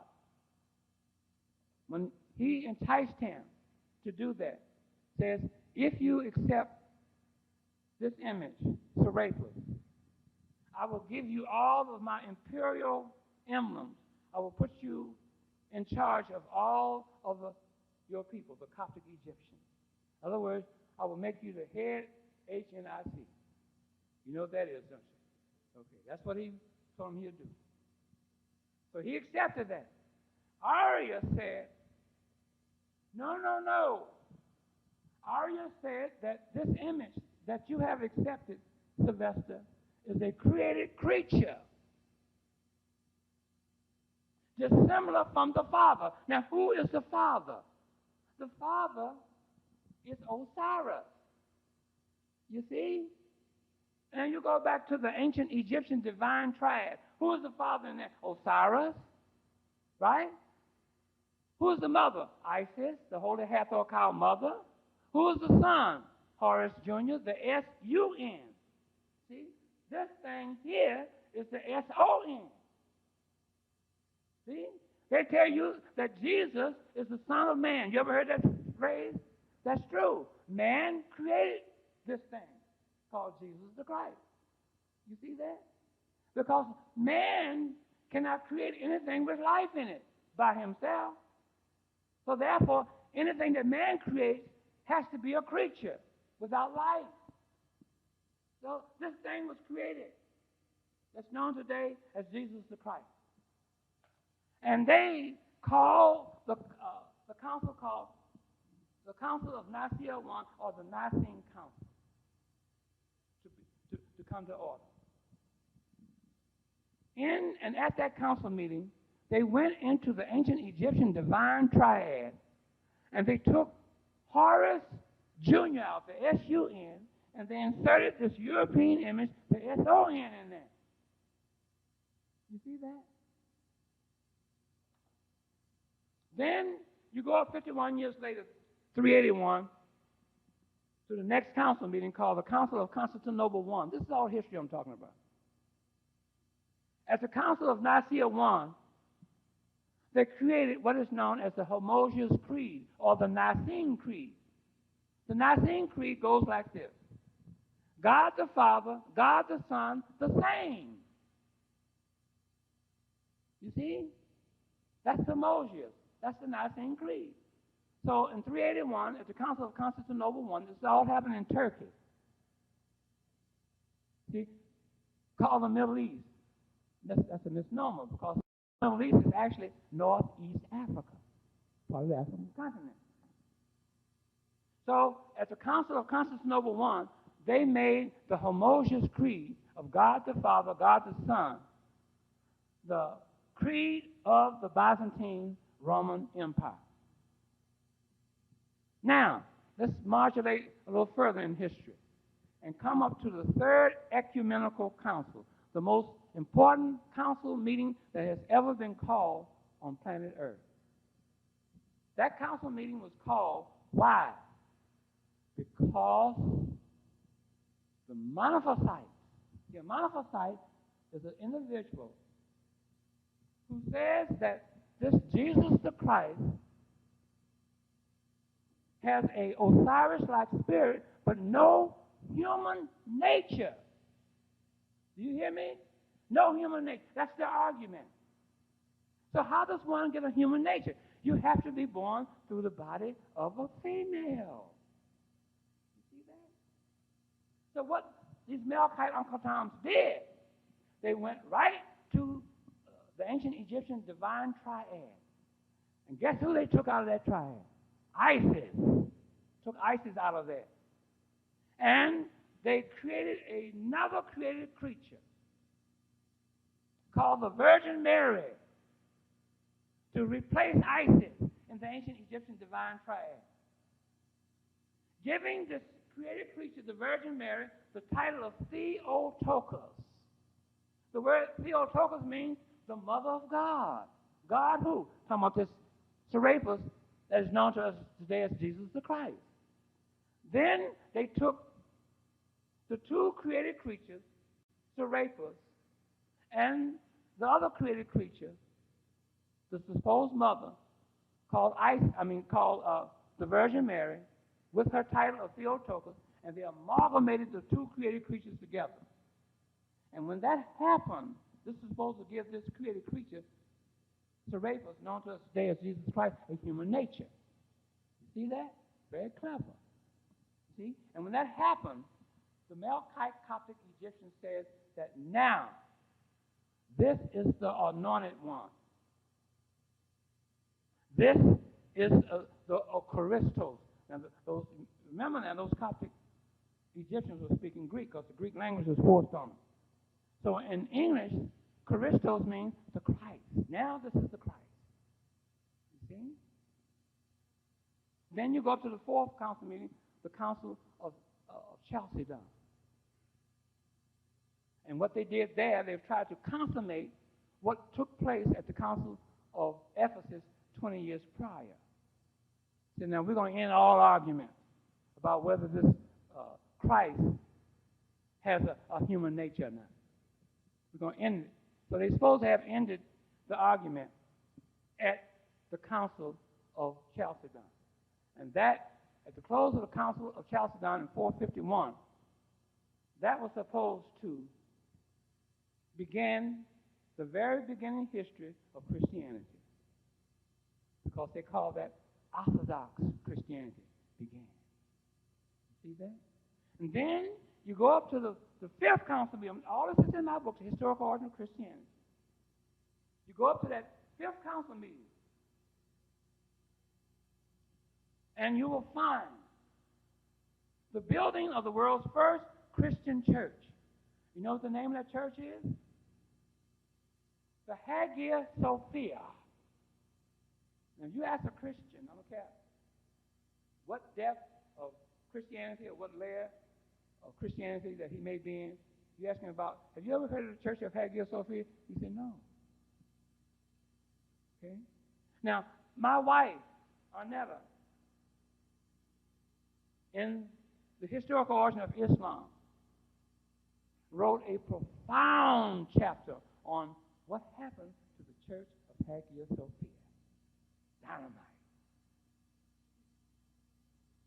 So the church, the world's first Christian church, the Hagia Sophia, built in 532, finished 5 years later in 537, built by Justinian and his wife Theodora, the Byzantine emperor. But it was the Coptic Egyptians who built it. Because the Europeans didn't know about building no building. It was the Coptic Egyptians who built it. They designed the building. And that building is still standing today. There it is right here. It's got 4 minarets on there today. But this picture here, in the background, is the Church of Hagia Sophia, built in Constantinople, Turkey. Okay? And built by those Africans, those Melkite Coptic Egyptians. Now, Coptic, the word Coptic Egyptian, you know what that means? A descendant of the ancient Egyptians. That's what the word Coptic means. So if you hear that word Coptic Egyptian, I'm talking about a descendant of the ancient Egyptians. You see? So they built it. And guess what? The Hagia Sophia not only became the world's first Christian church, it became the world's first university for the Europeans. That was his center of learning.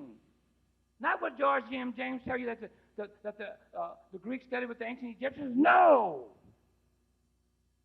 How can they study with the ancient Egyptians? They had no writing system. That's never been an institution that ever came out of Greece during the time of antiquity. The ancient Egyptians never took any foreigners into their sacred society. They handpicked their own African kind. If they took the Greeks in, they would have to teach the Greeks A, B, C, D, E, F, G, H, I, J, K, L, M, N, O, P. They would not run the kindergarten. So now, here you have the first university for Europeans. That's all in my book, The Historical Origin of Christianity. Teaching the Europeans. And you know, the teaching staff was made up of all Melkite Coptic Egyptian Africans. The Africans were their teachers. The Coptic Egyptians were their teachers. See? It was no Rome, didn't have no Vatican back then. The Vatican was created when they built St. Peter's Church in 1445 over the catacombs on the outskirts of Rome. That's where it is today. That church, the St. Peter's Basilica and the Vatican over there is only about 558 or 59 years old. That's all it is. 558 years old. That's all. The first seat of Christianity was in Africa, in the Hagia Sophia. It lasted.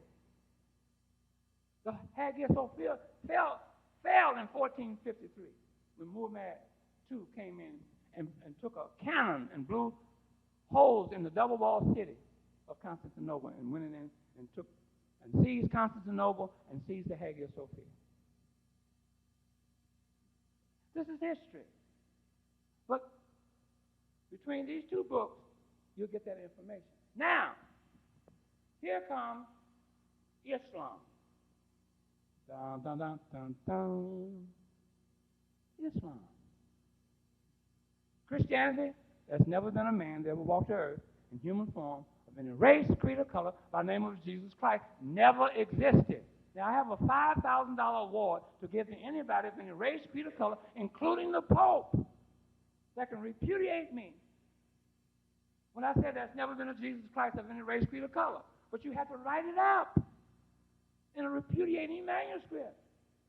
Don't walk up to me and tell me about what you believe and what you have faith in and try to use your emotions to make what you believe and have faith in right. I didn't do that in my book, The Historical Origin of Christianity. There's not one biblical references in that book. Not one. So you have to use the discipline of history like I did. Use the discipline of history. Put down how, why, and when this Jesus Christ walked the earth and where it came from and so forth and so on. Tell me. Write it out. And you can get your $5,000. I'll be glad to give you $5,000. But you can't do it. You know why they can't do it? That challenge has been out there for 10 years. You know why they can't? They won't take it? Nobody can take it, not including the Pope. You know why? Because you cannot take your belief in what you have faith in and write it on paper using the discipline of history to prove that a Jesus Christ walked this earth. You can't do that. Now, I have the same thing, same award to be given to anybody of any race, creed, or color when I'm saying in this book there's never been a man that ever walked the earth in human form by the name of the Prophet Muhammad of tradition. Never existed. Okay? Now, when I was saying that about the Christians, the Muslims said, yeah, you're right, man. Yeah, brother. As soon as I said about the Prophet Muhammad, they have a baby with a bonnet. They jump up like cheetah. Remember little cheetah in Tarzan? They jump up like cheetah. You understand me? What do you mean? You know, you're crazy. You know, and all that other kind of stuff. You know, I was giving a lecture one day in Chicago, and the brother, he was a Muslim. He said, I was saying there's no Prophet Muhammad. He said, you should be ashamed of yourself telling these people all these lies. I said, okay, young man. I said, I'll tell you what you do. You come down and get up on the podium, and you point out what lies I'm telling to the people, and you put what's right in its place. See, I can tell you that you're wrong, but I'm going to put what's right in its place. See, that's it, isn't it? I can't say, oh, you're wrong, and leave it at that. Why am I wrong? Okay, what do you have to say that I'm wrong? What you have to put in this place? I ask that, call him a Negro. You know what I mean? I'll tell you what my definition of a Negro is. I asked him 4 times. I said, come on up here. He wouldn't do it. And he got mad, and he called me a nigger and walked out. I became a nigger. Okay, fine. But anyway, here we have this faceless white man on a camel called the Prophet Muhammad. And in this book, I walk you through why there's no Muhammad. Now, I'm going to tell you something that may shock you.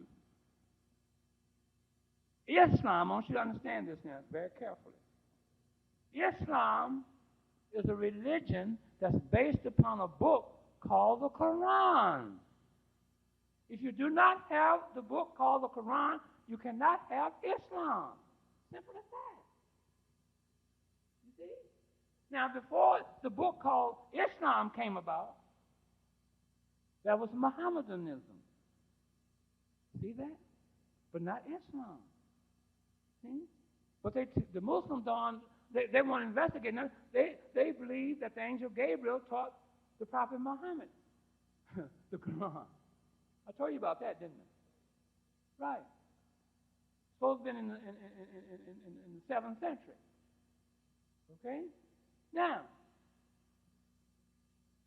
Islam, like I said before, is a religion based upon a book called the Quran. Without the Quran, you have no Islam. Do you know when the Quran was first created? No. Then you're going back. You said 642. Then you're saying that there was a Muhammad. Never been a Muhammad. As tradition says that. Okay. The Quran was began in 1870 in the region of northeast Africa called Syria. See that? And it was finished 49 years later and accepted by the Mohammedan world in 1919. This is history. I'm not talking no tradition. I don't deal with tradition. No such thing as AD. ACE. See, AD means if I said yes, then I'll be saying that was Jesus Christ. They said, Anno Domini, after the death of our Lord. No, I'm not saying that. ACE, after the Christian era. Okay? Finished in 1919, 49 years later, accepted by the Mohammedan world. Okay? You know who created the Quran? I want you to listen. Is everybody listening? Huh? Jews. Yes. They created Islam. Yes. What did I say? How do you get Islam? You got to have what? Quran. In the Quran, you go and get your Quran, there's 2 bodies of literature in the Quran. One, the first body is the Pentateuch of the Old Testament, or the first 5 books of Moses, all meaning the same thing. The Pentateuch, first 5 books of Moses, and the Old Testament is one and the same. And then you have Psalms in there. And this is in the Quran now. You understand that? Okay? And the second body of literature is the four Gospels. Huh? Is that true? Let's begin to use our analytical mind. Okay? Let's begin to study history. First place, let's go back. Remember this now. Judaism is not a BC religion. I'm going to repeat that. Judaism is not a BC religion. You following me? You cannot predate Judaism past Solomon bar Isaac, called Rashi.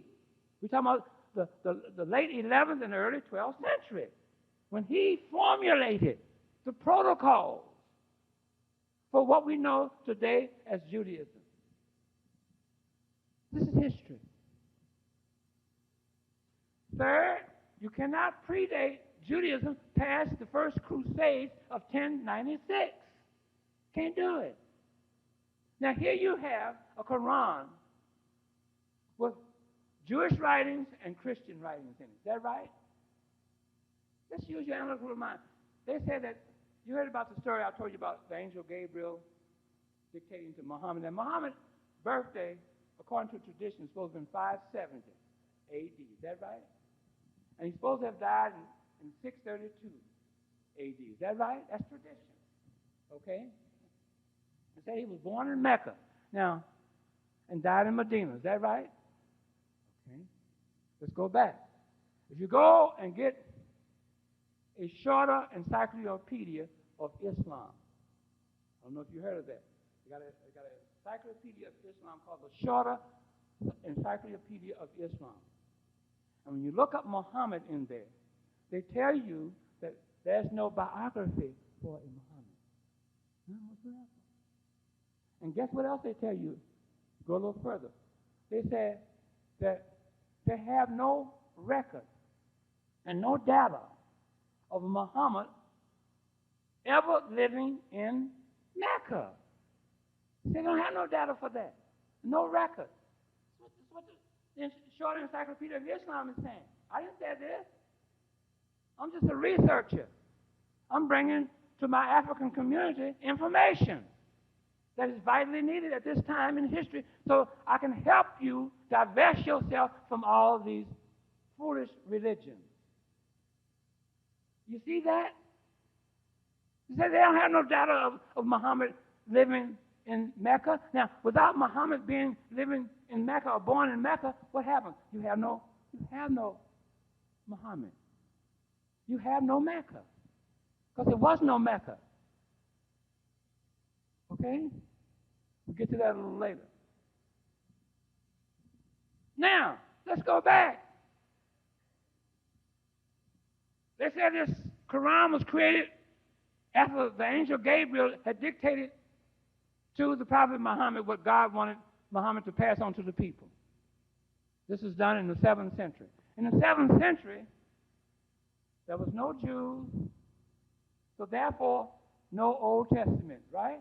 Because the Old Testament comes from the Judaism. Let's think now. In the 7th century, Christ was there being worshipped, but there's never been a Christ, but Christianity was there. But in the 7th century, Christianity did not have any written literature. They didn't have no written literature in the 7th century. Written literature for Christianity came about in the 16th century, created by a man by the name of Desiderius Erasmus, a ex-Roman Catholic priest, a playwright of his time, a homosexual. Now, I'm not criticizing, but history is saying that he was a homosexual, so I'm not a homophobic. So if any of you guys in here got a broke wrist, don't get mad at me. Okay? But anyway, Erasmus was a fag. Okay? This is true. And he was commissioned in 1500 by Pope Alexander VI to write something on the object of Christianity. What's the object of Christianity? Is Jesus the Christ. You see that? And he came out 16 years later, in 1516, with the Novum Instrumentum. That's in my book. You have to read it. The Novum Instrumentum. Okay? The Novum Instrumentum contains 3 Gospels, Mark, Matthew, and Luke. They always told you that John came later. Is that correct? Okay, John did come later. You know when John came? In the King James Version in 1611. That's when the 4th Gospel appeared. See, I'm not talking tradition to you. I'm talking history. Erasmus created what is known as the Synoptic Gospel or Q literature. QL literature means the source. And he created 6 other chapters to go into the Novum Instrumentum. Those 6 other chapters are 1 and 2 Peter, 1 and 2 Corinthians, Galatians, and Epistle to the Romans. That's what he wrote, 9 manuscripts. In 1519, they changed it from the Novum Instrumentum to the Novum Testamentum. In 1535, they changed it to the New Testament. This is how you got it. Okay? Now, in the meantime, you had no Jewish literature until when? Until Judaism came out. See? The first 5 books of Moses was created by Moses' Maimon called Maimonides. He was the one that created that. You see? In 1168 to 1180. This is history I'm talking. See? All right? So now, where does this leave Muhammad, according to tradition? Something's wrong, isn't it? You pick up the Quran, there you got these 2 bodies of literature. You got the Jewish Pentateuch and the Psalms, and you got the 4 Christian Gospels in there. 4 Christian Gospels, right there in the Quran. But they're going to tell you about the angel Gabriel. You know how they get away with that? Because you will not ask questions. You just believe. You know how they get away with that? Because you want to investigate nothing. You see, now, when you go to church and you sit in the pews, you don't even have to think. You have to think. Nothing for you to think. You already believe that. I ask you, do you believe in God? They ask you, do you believe in the Lord Jesus Christ? You say, yeah. So hell, you don't have to think. Just sit there and listen. Okay? Reverend Chicken Wing, he don't have to think either, because all he got to do is pick up his old raggedy Bible. Huh? And everything is prepared for him in the Bible. All he got to do is embellish it and tell more lies to it. Yeah, that's right. He got his choir. You know, oh yeah, well. Huh? All that old kind of foolishness, emotional foolishness. See? Now, you got a paper and a pen. Huh? I want you to take your paper and pen out. And I want you to write the word Bible. Now, for all those who don't know how to spell Bible, it's spelled B-I-B-L-E. Okay? I know you all go to college now. I'm only having fun with you guys, okay? At the same time, we're learning things. Now, everybody got Bible down? Take the 2 B's away. And what do you have? I, L, and the E. Is that right? Put the I between the L and the E, and what you got? That's what the Bible is, a damn lie. Okay? That's right before your face. You see? So here you have the Quran, created by Jews. So if the Quran and the religion called Islam is based on the Quran, in order for Islam to come about, you have to have the Quran. It was created by Jews. You know where they came from? They came from the alliance, Israelite, universal of Paris, France. That's where they came from. They were Jewish scholars and Jewish rabbis that came over there in the Syrian area to create literature for the Arab world. The Arabs are so dense up here that they can't even create literature for themselves. They can't create a religion for themselves. They let the Jews do that.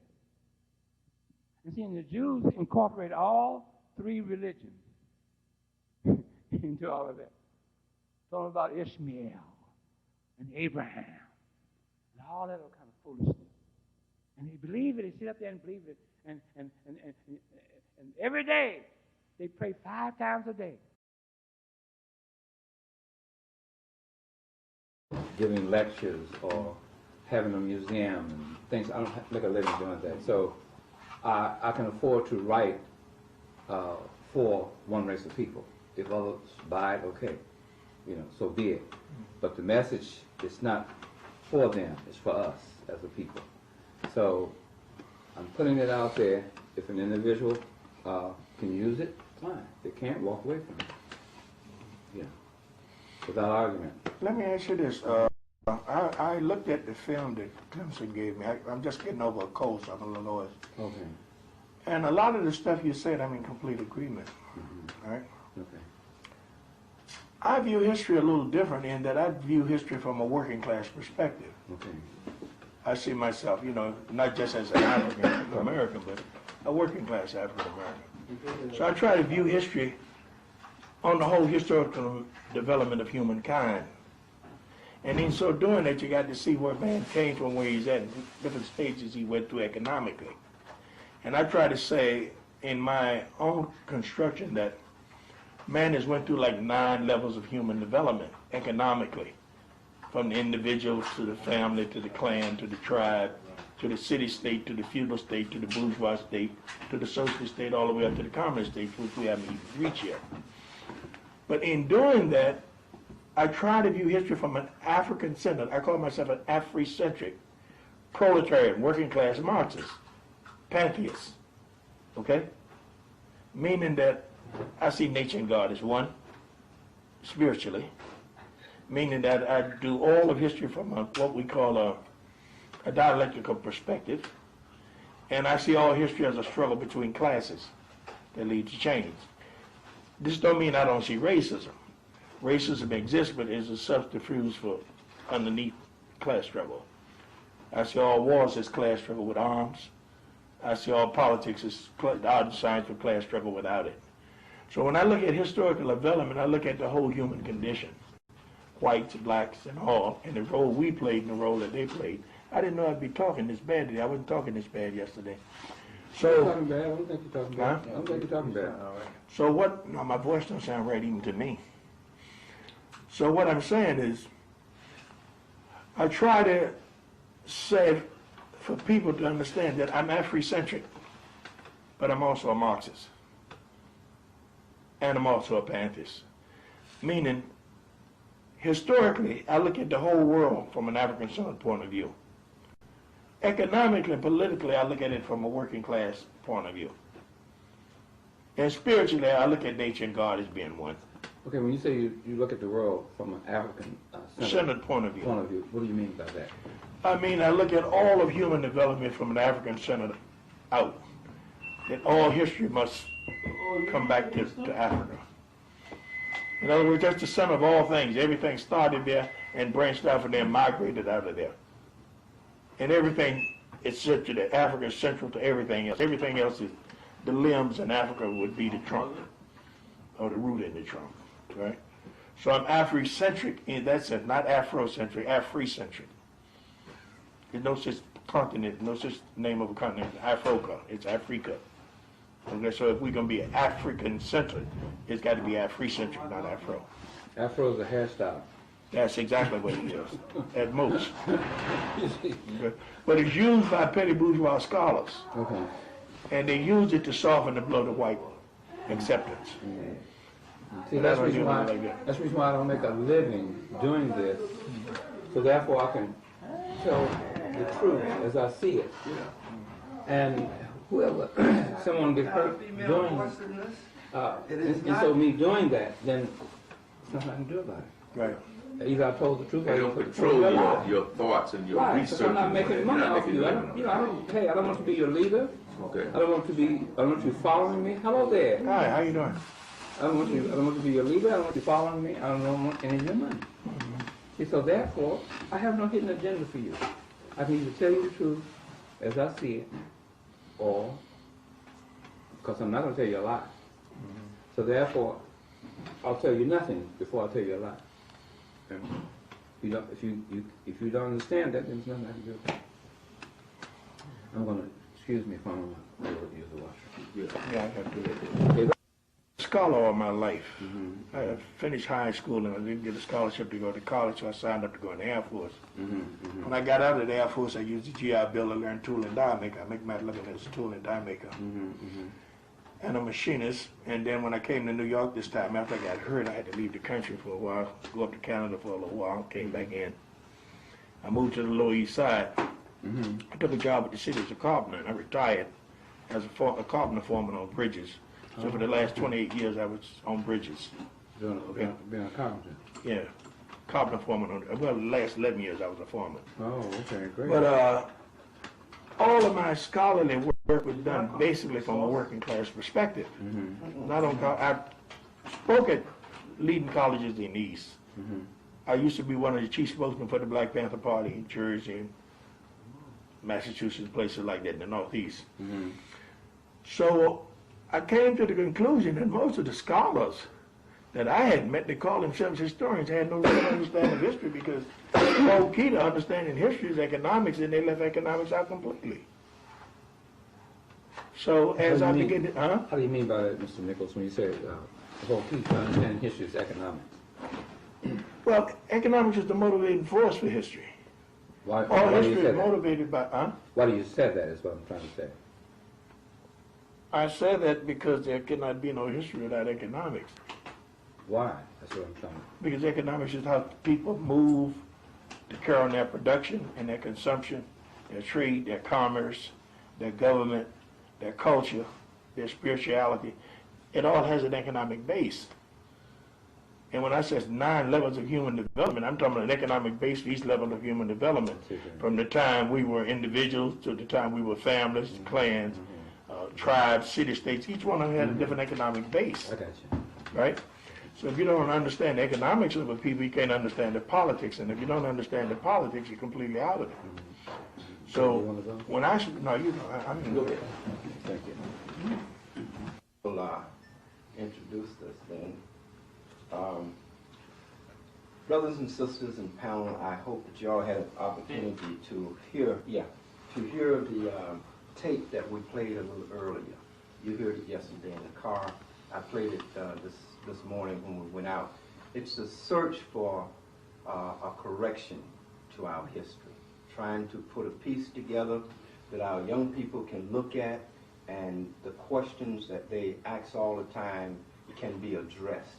But it was set kind of a framework for us to understand who we are, where we come from, how we got to be where we are, what were the factors involved in the historical developments that brought us from one of the most dynamic people in history, not one of the most, most dynamic people in history, from pyramids to projects.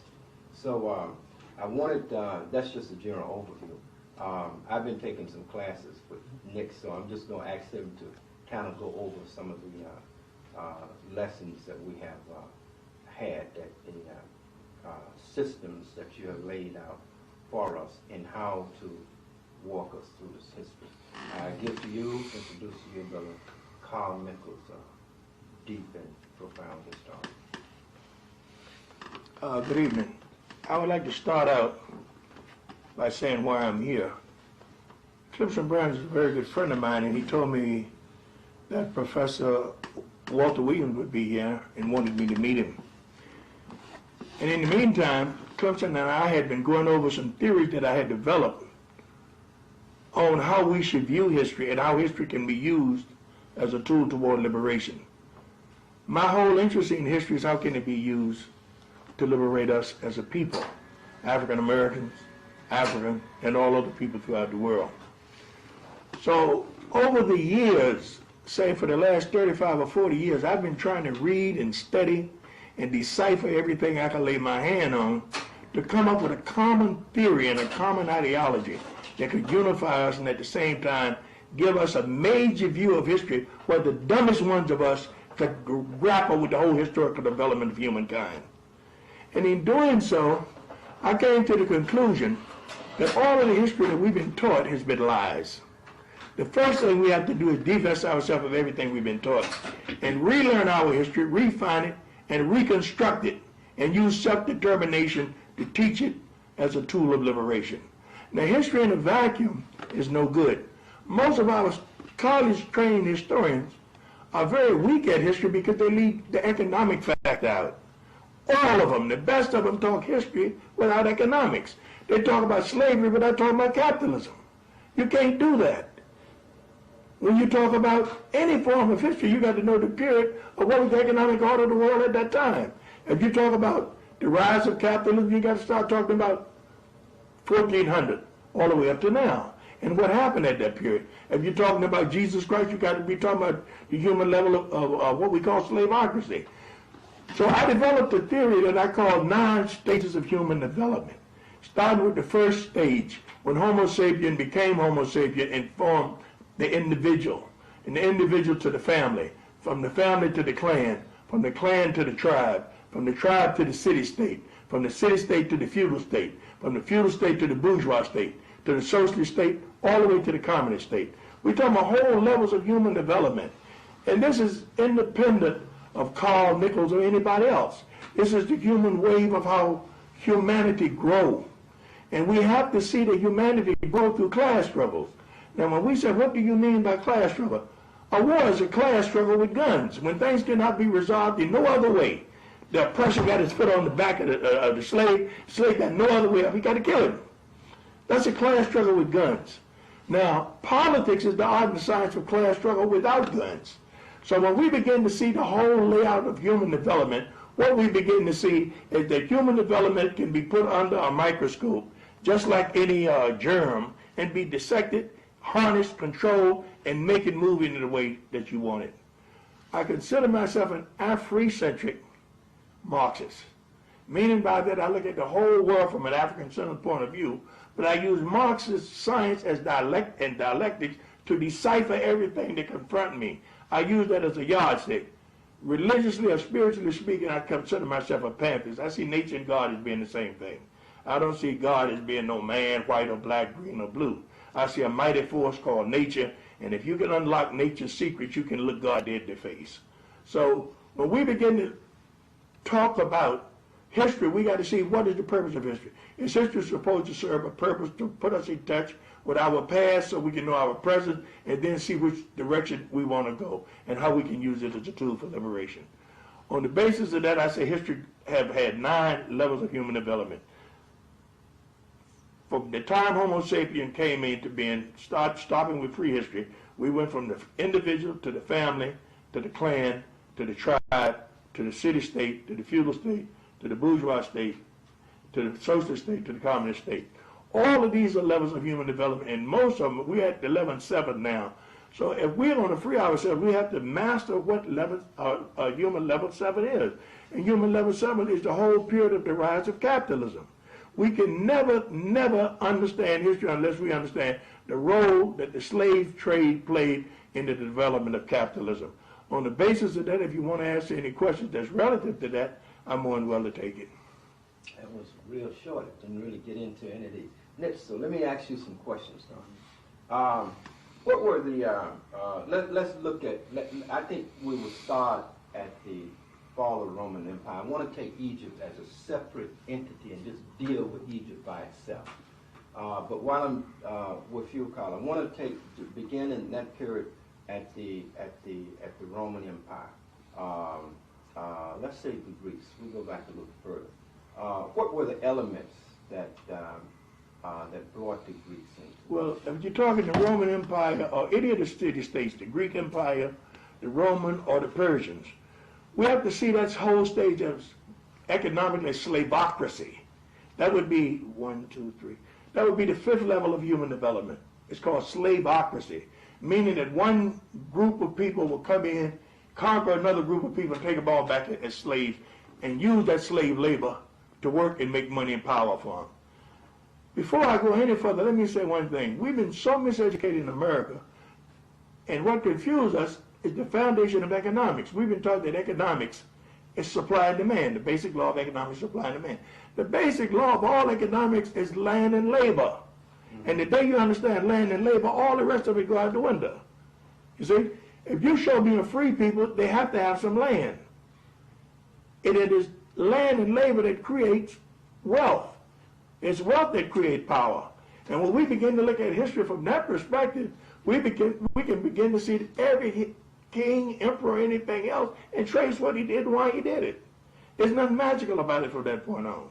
So when we start talking about the acquisition of land and labor, that's what it's all about. Let's look at American capitalism. When we look at American capitalism, we begin to find out that Europeans that came here didn't have no money.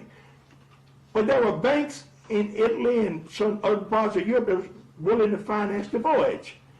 But that voyage had to be paid back. The white folks that came here didn't have no money. But when they were financed, after they looked down the coast of Africa, they saw sugarcane growing wild in Africa. At that time, there was no sugar in Europe. The Europeans explore the spice world, the world of spices, is what led to the slave trade. Okay? So when we look at the slave trade, we got to look at what was the economics of Europe at the time. Europeans was eating plain food, and they wanted salt, pepper, all kind of spices and sugar. As they went down the west coast of Africa, they saw it. As they crossed the Atlantic and saw the Indians, here's the Indians over here, you got all this land in the Caribbean, he don't have no guns, and we can grow sugarcane in the Caribbean and the Arab have no control over it.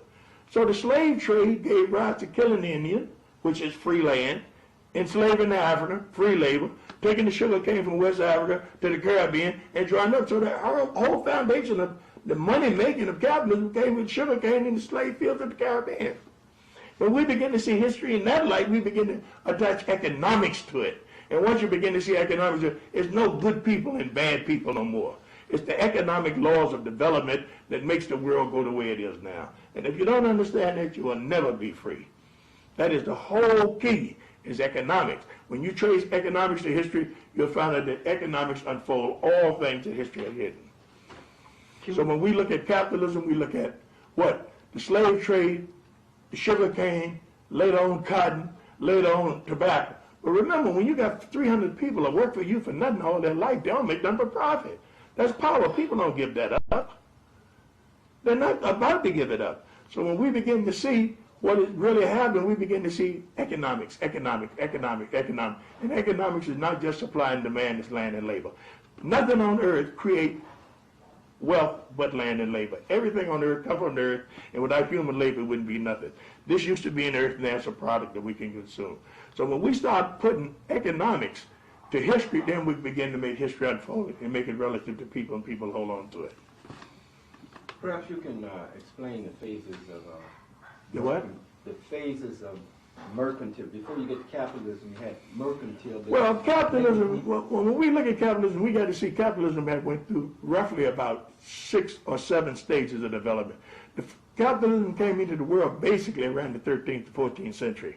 In the 13th, 14th century, you begin to have houses in Florence, Venice, and Genoa that was financing overland expeditions to China and India for the spice and the silk routes.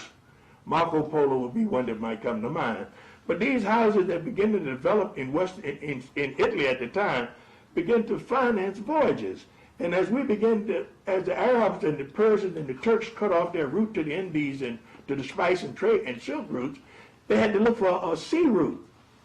Columbus was looking for a sea route to India and China when he discovered America. So when he discovered America, he'd already been down the west coast of Africa and saw the sugar cane and all of the vegetation that's growing in Africa and how it could be transported to the Caribbean. So when he went back to Spain, he called it in the name of Spain, put up a flag, and said, we got some free land. We got children down there, Indians, and they don't have no guns. We got guns. So the white man came with his horse and his gun. He killed them. He took their land. He bought the sugar cane first, and then he bought the African slaves later.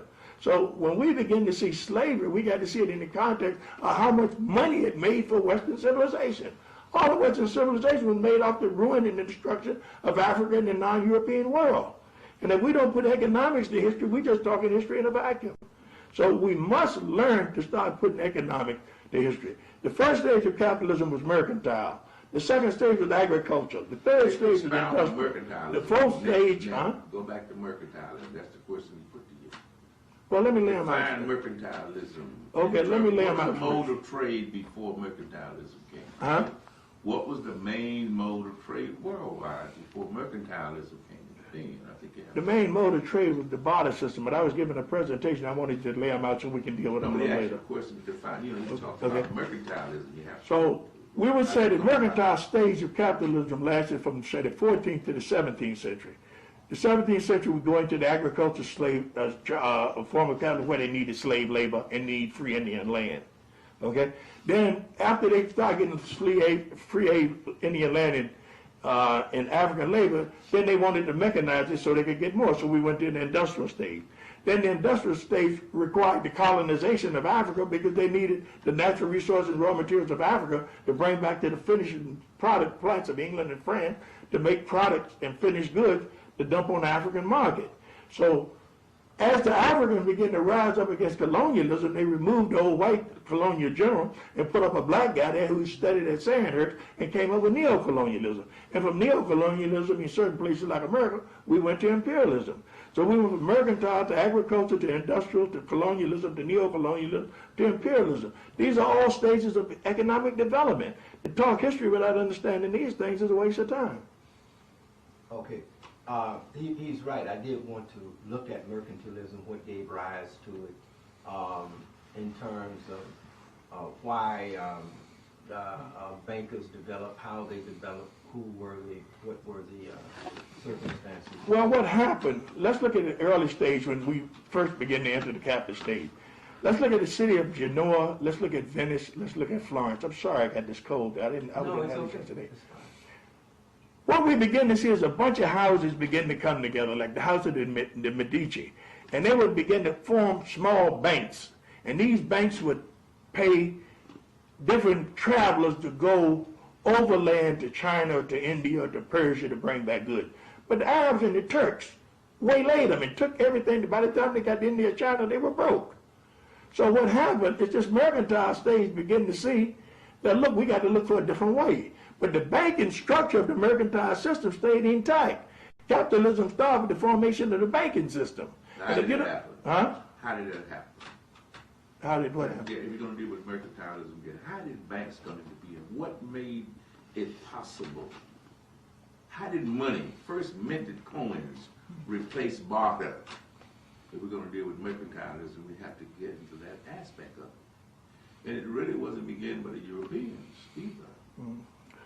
No, what I'm saying is we're looking at a banking structure. You basically what you're saying is correct, but you're leaving out, I think, some very important factors. That's why you had to work out a system. You had to work out an accounting system to make money replace barter, right? Right. So these are very important things we have to deal with. I got involved in an investment club with black people for the purpose of trying to expound the small money, $30 a month.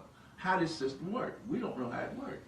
Most people here don't know how this system really works. We don't really know what a bank is. We know you can deposit money in it and it gives you a tiny percentage return on what you deposit. But how did this structure begin? Let's go back to Africa again. What did the Portuguese and Spaniards find besides sugarcane long before they knew what to do with it along the coast of Africa? What did they find? Gold, right? They found gold, yeah. Gold. So what did they do with this gold? Was this not the key then to although it already started before the Portuguese ever went down the west coast of Africa, the banking structure? but that expanded it by leaps and bounds. Is that correct? That's true. So these merchant classes then could pay to outfit ships and have seamen on it to go in search of land, some that they heard about, didn't know about, largely through the Arabs and others, right? They told them there was land to the west. We also find, if we use Van Sertima and some of the others, that African seamen had come to what we call America, a misnamed continent, right? And that sailing in this direction, Columbus had no more than compass. He didn't have one at the time. It was chance, stars, and so forth to find its way here. So then back to the structure of how money began to replace barter. I think that's key. So we have to delve into. I didn't really want to cut you off, but I think, since you No, that is key. That was the reason. I think at this time we can all. That is the reason. Merchants. Merchants were around long before money came into being, right? Caravans, they may travel by horse, they may travel by boat, or camel, depending on the land lay or the waters for trade. But the largest was barter, right? You mentioned something like salt, very important. They had to work out an equation, how much salt for what you had in another area that I wanted, right? Right. I mean, before we came up with a money structure, a banking structure, but that could not evolve into a banking structure without a new kind of a currency. I believe first it was minted coins, right? Not paper. When it reached the paper level, you had to have accountants that had worked out a structure of some form of what they considered to be equation, which is what we're living under today, right? But at this early stage. So I think the finding of gold became a key thing that catapulted us, for example, for being here in North America today, as a people that has never been free here in North America. The gold, from what I have read from sources, largely, and one thing I liked about what he said in his projection, Europeans have wrote the history we've been taught. We haven't written it. There was history there, but they took it and they converted it in what they said was objective or correct, not us. When I watched your tape, that was a key thing that stuck in my mind, what you had to say about history. What we're reading about people's history, African people's history, is what Europeans said. Correct. About the world history, we're reading about what Europeans said. We're not reading about what the Chinese said, right. Africans, any other people. The European gave his version of what he claims to be history. Correct. But you can unravel it, I feel, if we dig deep into it. Your economic projection, I think, is very correct. How we make a living. I had someone to say to me, we are taught history here on the basis of what? Names, places, and dates. And the in-between is left out. And good and bad guys. That's right. This great king, that great queen, or this great general, etc. But what gave rise to these people? What's the underlying factor? We all have to make a living, right? I heard this brother say, he said, look, I'm not depending on what I say to make a living on it. Therefore, I think you don't have to accept what I say, but I think I can be more honest that way. Right. So I like that. So that's why I'm here today, because of that. Other than that, I wouldn't be here today. Going back. Well, I would say that the goal was not a modern thing. Goal as something to be attractive was at least 1325 when Mansa Musa traveled across the continent from ancient Mali straight across to Mecca. And at that time, he contacted with enough Europeans so that the gold that he had was so much, huge nuggets, the size of his head practically. And it upset the European market. I agree when it comes to the land and labor, because when you look at ancient Egypt, and even before the pre-dynastic times, it was the concept of nomes, where you would carry the standard, place it down, and designate this is my land, or this is our land, the land of the group. The nomarch. Yes, and so thus they developed this idea of estates. The owner of estates and the groups that own estate, and how many noma can work together when you saw them in procession in the pre-dynastic art and the early arts. I know we are the elephant, we are the various totem poles that were carried. But the warfare idea we can see in the Noma palette. That's a war document. It has the war captives, and it has people, without their heads lined up, those that were killed, and also with the arms bound in the back, those that they collected. And so obviously, what was that war about? It was about land because you had the beginnings of the drying of the Sahara, and so thus people were moving from the Sahara into the Nile area. Why? Because the Nile was water, it was desirable, the Nile would overflow its banks, and so whoever controlled the Nile areas, the Nile nomes, the Nile estates, controlled the wealth and the power. So that when there were people that were bound as captives, we can say too, we as a black people were the people to originate all of these systems. We originated things in reference to the land and also the labor, but also elementary aspects of probably what was slavery in the form of war captives. And yet it was, we can never say that it had any prisoners of war, right, had anything to do with the later slaving systems that developed in more recent times. And it's not comparable because you're talking about a global order where whites globally went in operations to build huge forts and dungeons, etc., and to around the world, not just in one place, but around the world, and thus would come. So out of that capital came culture. So the essence of culture, we can still say, is linked to the economics, because you would not. All of it is. You would not have Rembrandt painting what? What was Rembrandt painting? He was painting the guilds, the cloth makers' guild, and all of these are wealthy, various groups, etc. And where did these guilds arise? Because of the slave trade. So in essence, you can rattle off the names of the Renaissance painters, the Van Eycks, and you mentioned the Medici family, who supported what? Michelangelo. And so the House of Medici and was, once again, patterned because it was a house, and the meaning of the word pharaoh is house. Big house. House, big house, right. Dynasty means family of rulers. Family of rulers. Right, families of rulers. So that, in essence, we developed first the system of the house of, and of course the Bible later on said the house of Boaz, the house of David, the house of the various ones. So the house system was one that we started and operated. And so it's a matter of going back, looking at the things, and then, but even before that, in the cave art, we can see that there must have been battles over land. Because why in the world, at this early date, when you have oogobs of land everywhere, would you see in cave art the battles?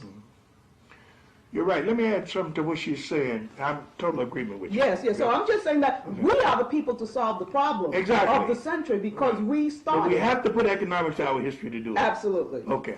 That's the point I'm trying to make. But let's look at what she's saying. We're talking about these houses, like whether you call it the House of David or the House of Saul. Yes. These houses were our first financial institution. They were the people with the power. That's it. It's nothing on this earth that don't come, nothing in this world that don't come from this earth through labor. Nothing. Nothing on earth create wealth but labor and land. Nothing. Okay? So when we see anything, we begin to see that power comes from wealth. Wealth comes from profit. Profits come from products. Products come from property. Property comes from the marriage of land to labor. That's the foundation of all economics. Okay, I have to interject here. I don't agree with putting slavery and the capture of people and putting them into a slave servitude on our ancestors, ancient Egyptians. If you go back into antiquity, ancient times, you'll find that the ancient Egyptians had no armies or any jails. Didn't have to. So you cannot civilize the whole entire world and then destroy other people or put people into slavery. To prove that, you can go to any museum or institution that displays ancient Egyptian artifacts. You will never ever find war weapons on display being attached to ancient Egypt. They had no jails simply because they did not have a corrupt government to put people in jail. That's not their thinking. Armies, warring, enslavement of people is an European institution. You have to put it back into Europe. Give it back to the enslaver. You see? So the ancient Egyptians went around the whole entire world, civilizing this whole planet. That no one can deny. And in order to do that, you have to have a high level of civilization and knowledge yourself that is steeped into a spiritual realm of thinking. Okay? So therefore, you cannot civilize people and then bust them upside the head at the same time, or cut off their culture, take something from them. There's no record or no evidence of the ancient Egyptians ever going around the world destroying other races of people. They just didn't do that. So don't bring that into the conversation and with our ancient Egyptian ancestors as being enslavers. Now, Dr. Jeffries mentioned the normal palette. The normal palette is part of the chronology of ancient Egypt. Okay? The normal palette was created at the University of Chicago during the time of James Henry Breasted, who had created the Oriental Institute with the financial help of the Rockefellers. Okay? So you're saying that they made the palette Yes, ma'am. themselves? They made the palette? I'm going to tell you why. Yes, they did. They made the palette. That's right. The ancient Egyptians never wrote a chronology of themselves. That chronology was created by the Europeans so they can control the culture, the civilization, and the subject of ancient Egypt. They did that, okay? Still doing it. And they're still doing it today, okay? So what I'm saying is that I have two forms of chronologies in my possession. One was came out of a book that was printed in 1867 or 68. They say that the first pharaoh was Mesran, and in parentheses they put Menez in there, okay? Now Mesran is the son of Ham in biblical literature, the grandson of Noah, belonging to what is known as the family and table of nations. You cannot use anything coming from the Bible to establish truth or true world history. I love that. Okay? So that's a misnomer there. That's a no-no. Okay? So now, they said in this book about the chronology of ancient Egypt that the first dynasty that came about was 1200 BCE. This is what they said, the first dynasty. No, 3100 BC. No. Let me get to where I'm going. You're talking about Narmer and Menez? No, I'm not talking about that. I said, okay. See, in the book, I'm talking about the 1867, 1868 chronology that's in this particular book. Then I'm going to go on. It is said that the first dynasty was 1200 BCE, started by Mesran. And you see, the chronology of ancient Egypt as it's written today is written based on biblical literature. This is what the Europeans did. Okay? Now, let's modulate and get into the turn of the century. When the turn of the century came about, you had a man by the name of James Henry Breasted from the University of Chicago and a German scholar by the name of Edward Meyer creating a new chronology. You see? And then they cut out Mesran. And they kept Menez in there, but they put another name in front of Menez, says Narmer Menez, and created a palette for that. Narmer Menez palette. Narmer smiting his enemy. You see? They made that palette at the University of Chicago. The chronology of ancient Egypt was not written by our ancestors, the ancient Egyptians, nor have there ever been a Manetho. There's never been a Manetho. Manetho is just a name that the Europeans, an incarnated name that the Europeans used to write through. This is one of their tricks. They said, well, we're getting this chronology that we're presenting from a native Egyptian by the name of Manetho. Okay? Manetho is supposed to have existed and lived in the 2nd century BC. Supposed to have been around during the time. BC. No. No, 2nd century. The CA dates would be from 243 to 287, which going backward would be 3 instead of 2. Think about it. I'm thinking about it now. Okay. He was around during the time of Ptolemy II. Ptolemy II Philadelphus. Ptolemy II Philadelphia is 291. Okay. 291. You got it. 287. 287, 291. Yeah, I stand corrected. You're absolutely right. And let me agree with you on one thing before you go any further. Your concept of incarnation is the greatest I've ever seen. How they incarnate people. Thank you. That is the greatest layout I've ever seen. And I want you to know I know that. Thank you. Okay? Yeah. Thank you for that correction. You're right. It was the 3rd century with Ptolemy II Philadelphus 287. Right. Now it's supposed to have been a Manetho around, and he's supposed to have went to Manetho to ask Manetho for a history on his people, the ancient Egyptians. And this Manetho is supposed to have, let's say, constructed 32 dynasties. Yeah. and put in these particular dynasties. That's not true. Okay? Because why it's not true? Because the dynastic period or the chronology of ancient Egypt is based on biblical literature, and there was no Bibles or anything around at that time, nor any religion around at that time to connect it to. So don't put slavery and attach it to our ancestors, the ancient Egyptians. Then another thing I want to say to Mr. Nichols is this. I agree with you about it was paper money that came in the 13th century. That's where, you see... Marco Polo batted back in China. No. It was, it came from the Lombards. Okay. Okay, the Lombards Stand corrected. out of North Italy. Okay, they began a currency, a paper money. Okay, to see your kings were sitting up there with coin money, a precious metal, as they want to call it, which is gold and silver. You see, and they were controlling everything. So the Lombards was being pushed around because they were your barons, your feudal land owners, et cetera, et cetera. So now what happened was that they changed the money and the money system on the kings. See, they're sitting up there, this is fat and rich, with this gold and silver, and they came out with paper money. I agree. Okay?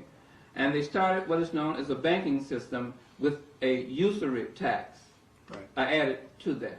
It started by the Lombards in the north of Italy, and then they, the second place, they came into the south of France with it and started the banking system. So those two things I want to bring to everyone's attention. I had kind of tried to include all of that into what I call mercantile capitalism. And you are right on probably the date and place. But from what I can understand, it's like, when you came up with the concept of how incarnation take place, all of the times I have been reading history, I've seen a lot of incarnation. I couldn't put my finger on them at the time. Okay? But once I saw the way you laid it out, I knew you were right. And that's why I would subject the whole concept of Manetho to incarnation too. Because when he lays out the 32 dynasties of Egypt, how could that be? And nobody can find no trace or burial place of none of Manetho. They don't have it. It's an incarnated name. Right. See, if you read a book called The History of Egypt by James Henry Breslin on page 24, he says that we, talking about the Europeans, possess no history of ancient Egypt by a native Egyptian. He said the word purely means childish, silly, and trivial. History that Manetho gave cannot be used. You see, so, and then he goes on to apologize for not having enough information to write about ancient Egypt. But what he did write on in his book, which is 634 pages, but that was the chronology of ancient Egypt that he and others had created. You see, talking about the Hyksos and the first pharaoh of Egypt and so forth. There's never been any Hyksos invasion of ancient Egypt. See, that's a misnomer, you know, and so forth and so on. So these things we have to look into and investigate closely on a historical basis. Mm-hmm. Well, this is the first time I'm hearing that the normal palate was created by Europeans. The first time I'm hearing this. What other, and I'm open to listening to all points of view, what other major works do you think that we're looking at, trying to interpret, that comes from European trickery creation? Yes. Because when I look at, the Ramesses II murals, and I do see that they were in battles, and so we feel that there were battles that took place, and we look at some of the early images in the tombs, and where they were carrying carrying weapons, and we know that certain ones we feel might have been in battles, and others were purely symbolic, like we know in Benin. We see all kinds of swords that they're carrying, but they were never meant to be used to kill anyone, because some of them had blunted edges or little lacy, furry patterns on where the blade should be, and so we know that it was a sword meant to be an internal state of mind, of protection. So are there other major works other than the normal palette that you feel, or that we think are major works that are trickery? Well, you see, you mentioned Ramesses. The question I always ask people is this: did the ancient Egyptians say that was Ramesses, or did white folks say that was Ramesses? Now, when I thought it might have been in the hieroglyphics on the cartouche. Well, see, the hieroglyphics have never been deciphered. Hieroglyphics have never Never been deciphered. See, Okay. And I have that as an appendix. Well, see, these book. are whole new points of view, new things that I see, have never heard. what made it so that's interesting why I'm eager to listen. for me to come here and talk with you is all of my resource is based on things that you said don't exist. And you might be right, because I Same found here. many lies. So I'm open, okay? I'm open too. I'm open. But I was told that Champollion had deciphered the Rosetta Stone and laid the foundation to decipher the whole of our hieroglyphs. No. Now, I have a friend of mine here in New York named Joe Mack. You probably know Joe Mack, right? I know it. Joe Mack, okay. Now, I have a friend named Joe Mack that teaches a lot of black middle-class kids that can afford it, parents that can afford it, how to read the whole hieroglyph. A lot of people are doing it. A lot of our Afro-centric centered scholars are doing that, and that's a misnomer. They shouldn't do this. The hieroglyphics, and I wrote it in my book called The Historical Origin of Christianity in an appendix section, that the hieroglyphics meta-nature has never been deciphered. The reason being is this: in order for those symbols that our ancestors created and drew during the time of antiquity in Egypt, one will have to ask the ones that drew those symbols what he or she meant for them to be. And nobody was around to ask that question. That's number one. Number two, you cannot put a phonetic value, such as an alphabet, to symbols, because a symbol tells you something to do. The third thing is that I'm assuming that we all drive and have driver's license. When you went down to take your driver's test, you were tested in 3 categories: rules of the road, eyesight, and symbols. When you got to the symbol part, they did not ask you to put an alphabet to that symbol. They asked you the meaning of that symbol. You see that? So what I'm saying is that a symbol is something that one has to know the meaning of it. And the only way that you can find the meaning of the hieroglyphics is that you have to ask the ancient Egyptian who drew that symbol what he or she meant for it to be. So I can draw a symbol. I have it in my book, in the appendix section of the Historical Origin of Christianity. I drew a symbol that I created, and I'm asking the reader, do you know the meaning of the symbol? Quite naturally, they don't know, if you want to know the meaning of the symbol, you have to ask Walter Williams. I drew the symbol. See? Now, you can't assume what this symbol is saying, or the meaning of this symbol. You have to know. So, Champollion, in 1822, supposed to have came out with theories that's supposed to have deciphered our ancient Egyptian ancestors' hieroglyphs. But the European community did not accept his theories, okay? Nor did they accept Thomas More and Ackerblad and so forth and so on. 44 years later, they supposed to have found another bilingual stone called the Stone of Canopus, okay? And this was supposed to have convinced the Europeans that Champollion was right. And you go and get a book called The Rosetta Stone, written for the British Museum by Carol Andrews. And I got her quoted in my appendix, in my chapter or appendix in my Historical Origin of Christianity book. She says, strictly speaking, you cannot put a phonetic alphabetical value to symbols. And she goes on to say that the Europeans, is doing this for index purposes, catalog purposes, and academic purposes, where they can control our ancestors' supposed decipherment of the hieroglyphics. You got to go to white people if you want to know the meaning of these symbols. White folks have worked out a system, and this is what she is saying. Now, let's go a little further. How can you take 400 or more ancient Egyptian hieroglyphs and reduce them down to 26 letters of the English alphabet? Can't do it. Okay? Now, using the 26 letters of the English alphabet, if you formulate the 26 letters of the English alphabet into words, you can only get 250, not to exceed 275,000 words out of the 26 letters of the English alphabet. Okay?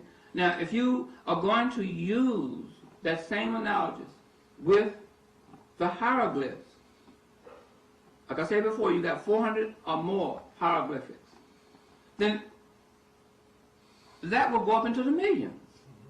You see that? Let's look at it in a different approach. Let's look at the Egyptian language itself. You can't look at what do you call the Egyptian language now? Yeah, What's the name? for everything I've read, maybe all the books I read is good. I've been no good. Right? Well, I'll put it like this. Let's just start with what I was able to put together. Well, when you said Egyptian language, you have to. Have you ever heard the spoken language that the ancient Egyptians spoke during the time of antiquity? How could I win and have 3,000 years? Well, that's what I say. So we don't say Egyptian language now, because no one have ever heard this spoken sound. Let me restate it. Okay. Let's say the alleged language that was put down to us in books that's supposed to be Egyptian. You can't say alleged language. Now, But he can say Metanetia. he can say the symbols. He can say the hieratic demotic. He can say the phonetic alphabet. Well, that's what I was getting ready to You lay can out. do that, but don't put it as a language. Put it as a script or even an alphabet or a form of writing. That's what we have to do. Not a language, because no one has ever heard the sound of the ancient Egyptian language spoken. Okay, go ahead. So, like, if we can't deal with it as a language, how do we deal with archaic, hieratic, Dometic, and Coptic? In what way? How are you going to use it? It's according to how you use it. For communication. People's language is to communicate. This is okay. As long as you know the language, as long as it's still being spoken, and it's by way of communicating an idea, conversation, or etc., you can use a language to do that. But if you have never heard the sound of a language, let's say it's spoken by the ancient Egyptians, then you have no idea how that language is spoken. But now if you have languages spoken today, that's a different ballgame. Okay, let's try this method. When Champollion said he had deciphered the Rosetta Stone, He said he traced it back from Cyrillic, which is Greek, into Coptic. Coptic is half Greek, half Egyptian, into Domotic, and into Heretic, right? But he's going from 1 point forward, 1 point backward in deciphering the stone. Now, what you're saying that the stone was never deciphered, everything we know about Egypt is no good. But then I can't help that. I have to tell you the truth. Now, But there are certain basic things that must have been the case. In other words, if we, from the cartouche of a name, Right. and we know that Or this the five is the names name, of the and every cartouche. time we see they're talking about this person, so you can say you have the names, you can have entitlements, you know, of, because we know the entitlements because they were on people and on the statues of certain individuals. Mm-hmm. So we can kind of like surmise that these, you know, so names, places, you know, names, places, and then perhaps determinatives of the little drawn picture on the end of a sequence to let you know that this is what is being talked about. You know, so that maybe those things we can just about guarantee, even if we can't guarantee the detail of the writing. okay, here's what I'm saying about language. And both of you have brought language into the decipherment of the hieroglyphics. If you don't know the meaning of the symbol, then how can you apply a language to the meaning of that symbol? You don't know the meaning of the symbol. Let's look at the last stage of Egyptian Coptic, right? Let's look at the last stage of their development. Okay. We would say that the Egyptian language changed like every 1,000 years. Wait now, hold it. Okay. Roughly from a historical perspective. Mr. Nichols, let's go back, like I We're said. talking now. about the evolution of things. No, here. Let's go back. If you do not know the meaning of the symbol, you cannot apply a language to it. If you see, a question mark, for instance, everybody know the symbol of the question mark. If a German, speaking German, saw that symbol of the question mark, he'll say in German, a question mark. Okay? If a Greek see the symbol of the question mark, he'll use his language, say, oh, in Greek, speaking or spoken, he'll say that's a question mark. And the same thing with any language, but you have to know the meaning of the symbol. If you don't know the meaning of the symbol, you can't tell me the meaning of it by using the language. What language are you going to use when you don't know the meaning of it? In other words, if an Australian Aborigine saw the question mark, he would not know what it meant. I said, I'm assuming that this person is trained in understanding that this is a question mark. Then he can use his own basic language and say, oh, that's a question, whatever he speaks, you know. So what I'm saying, you can't, if you don't know the meaning of the symbols that are called hieroglyphs or hieroglyphics or metanetia, then whatever, you can speak 100 languages. If you don't know the meaning of it, don't mean anything. Okay, let's take 2 years in particular. Let's take 332 BC and 323 BC. 332 BC meaning when Alexander came in and took over Egypt. 323 would be when the Ptolemy dynasty was established after the death of Alexander. At that time, there were still Egyptians in contact with Greeks that could give them Or symbols. just the reverse. The Greeks were in contact with the Well, yeah, you're right. Okay. And then you had all those volumes of books Okay, that right. were taken by Alexander into Greece. That they gave credit to Aristotle, but we know better than that. But the point I'm trying to make is there was a contact between Europeans from Greece coming into Egypt in 332, making contact with some of the indigenous people that were still there. And at that point, Coptic didn't exist. At that point, they were still dealing with Dometic. Coptic is really a mixture of Greek and Egyptian, Correct. right? It's putting an Egyptian alphabet to a Greek language, Okay, correct. right? That's what I, If I'm yeah, that's not what I got in my mistaken. book. All right. Well, I don't know. I'm just Yeah, talking about that's was what I have in my yes. book. That, Yes. Okay, you Okay. you got to remember this, Mr. Nichols. Is So the that contact was made for somebody to know the symbol. That's the point I'm trying to make. this is okay. Yeah. You got to remember this: when the Greeks came into ancient Egypt, into the continent of Africa, we're talking about the time of Alexander the Greek, 332 BCE, all the way down to the supposed Roman era, etc., because the Romans and the Greeks are one and the same. But when they came in, when Alexander the Greek came into Egypt in 332 BCE, the Greeks did not have an alphabet. I agree with They that. had no writing system. I There's agree. never been an institution that ever came out of Greece during the time of antiquity. None. So they were a literate, savage, uncivilized European. Now, yes, they came in and they associated with our ancestors, the ancient Egyptians. They forced the Greek language on our ancient Egyptian ancestors. And by the way, our ancient Egyptian ancestors during the time of antiquity were the only literate people on planet Earth. I agree. Nobody Okay. argue with nobody would argue Okay? with that. So when the Greeks came in, they forced the Greek language on our ancient Egyptian ancestors by our ancestors being a literate people that created three forms of writing. The hieratic demotic, or let me reverse, the Meta-Neter hieroglyphic, and the phonetic alphabet, which was the second one, and the hieratic demotic, because the hieratic demotic is only a cursive of the phonetic printed alphabet. It's cursive. That's what Okay, it is. so what I'm saying is that they forced the Greek language on our ancient Egyptian ancestors. Our ancestors applied an alphabet to the Greek Greek spoken language. Right. Okay? So therefore, the Greeks never had an alphabet, but it was the Greek language that an alphabet was applied. I applied to agree. by our ancestors. I agree with and that. then it is misnomer today and said, oh, that's the Greek alphabet. The Greeks never had an alphabet. There's never been an alphabet that ever came out of Europe. Okay? You're right. You're right. Period. You see? But so Westerners call this Greek alphabet Cyrillic. this is okay. But you're right. You're right. Yes, Mr. Berkeley. this is okay. But let's establish that the people who invented and created a writing system was our ancestors, the ancient Egyptians. The only time that you can create an alphabet was during an alphabet was created was during the time of antiquity by our ancient Egyptian ancestors, and an alphabet could only be created one time. Once it's done, that's it. That's just like the chair. When the chair was invented and created, came through the culture of our ancient Egyptian ancestors, that's it. You can have many different variations of chairs and et cetera, but a chair is a chair is a chair is a chair. You see? So what I'm saying is that the Greeks had no alphabet to write with.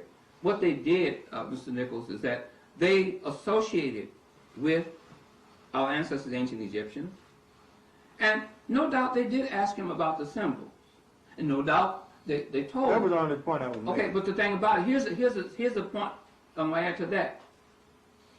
It was not what they learned from our ancient Egyptian ancestors was not contained. You know why? Because they had no schools to continue from generation to generation to generation. You see? So therefore, if I learn something from you, or an individual learns something from you and he died, well then what was learned from Mr. Nichols, both of you all are dead, is not being carried on from generation to generation because you have nothing to continue it. But herein lies the next contradiction. Let's look at the 32nd dynasty, which was the Ptolemy dynasty. That dynasty lasted for 285 years. That's continuity. What kind of dynasty? The Ptolemy, P-T-O, Ptolemy. Ptolemy. Yeah. Okay? That dynasty lasted for 285 years. And they had 13 generations. Okay?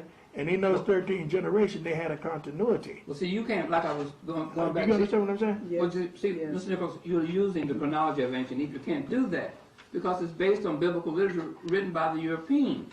You see, you can't use a chronology. That's out. It's based on the Bible, created by the Europeans.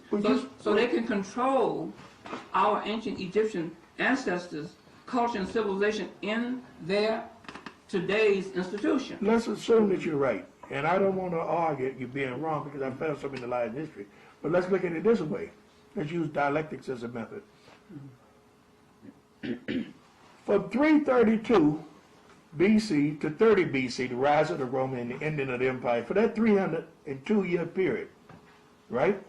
We're talking about a span of 302 years. But And we're th- still and using the chronology of ancient Egypt. Well, what I'm saying is there's a recorded history that these people did rule in Egypt for that period of time. Well, here, recorded where? On the chronology? Right. can't use that, is what I'm saying. Because Well then, as Then far as what you're concerned, about- as far as you're concerned, the Ptolemy, general Ptolemy didn't exist. I didn't say that. I didn't say Did that. Cleopatra exist? You had, as white women, yes. Yeah, but did she No, no. exist? We ain't talking about whether You she's had, white or green.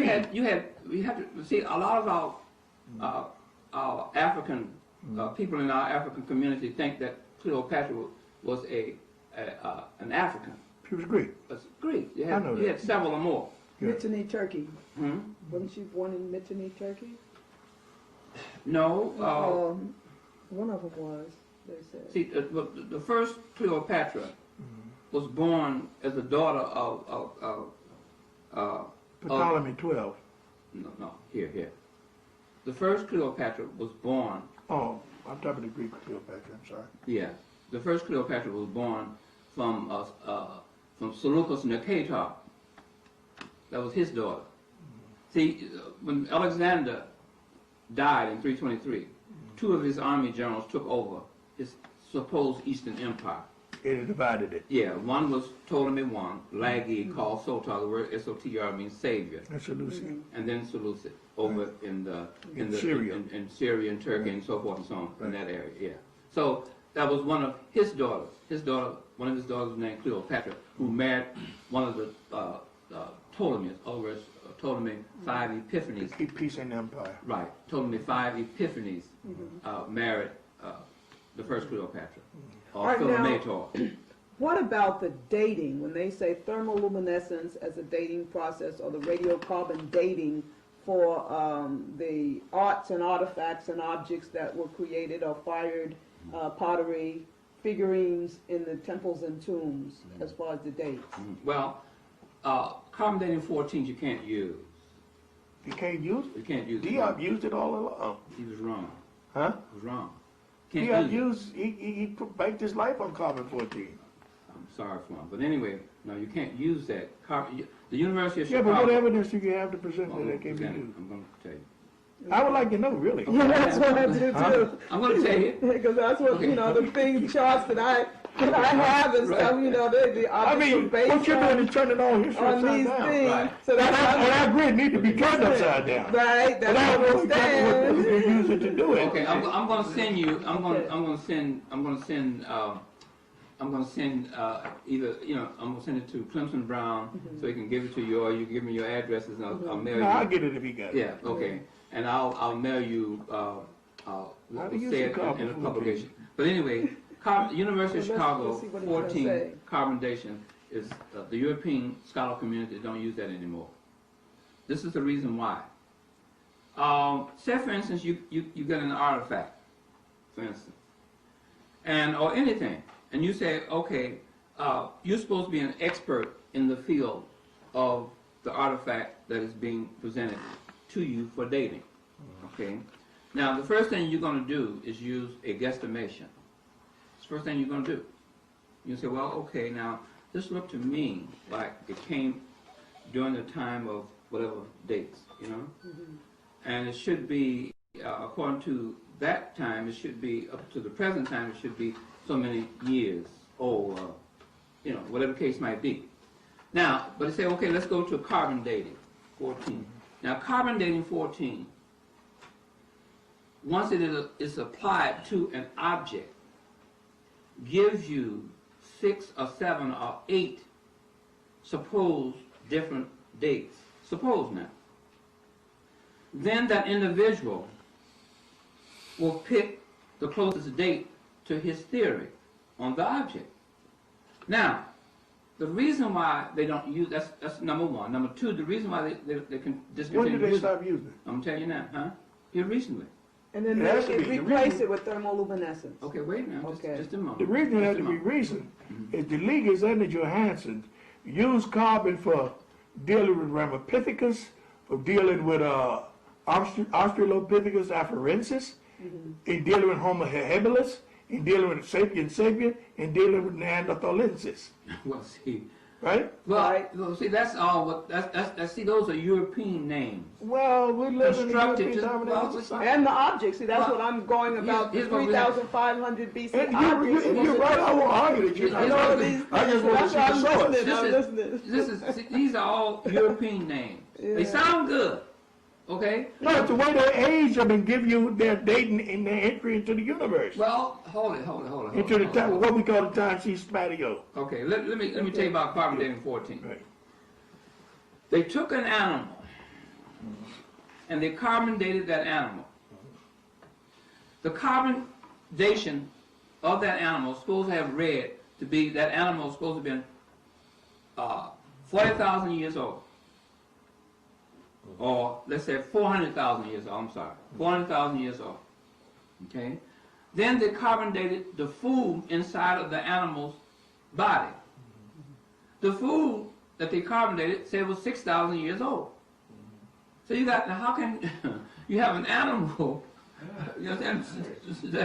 You have an animal 4,000 years old. 400,000 years old or 40,000 years old, and then the food in the animal's stomach is 6,000. Yeah, something very, very old. See, something is wrong. See, so Yeah, I'm going to send you, hold your thought.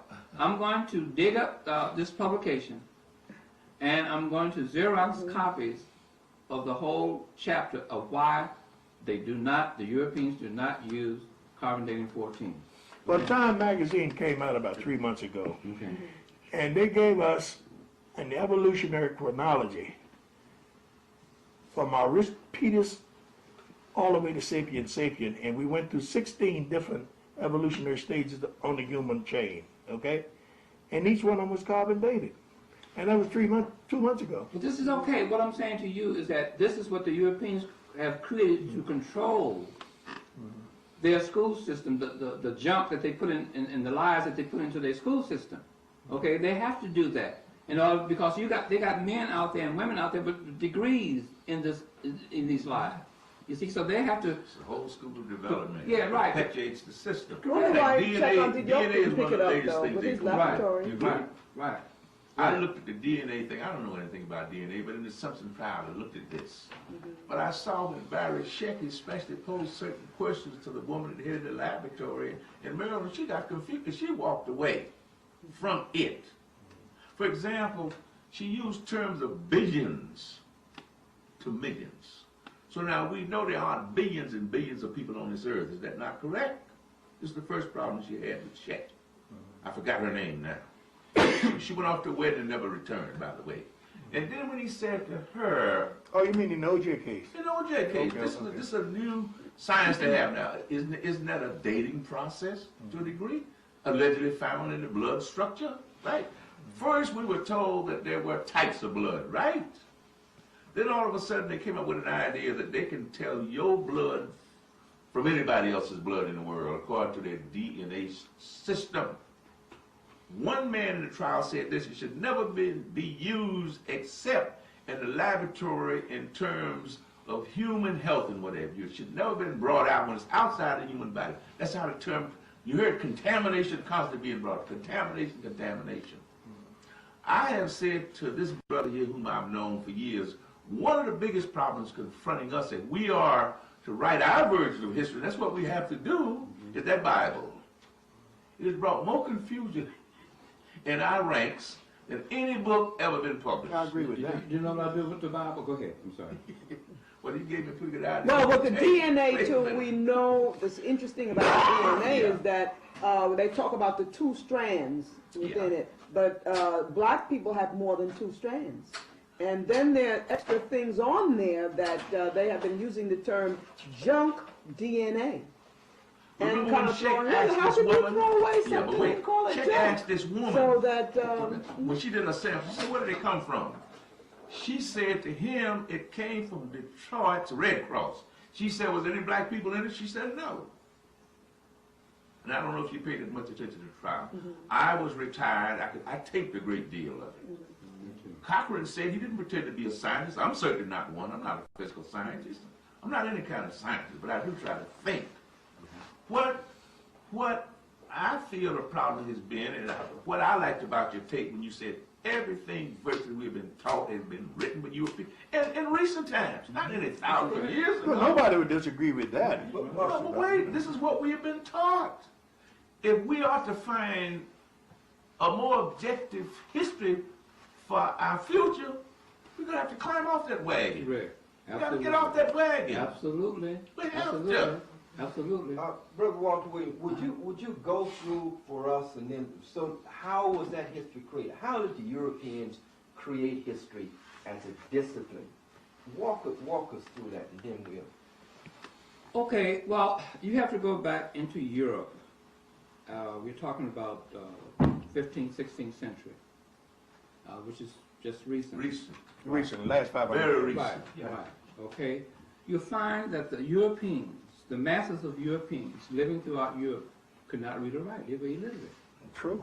And That was up to 200 years ago. Right. A lot of them still are. But Gutenberg Press. so they had Gutenberg Press only allowed the ruling class to read. That's absolutely. see so they had no school system for the masses of Europeans. Now, in 1437, Johannes Gutenberg created a printing press with movable print for the Europeans. Okay, and he fell on financial hardship, and he borrowed money from a fellow German by the name of Johannes Fuss, F-U-S-T, who was a goldsmith, and at a high interest. Sound like a Jew, doesn't it? High, very high. Very high. Very high. Do it. Capitalism is on the move now. See, that's economics to history. Yeah, See, now you're putting economics to history. okay, at a very high interest. He couldn't pay it back, Yeah.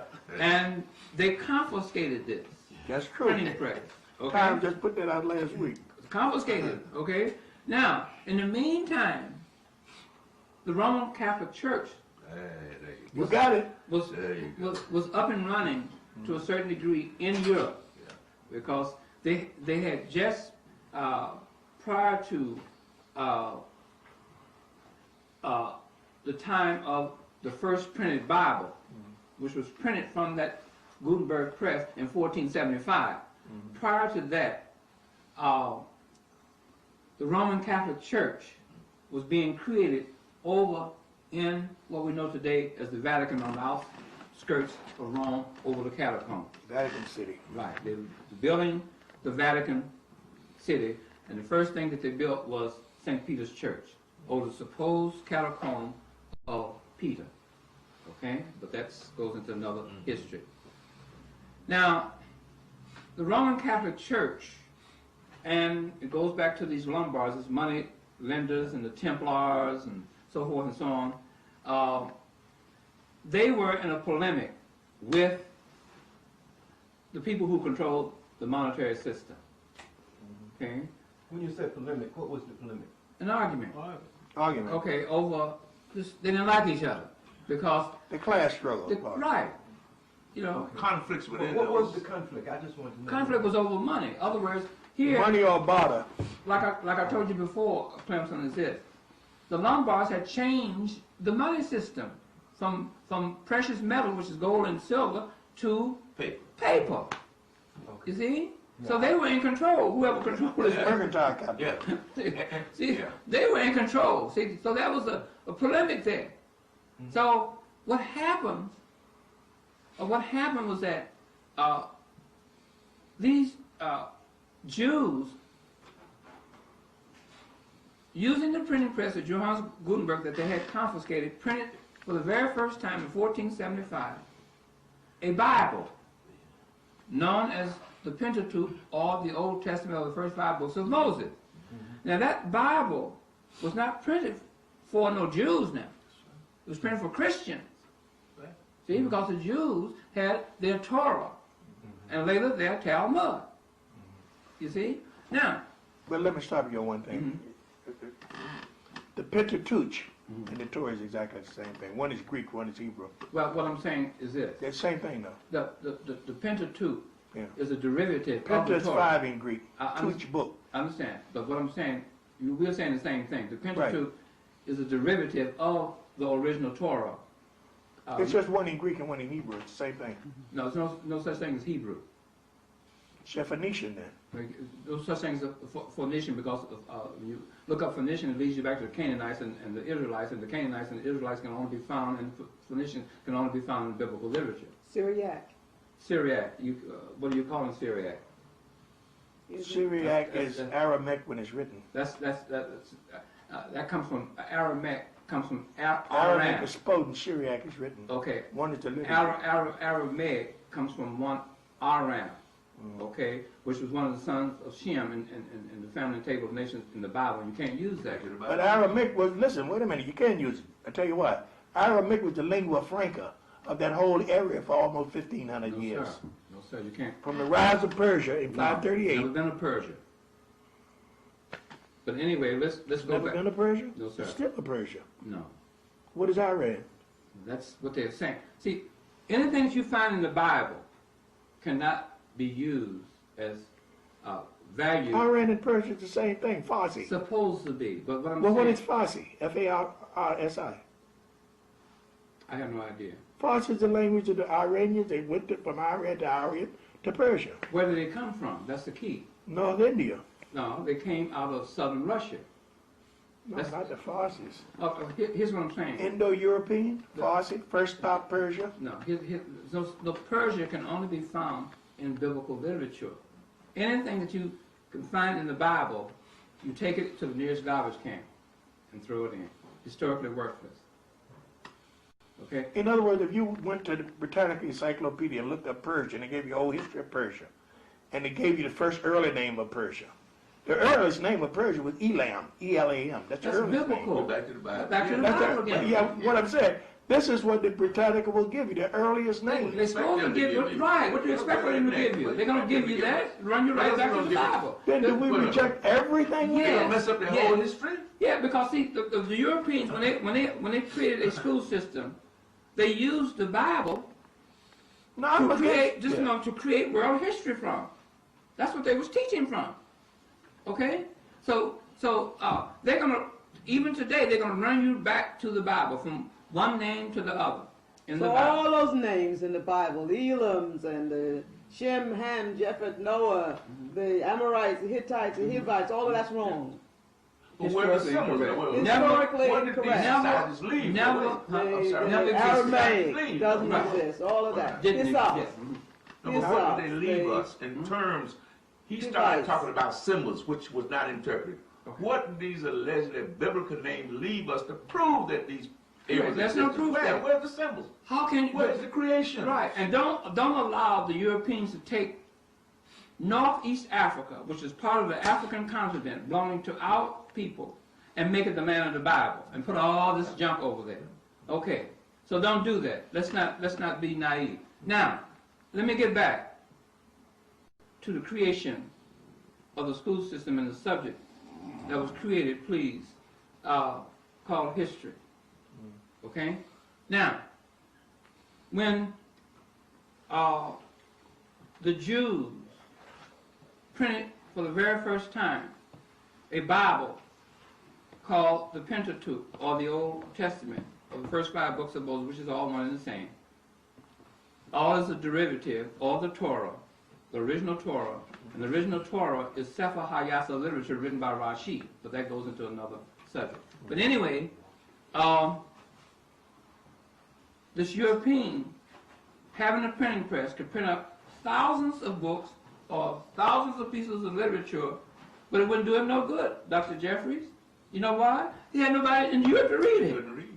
Couldn't read it. So what he did, he went into the Roman Catholic Church and got Martin Luther out of that church and put money behind Martin Luther to nail 95 Reformed theses on the church castle door in Wittenberg, Germany, for the Roman Catholic Church to reform. Now, how can a Roman Catholic priest, poor man, go up against a well-organized institution as the Roman Catholic Church?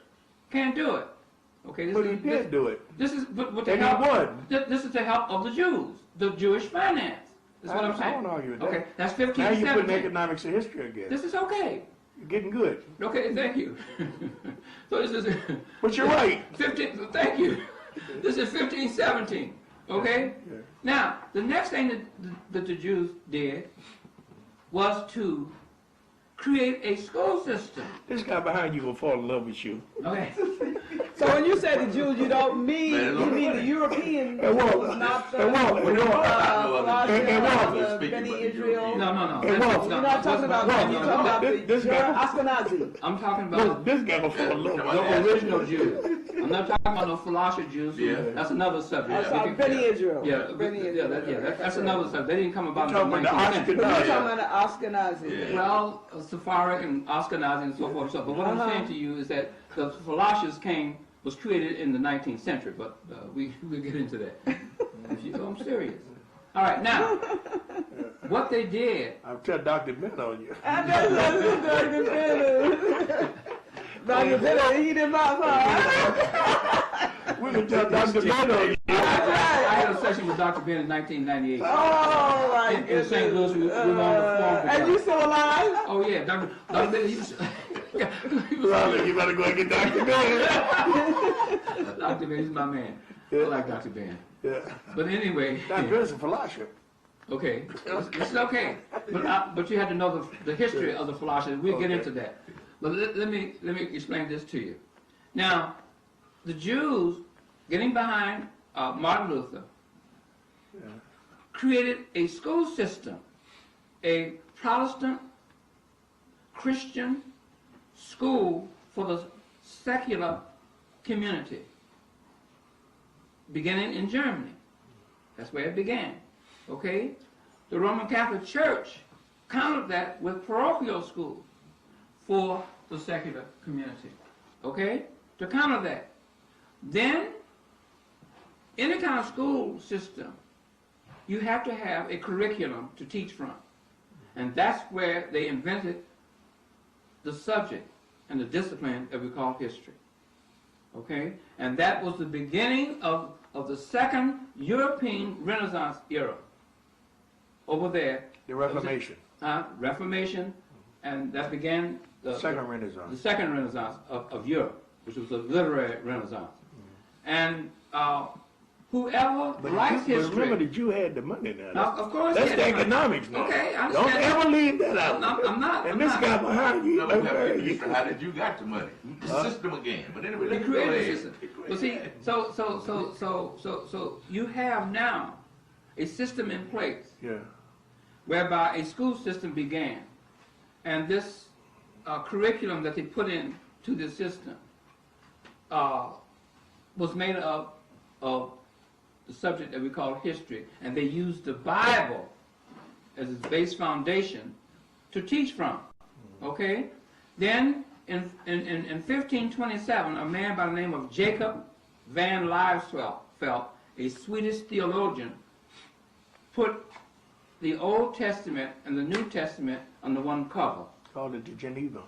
Well, no, not that was Miles Coverdale made it. No, Geneva was. No, he created the Geneva. Miles Coverdale did. Okay, but let me see. In the meantime, when the Jews came out with the Old Testament written for the Christians, the Roman Catholic Church, Pope Alexander VI, commissioned a homosexual by the name of Desiderius Erasmus to write something on the object of Christianity. The object of Christianity is this Jesus the Christ. It took him 16 years. In 1516, he came out with the Novum Instrumentum. 1519, they changed it to the Novum Testamentum. 1535, they changed it to the New Testament. But he came out with 3 Gospels known as the Synoptic Gospels, Mark, Matthew, and Luke. Because they always tell you that John came later. The fourth gospel. Okay, the fourth Gospel. Okay, that came out in the King James Version. The fourth Gospel came out in 1611, the King James Version, created by Lancelot Andrewes and his group of theologians. And that's where you'll find in the fourth Gospel Jesus the Christ being a Jew. But Erasmus was a playwright of his day in Europe. He was an ex-Roman Catholic priest. Okay? And most of the things where they came to church, they could read, right? Right. That's where he was trained to read and write. And he was a noted playwright of Europe, okay? He wrote Adages, Insuridion. That was his plays that he wrote, okay? And they commissioned him to write something on the object of Christianity. And he came out with the Synoptic Gospels in 1516. And then he added 6 other manuscripts to that, 1 and 2 Peter, 1 and 2 Corinthians, Galatian, and the Epistle to the Romans. Those were his writing. Okay, and he died in 1535, you see. So that gives you a little overview of how history as a subject created by the Europeans. And like Brother Dargan said about I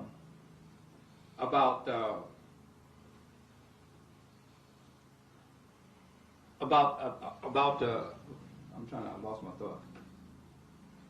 In reference to what? You mean about the Bible itself, or what? No, it was something I was going to bring up. But anyway. Well, let me ask you this. But if he's saying that the Old Testament existed, that the Jews had their version of the Old Testament, and that existed before, but still, where did that come about? I mean, was that taken from scrolls and things that dated themselves back into antiquity? If the Jews already had the Pentateuch, not the Pentateuch, but the Torah and so forth, how old is the Torah? How did it evolve? Okay. I mean, we're saying that they wrote history around the Old Testament, but that Old Testament was taken from an earlier manuscript. When did that come in? But I wrote a short history of the English Bible and I gave it to you. Do you have a copy of it here? Yeah, I have a copy. Why don't you give him a copy to study? Okay, here, let me explain your question. Remember, the Old Testament came out of the religion called Judaism. That's what you have to understand. The Old Testament? Yes, sir. Judaism didn't exist when the Old Testament came into being. Okay. The Old Testament basically came out of the Book of the Dead, if you want to know the truth. No. The Book of the Dead, no. Don't utilize something. They didn't come out of it. No, they utilized certain stuff. No, the Book of the Dead is nothing but a derivative of Adolf Ehrman's grammatical dictionary of the hieroglyphs that he created. He was a German scholar. He was a curator of Egyptian artifacts at the Berlin Museum in 1880. That's in my book too. Let me ask you this: was Moses to you? Did he exist, or he just incarnated? Never existed. Okay. I never booked. See, that's what makes it hard to argue with you. Everything we say, you sit on the Hey, particularly the Benedetta. Particularly the Benedetta. Yeah. You know what I say to that? Yeah, particularly the Benedetta. That's the whole thing that knocked me out. Listen, Is the Benedetta. I get ready to jump on him. He said, didn't exist. I got the Bible. Because if he said the Bible, no, and all of this happened yesterday. But he gets to the Benedetta. I got to go back.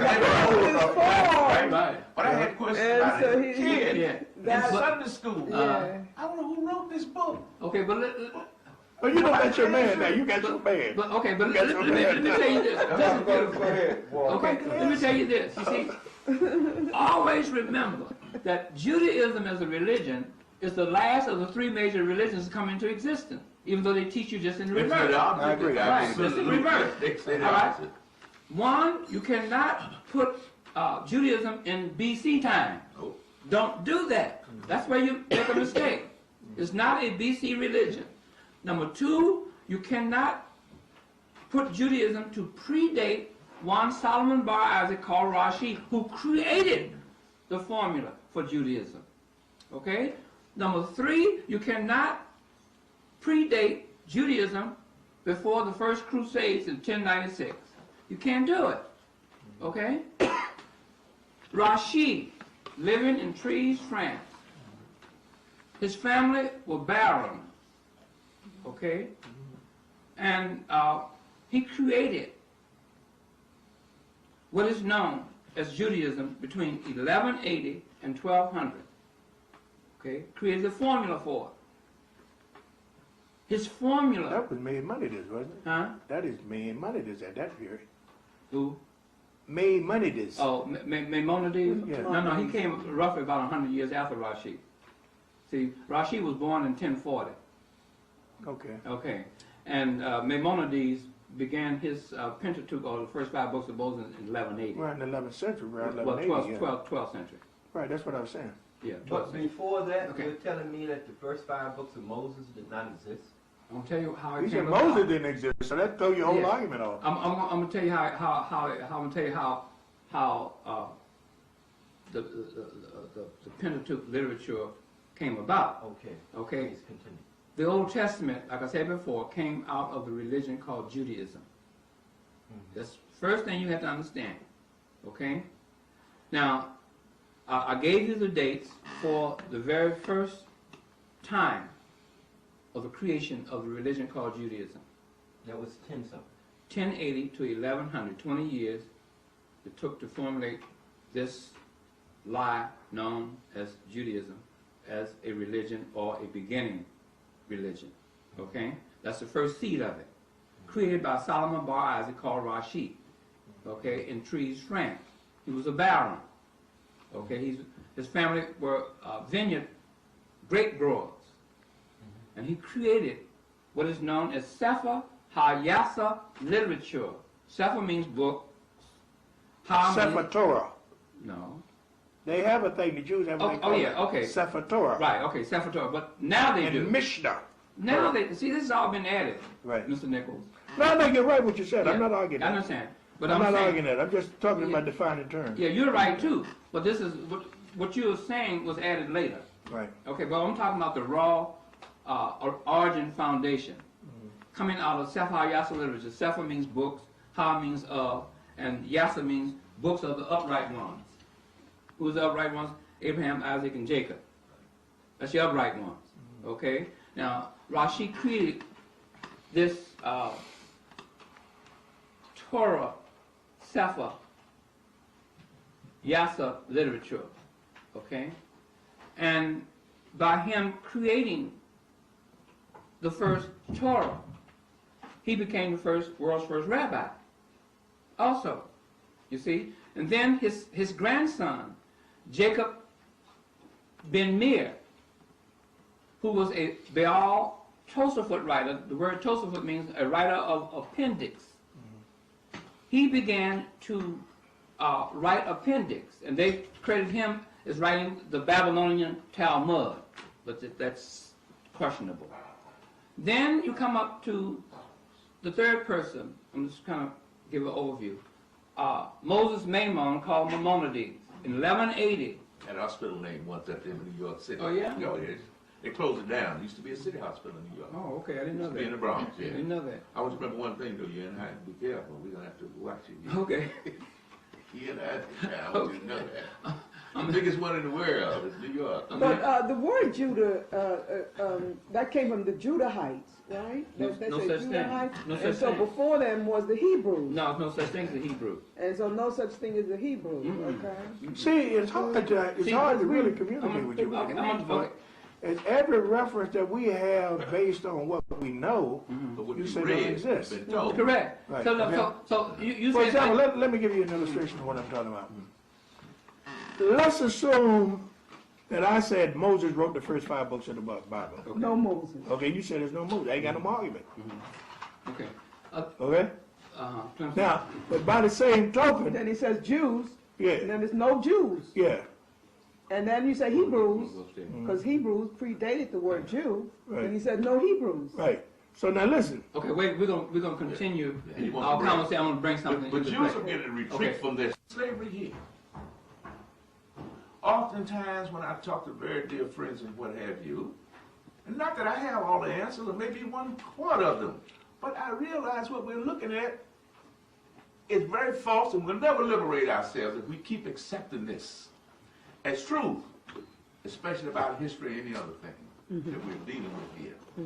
To me, the Bible has become the most damaging book of all the books that have ever been written and published. The Bible has become the most damaging one because you're trying to look at history through the eyes of these alleged books in the Bible. Here lies these lies the problem. But being But if you're going to teach people and convert people, unless you address the Bible, you are Gonna lose them. no, That's we right. can address. Wait a minute, we must address it, but not as a truth. Listen, what do you think of Massey? The Englishman Massey. Gerald Massey. Gerald Gerald Massey. Massey. What do you think of his works? Well, He I've divided the been, world. I've been quoting him. And his lecture series on that Bible. Dr. Jeffries, Huh? you've been quoting. Gerald Massey. That's what I know I was going to get out. No problem. Okay, now, Hold on a minute. Let me set up. okay, wait a minute. Okay, yeah, you can say that. I want to pass this out to each and every one of you. Ladies are first, of course. This came from Chicago Sun-Times. Read the second one. I What want does to it read it say? out loud so you can get it on the camera. Though scholars continue to search, nothing in the Egyptian records show evidence of Moses, the biblical plagues of the Exodus, says Bob Curson, Kurson. And this information comes from the Egyptian Gallery of the Oriental Institute Museum, closed since 1996 in Chicago. And read the date when this was, in the newspaper came out at. May 23rd, Sunday, 1999. And could you read, other words, there's no Moses, they're saying, right? Absolutely. Okay. And read about slavery up there. Slavery did not build the pyramids. Well, everybody know that. Slaves did not build the pyramids. Everybody knows. Slavery, in fact, was not an important part of Well, even McCoy, Wait, hold on, let her read. Let's take a different path to argument. Wait, hold it. Let her finish reading that, then we can deal with it. Go ahead, Dr. Jeffrey. Read about the slavery in Egypt. Slaves did not build the pyramids. Slavery, in fact, was not an important part of ancient Egyptian society. Thank you. Okay? Now, Yes, that- No that historian we would know. argue with that. Huh? No We historian have would no argue with that. arguments with. okay. You'd be surprised. They're There's no living. knowledge of a historian telling would you, argue with that. that's the reason why I was telling when Dr. Jeffries and this But, panel here. let's get back Right to now, I was this. telling, let me make this point. I was telling Dr. Jeffries and this panel that we cannot put slavery into our ancient Egyptian ancestors' society and time in world history. That's all I was saying. Wait, Go ahead. let me try it from this way. The whole Jewish concept of Jews, slaves, building pyramids is all bullshit. Let's throw all that out. Okay. I know Okay? that. Now, let's look at the unification of Egypt.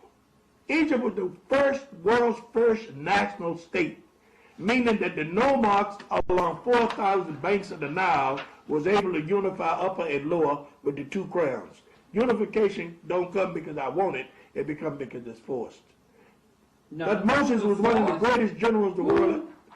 We call him Tutmosis. No, that's going back to chronology of ancient Egypt. Did the ancient Egyptians say that was Tutmosis? In 1922, Howard Carter found a tomb that we know today as King Tut. He went in there, he found nothing in that tomb that says Tutankhamun. Nothing was written in there that said no Tutankhamun. He came out and faced the cameras and said, "We have just found the tomb of King Tutankhamun." But what about the hieroglyphs? His name, his hieroglyphic name was not on On his cartouche.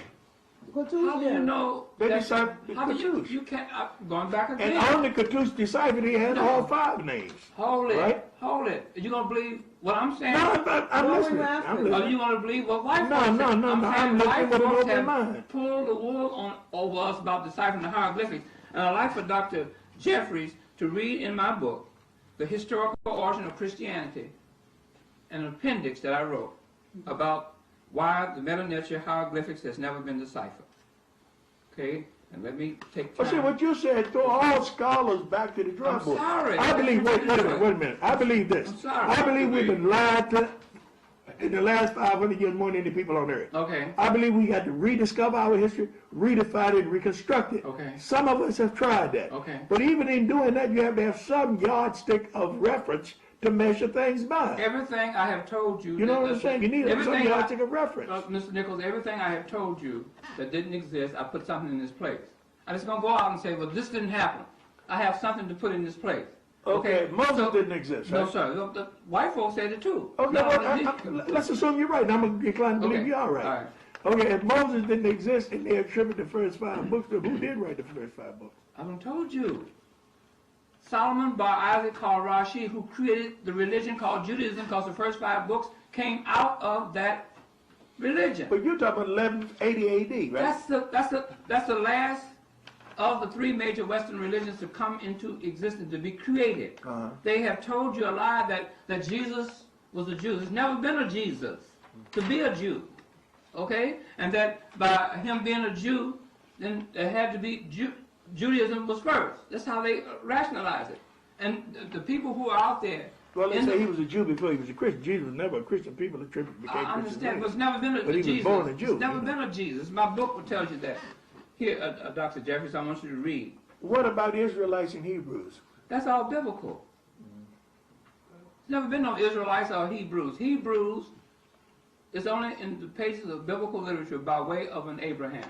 Well, listen, and tell Elmira, right? Telemana letters. Okay, when they decipher to write on the wall. They can't. Well, you keep saying, well, this The Telemana, what script was it written in? It was at that time in Arabic. I have. At the time, we're talking 1435 BC. Okay. At that time, the Egyptian was Hieratic. That's what the European. Okay, go ahead. That's what the Europeans say. Okay. Right. Now let's say the Europeans are lying. I don't think Okay. he is. All I right. do. I believe he is. Okay. Okay. All right.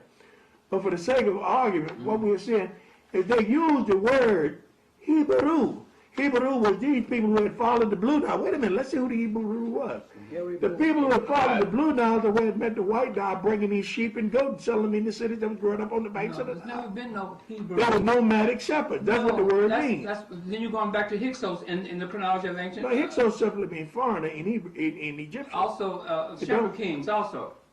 No, shepherd king is some Jews attached to it I'm later. telling you what the Hyksos, what they're saying the Hyksos means, shepherd kings. Actually, when you get into the history, and I did this on my own research, the Hyksos were really desert Phoenicians. That's who they were. Phoenicians is biblical. There's never been no people. I keep telling you, Mr. Nichols. Now, was there a Hebrew language? The Hebrew language is Phoenician. No, it's no Phoenicians to be a Hebrew. Okay? See, the Hebrew Well, let me tell you language. what my research showed me, based on what I was able to put together. Okay. When the people that you call Jews really wasn't Jews at the time. In the early period, they were called Hebrews. Jews didn't come into... What language did they speak? Geese. That's you're going back to Ethiopia now. Well, that's where they came from. No such thing. You talking about the Philosophians? No, we're talking about the early Hebrews.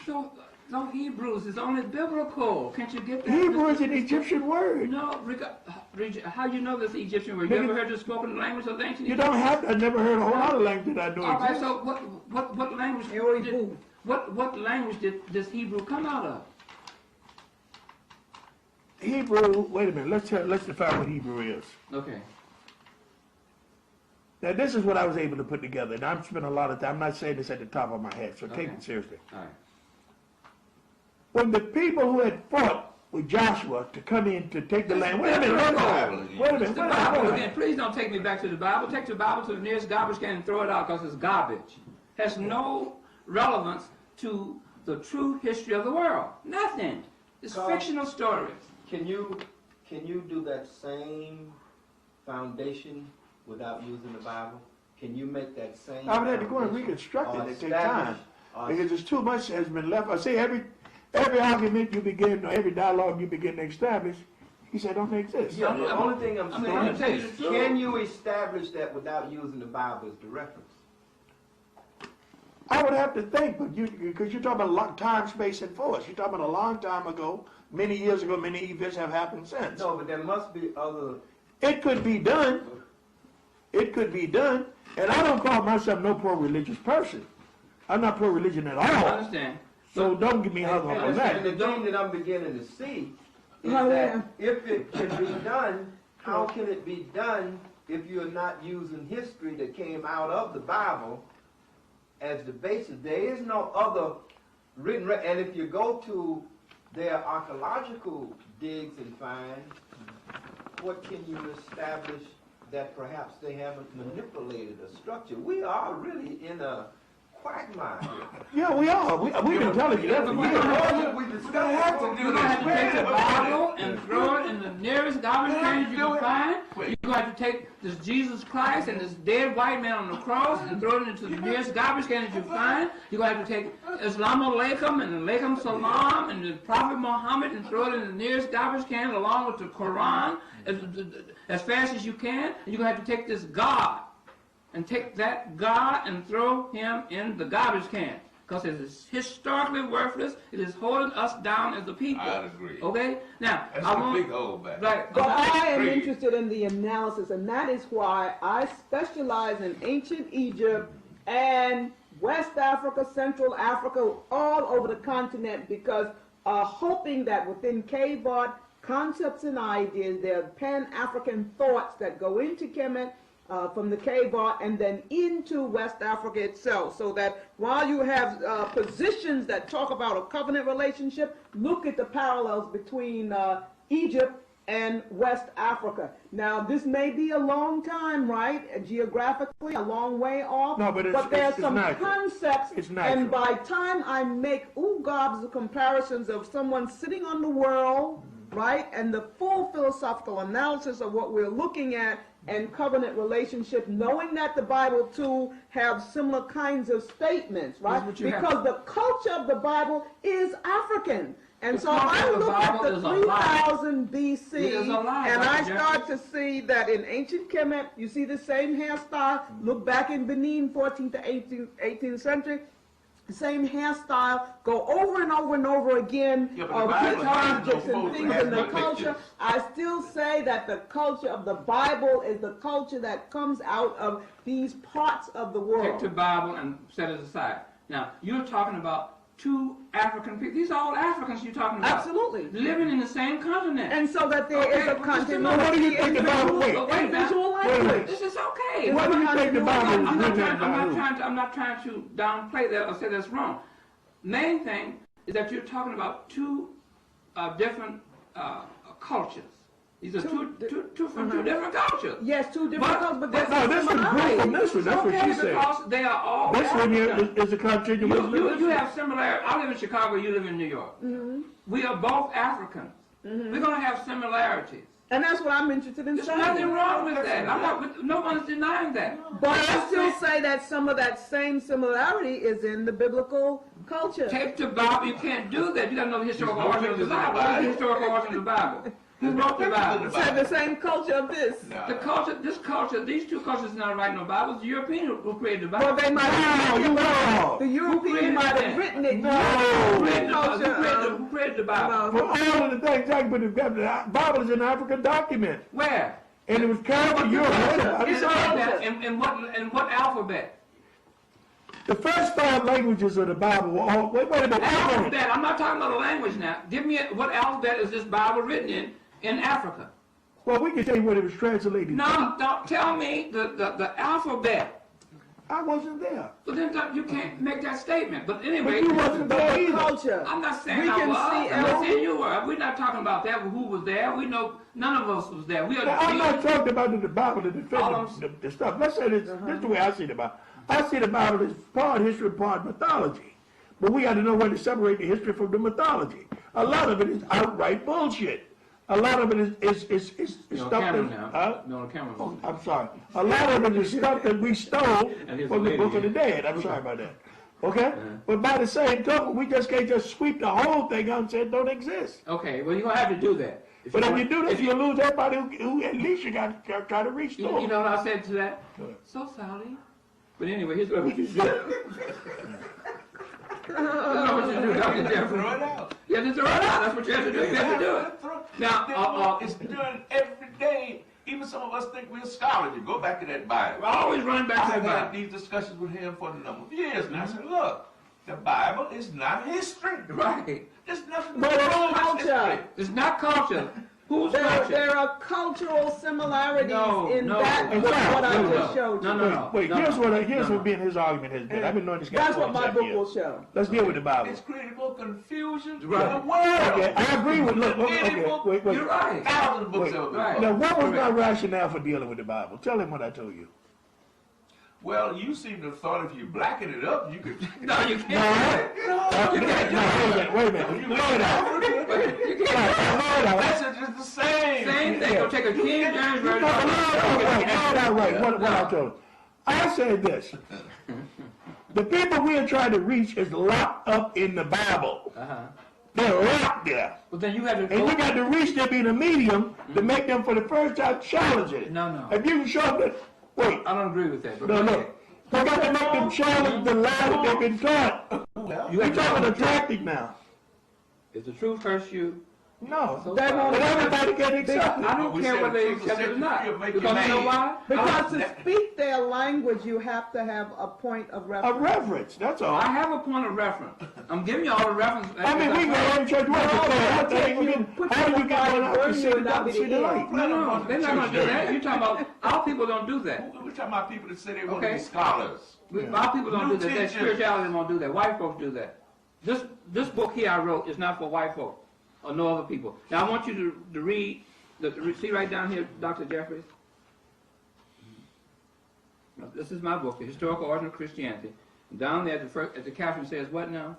There has never been a man that ever walked the earth in human form of any race, creed, or color by the name of Jesus Christ. Okay, in this book, That says your book. This is my book, written by Walter Williams and a revised edition. And I want Dr. Jeffries to read why the Meta Nature hieroglyphics has never been deciphered. You read, Dr. Jeffries. Why the Meta Nature hieroglyphics have never been deciphered. Contrary to the teachings of Western institutions, the Meta Nature or hieroglyphics, which are the picture symbols of the ancient Egyptians, have never been deciphered. The following are the reasons. 1. In order for the Meta Nature or hieroglyphics to have been deciphered, one would have to have asked the ancient Egyptians who drew the symbols, what he/she meant for them to be. 2. To illustrate my point, I will draw a symbol of my own creation. And there are two concentrics on one beam in the drawing as the symbol.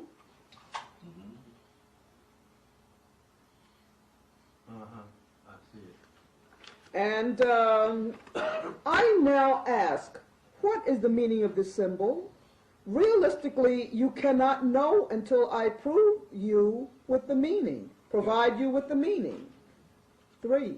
No one can put a phonetic alphabetical value to symbols.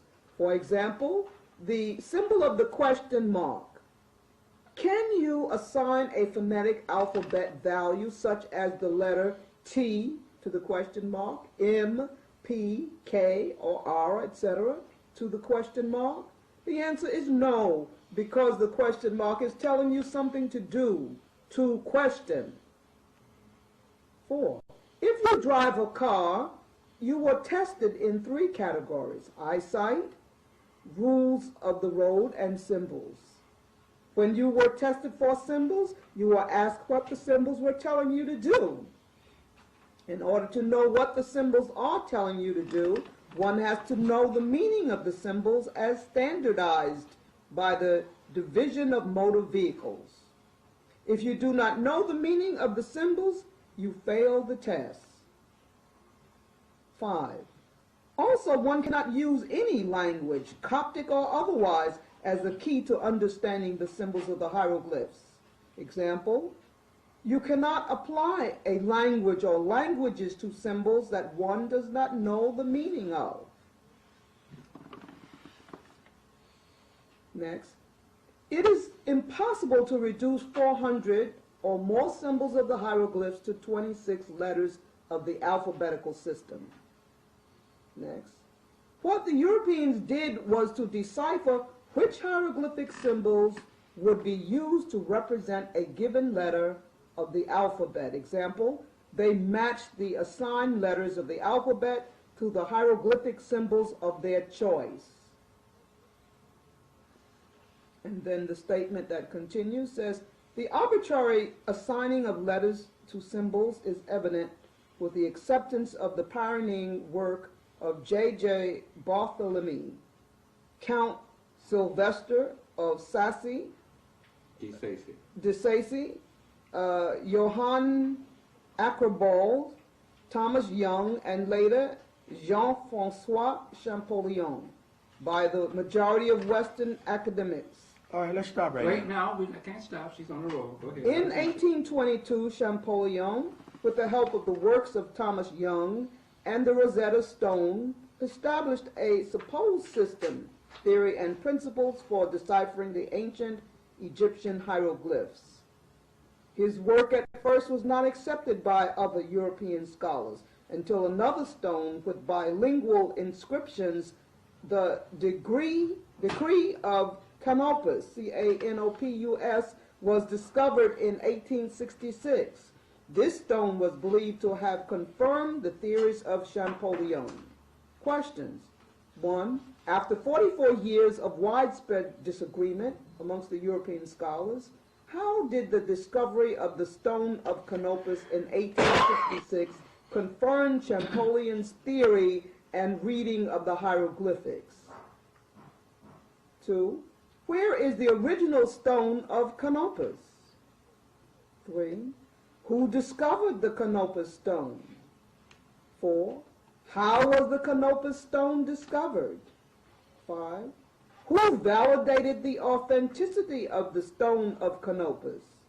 Champollion's accepted work on the hieroglyphs inspired Adolf Erman, E-R-M-A-N, then curator of ancient Egyptian artifacts at the Berlin Museum.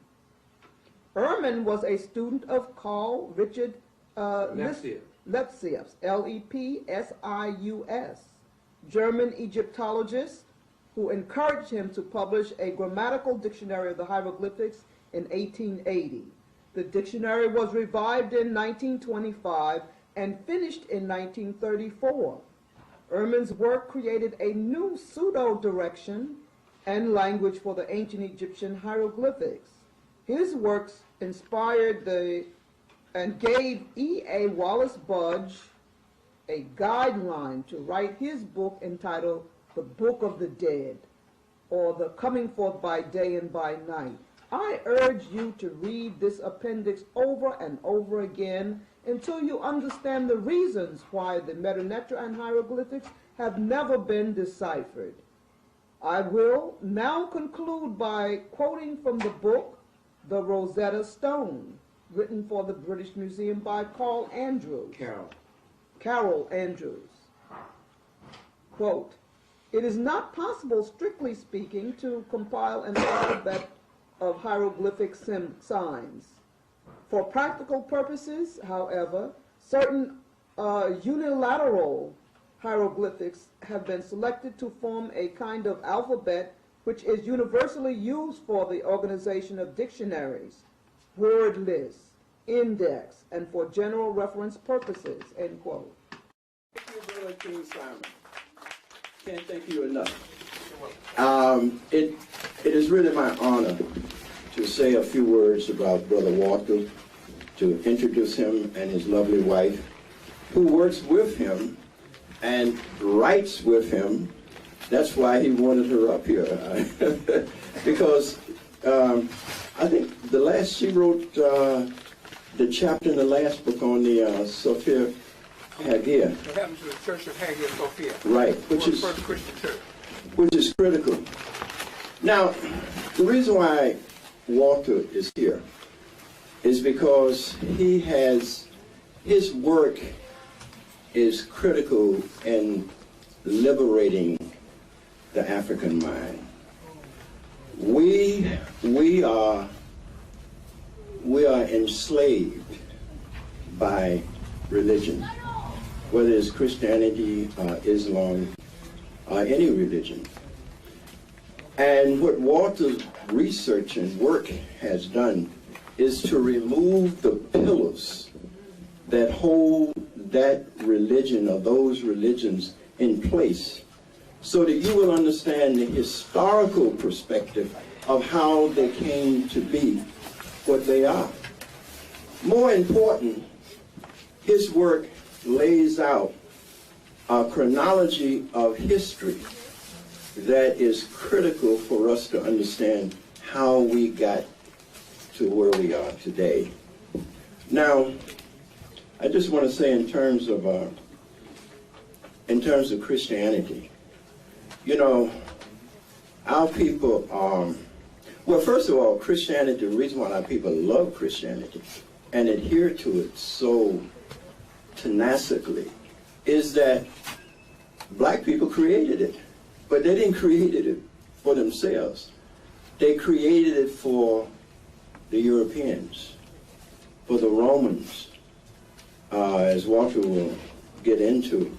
When the Greeks came into Africa, they were illiterate. They had no higher institutions of learning.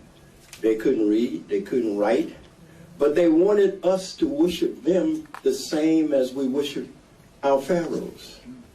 Our pharaohs were learning people. African Egyptians were masters in mathematics.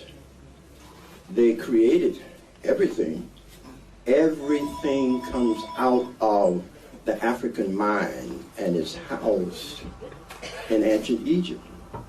So whoever claims ancient Egypt as their cultural and historic creation stands at the very top of human achievement. That's why white folk fight for it. That's why everything coming out of Egypt has a white face. And Christianity and these religions prop up all of this white supremacy. Our people go to church 3, 4, I'm giving you a lecture. All right. Got you. Let me. I heard that. It's time to go home. Because I feel the spiritual vibration coming all over my being. And you are the only people that I can feel that way around. Because you touch my spirituality. So therefore, I'm glad to be here. I have some information that I'm going to disseminate to you. And I had to stop Clemson because he was going to do my lecture away. So, is Brother Linwood here? Yeah, there's Linwood right there. Right here, Walter. Right here, brother. Okay, my man Linwood. Okay, I was looking for you. Anyway, good to see you. I'm good to see every one of you here. And there's a lot of you all been calling me, the ones that have my home phone number. And I have never met them just by phone and email. So after the lecture is over with, please come up and introduce yourself to me, okay? So I need to know who you are, okay? So anyway, I'm going to sit down, if it's okay with you all. You can leave that up here. Yeah, you can leave it.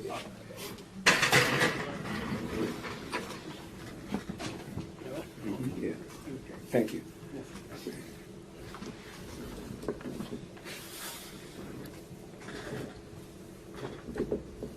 Okay, now, there are 3 or 4 or 5 things I'm going to talk about tonight. Of course, you know, religion is one of them. We're going to talk about knowing thyself. Who are you as a human being? We're going to talk about who's this man called God. We need to know that. There's a lot of confusion going around, not only in America, but all over the world about God. Because these religions put the confusion out there in man's mind. Okay? And we're going to talk about that. We're going to talk about ancient Egypt, which is our nationality that we should and have to unify around. We can no longer call ourselves blacks, Negroes, and African Americans anymore. Because people have the wrong impression that our history as an African people started in America using those names. In fact, the Smithsonian Institute and Museum in Washington, D.C.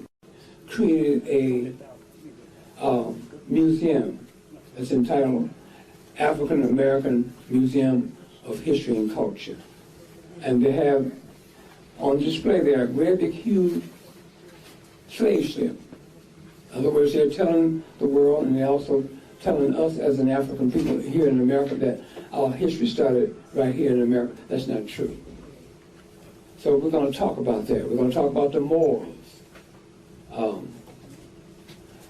who they are, where they are, and what happened to them, what role did they play in human history, and so forth and so on.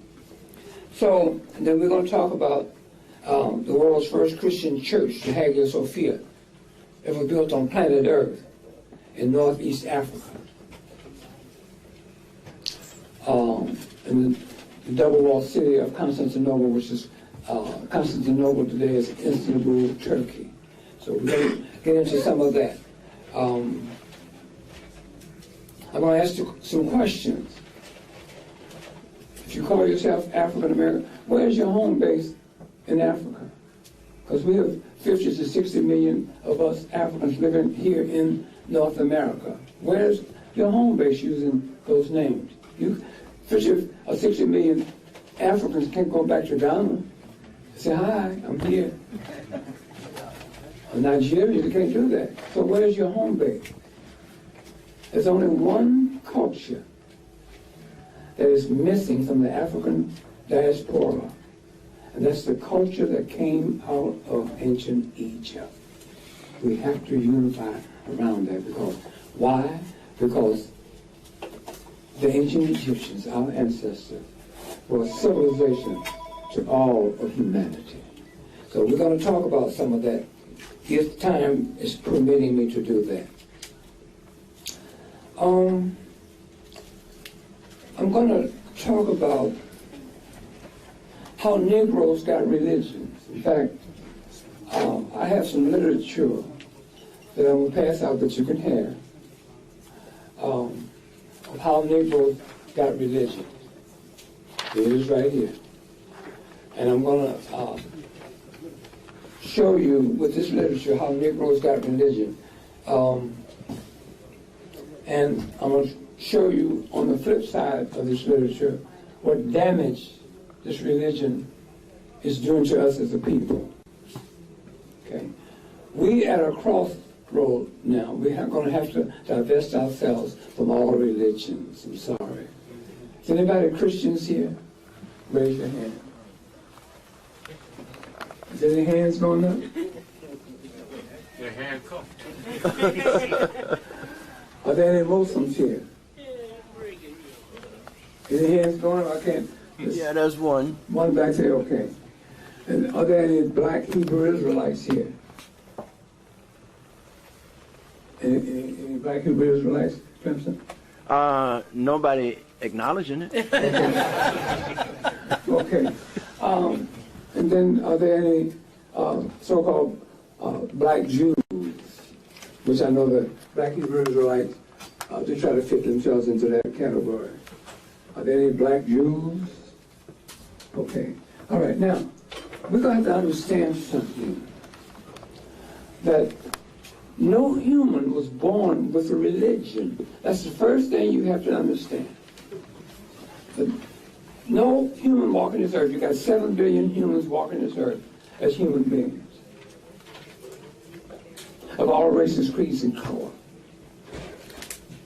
You got 6,500,000,000 of the 7 billion humans walking this earth are practicing a religion. The other 500 million are not practicing a religion, which is good for them. Now,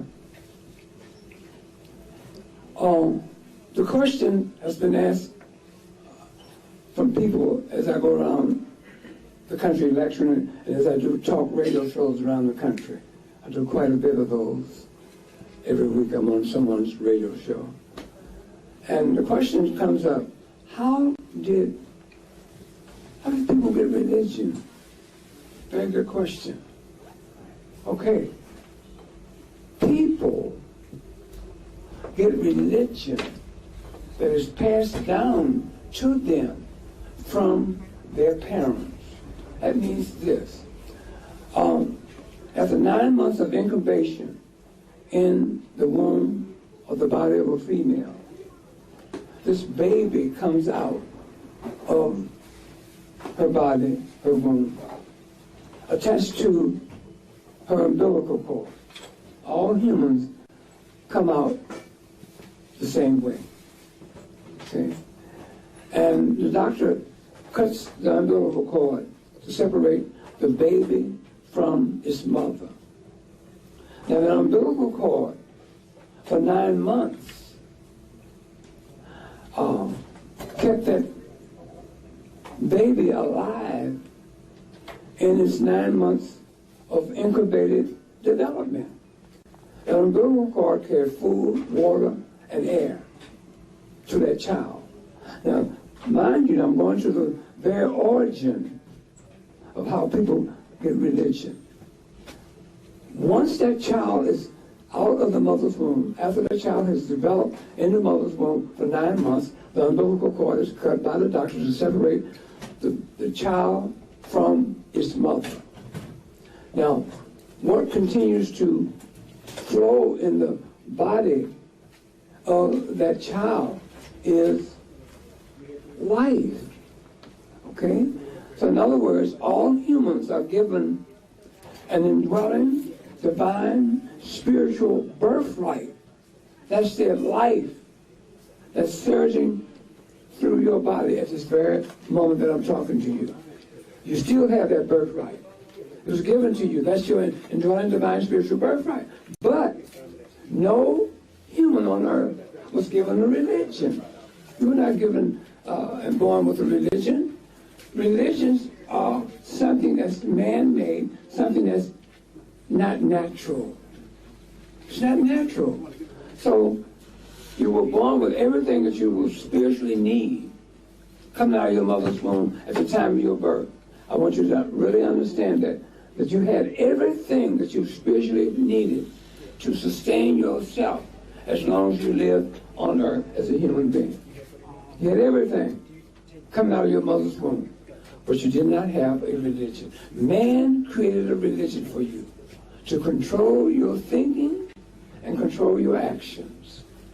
That's what religions are designed for. That's the purpose of all religion. I don't care what religion that you may call it. All religions, remember, is unnatural. The religion destroys your humanity, takes away your humanity without you ever knowing it. Now, how did you get a religion?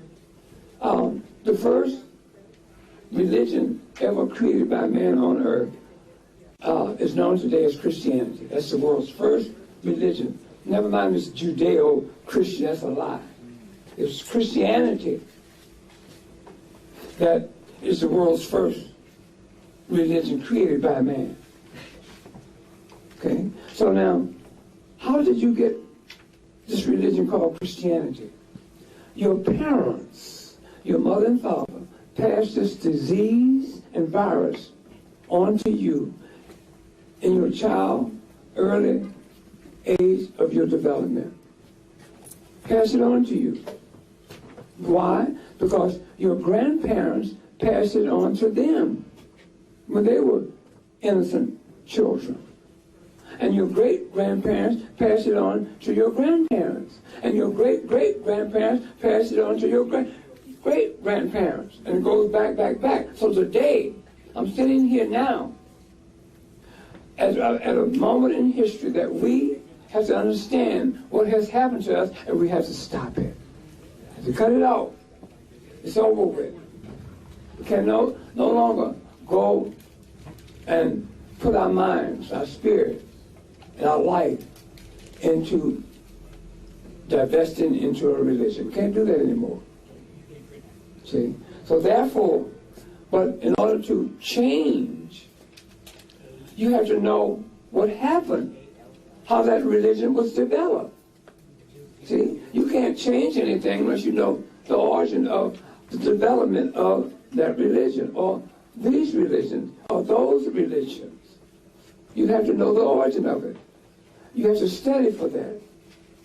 You have to research for that, like I did. Okay? Now, what are you born with as a human being coming out of your mother's womb? You were born with a pineal gland. A pineal gland is a sensor organ that sits in the middle of your brain. It serves as a receiver between you and your personal universe. Personal universe. It's a conduit.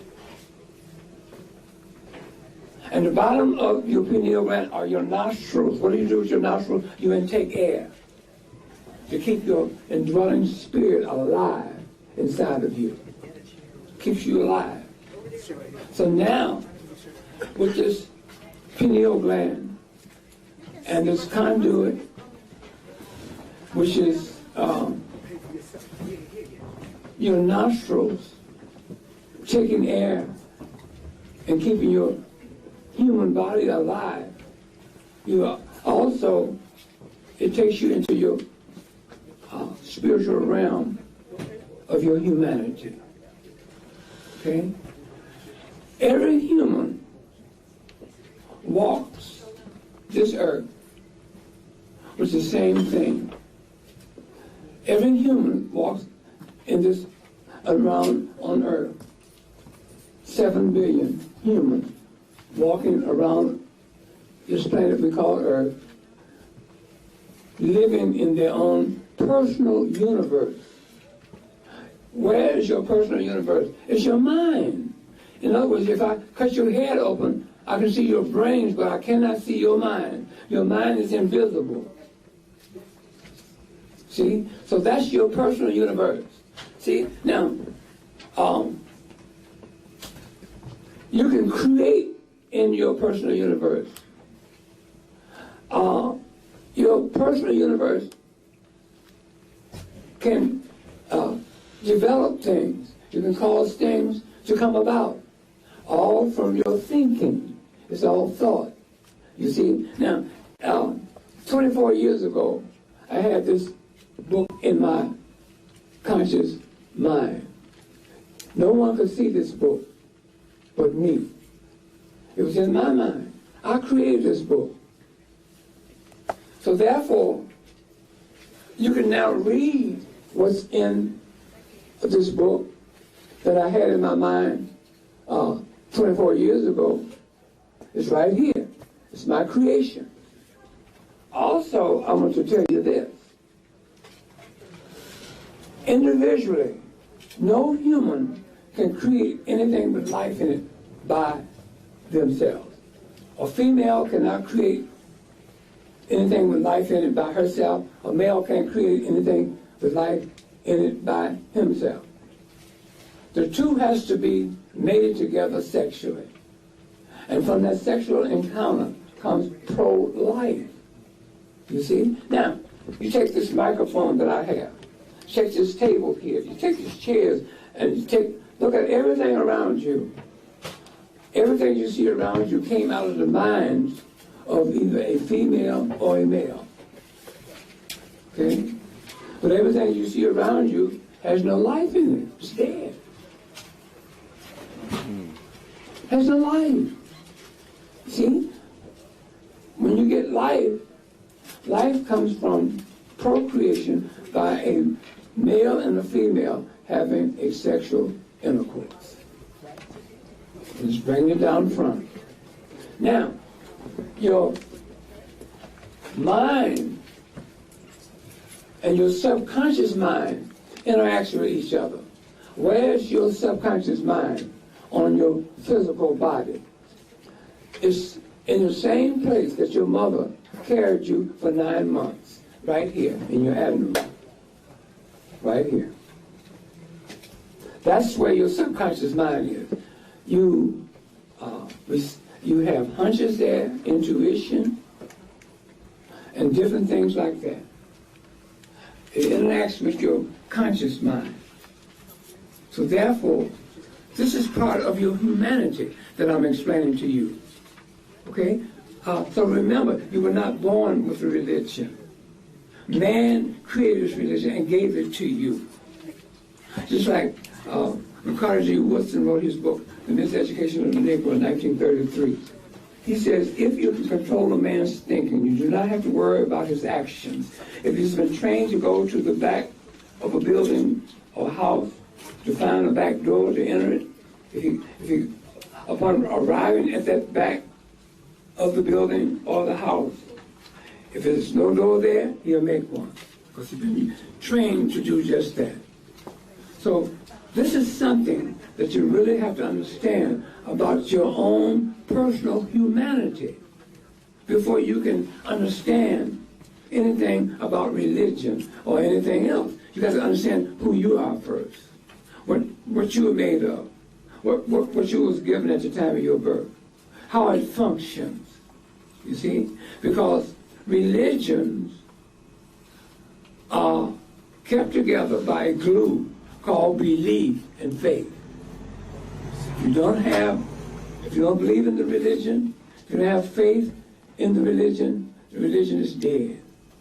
The Bible is the same way. The Bible is a book that one has to believe in. If you don't believe in the stories in the Bible, it's dead. Who has the spiritual power? The human being you were born with. That's your indwelling divine spiritual birthright. Understand that. So now, you've been trained to give your power away to a dead white man on the cross called Jesus the Christ. You've been trained to give your power away to Islam Alaikum, a faceless white man called the Prophet Muhammad. Don't have no face. But you go around and you believe in something that don't even have a face. And you tell me Islam Alaikum. And they say Islam Alaikum, Allah, and all that kind of stuff. Here you believe in a white man that don't even have a face. You never seen him, but you believe in it, okay? Then you go around and say that I am a black Hebrew Israelite. There's no such thing as a black Hebrew Israelite. In order to be a black Hebrew Israelite, there has to be an Abraham. There's never been no man or character by the name of Abraham walking this earth as a human being. The only place that you find Abraham is in between the pages of biblical literature. It's a character. How does the black Hebrew Israelite make Abraham come alive? By believing that an Abraham walks this earth. See, they don't have no proof. Now, the Jews are saying this. Right here in New York, there's a rabbi by the name of the initial S, David Sperling, who wrote a book called The Original Torah. That book came out in the year 2000, 17 years ago. And he said in this book, there's never been an Abraham, Isaac, Jacob, Sarah, Gideon, Esau, David, Solomon, or Joshua. He said none of those names existed. Then Walter Williams came along and said 99 and 9/10 of every name that's in the Bible never walked this earth as a human being. It's a myth. You see? But see, belief is very dangerous for you to go around and believe in something that you know nothing about. And then when you hear a person like myself come and say, hey, there's never been an Abraham. Oh, what do you mean? You jump up and get your knife out or whatever you're going to do and attack, like that. And I'm only trying to help you, okay?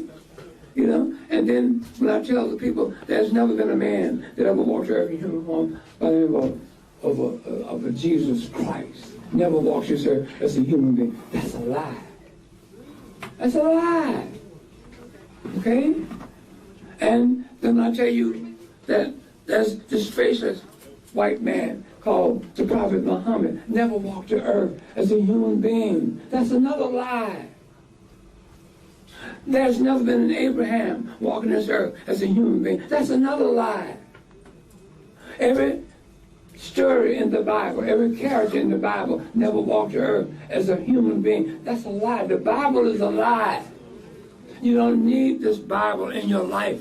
Get it out of your life. You don't need it. You don't need no religion in your life. Get it out of your life. You don't need a religion. Why? Because you wasn't born with one. You have to understand that. You was not born with a religion. Man designed this a religion for you to control your thinking and your actions. And we, as an African people, we can no longer afford to do that anymore. Okay? We have to understand a lie is not your friend. Remember that. No lie is your friend. The Bible is a lie. It's not your friend. This Jesus the Christ is a lie. It's not your friend. This Prophet Muhammad is a lie. It's not your friend. This Abraham is a lie. That's not your friend. And I can go on and on and on. This Buddha, if you're a Buddhist, this little fat dude with a diaper and some breasts, I mean, he's Buddha. He's a lie too. Never been no Buddha. If you, listen, I'm going to tell you. This is how Buddha was produced. Now listen to this now.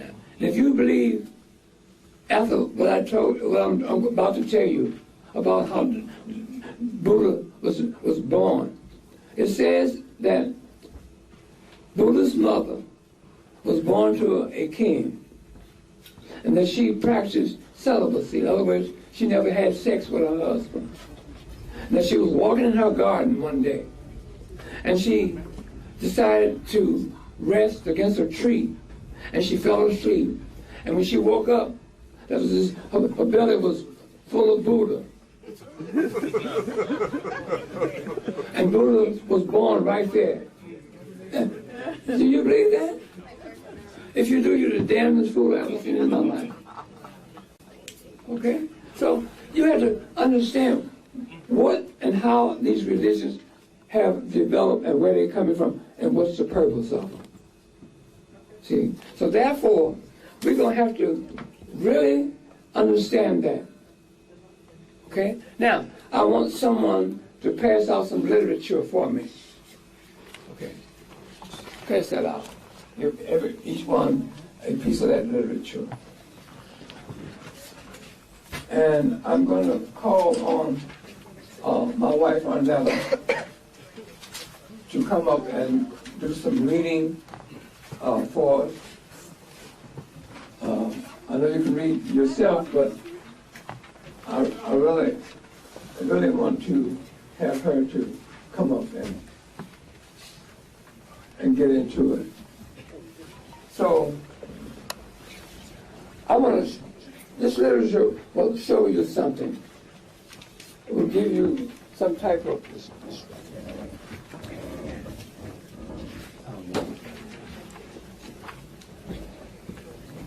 so let me know when everybody got their literature.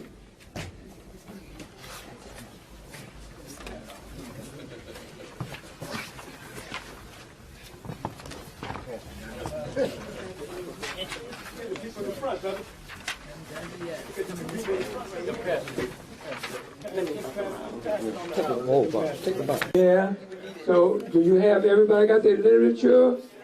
Okay, let me hear you. Yes. All right now. All right. So I'm going to call on my wife, Sister Arnetta, to read. I know you all can read now, but I'm not saying you can't, but it's more dramatic when she reads it, too. Okay, my dear. Good evening, everyone. Good evening. Okay. How Negroes got religion. Now that you have no remembrance of where you came from, nor whom you were, nor any remembrance of your father's or his tongue, now that you are without pride and are humbled, I give you this book, that you may know God and know that I was created in his image. And remember that all good things come from me, so long as you are obedient. Otherwise, God's wrath will be upon you. Take it and preach it among your brothers, that they may fear the cross in peace and humility. And you see my man down there with the stripes on his back. Yes, massa. And to this very day, we unconsciously see our former master as God. We pray to him for our good, our rights, We fear and love him, lest our souls be cast in hell. Thank you, Sister Nevin. Now, this handout that I'm giving you all is straight to the point. No perfume has been put on it, no flowers, no nothing. Now, if you can't understand how Negroes got religion, then you shouldn't be here. Now, this is a white preacher that travels from one slave plantation to the other, preaching to Negro slaves. Like you see the brother there with all the whip lashes on his back, been beaten.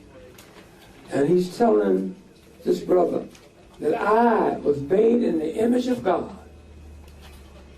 Okay? And go out and preach that to your brethren. Okay? And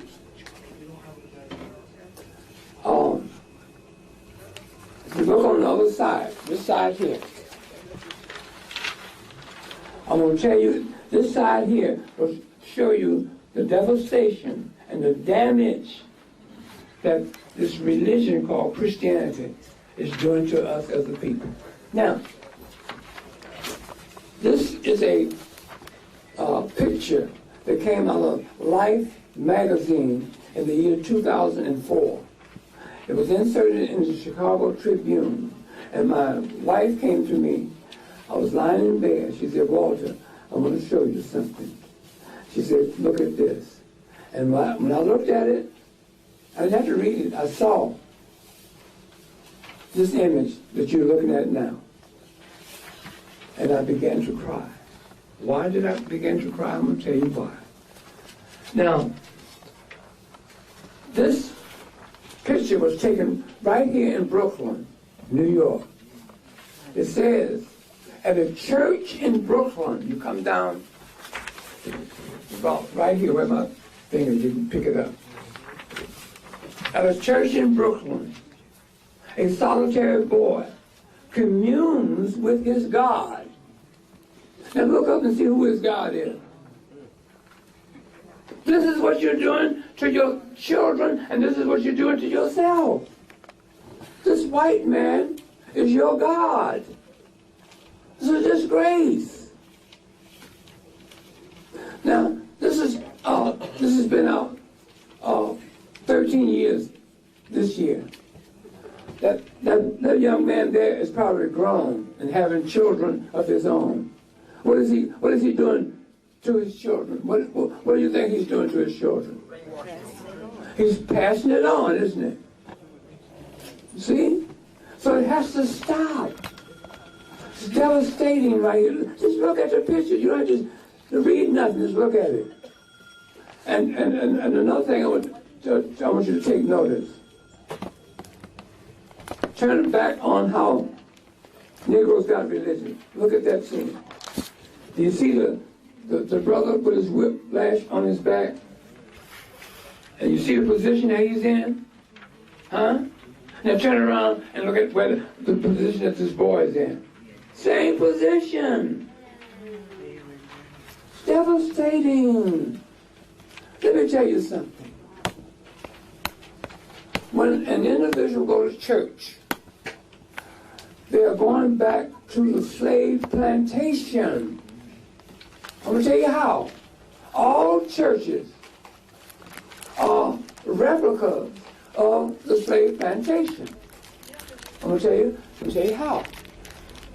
In the slave plantation, the head of that plantation is the slave master, old master. Is that correct? The head of all Christian churches is Jesus the Christ. They take Jesus is the head of the church. Okay? Now, on all slave plantations, old master had an overseer. Is that correct? Called old boss Charlie. He kept the Negro slaves in order, right? You know who took his place? Reverend C.T. Chicken Wing, the old minister of the church. Every minister of the church took the place of old boss Charlie, the overseer for old master. Where are the slaves? The slaves are sitting in the pews of a church. They're out there, sitting in the pews of a church. They're the slaves. I'm going to tell you why they're slaves. Because when you go and embrace a religion, you do not have to think. You know what I'm saying? All Christians are given a package. In that package is this dead white man on the cross as their God. It's Jesus Christ. Is that true? Mm-hmm. And also in that package is the Bible. Is that true? Mm-hmm. You see? So you got, and then in that package you got God.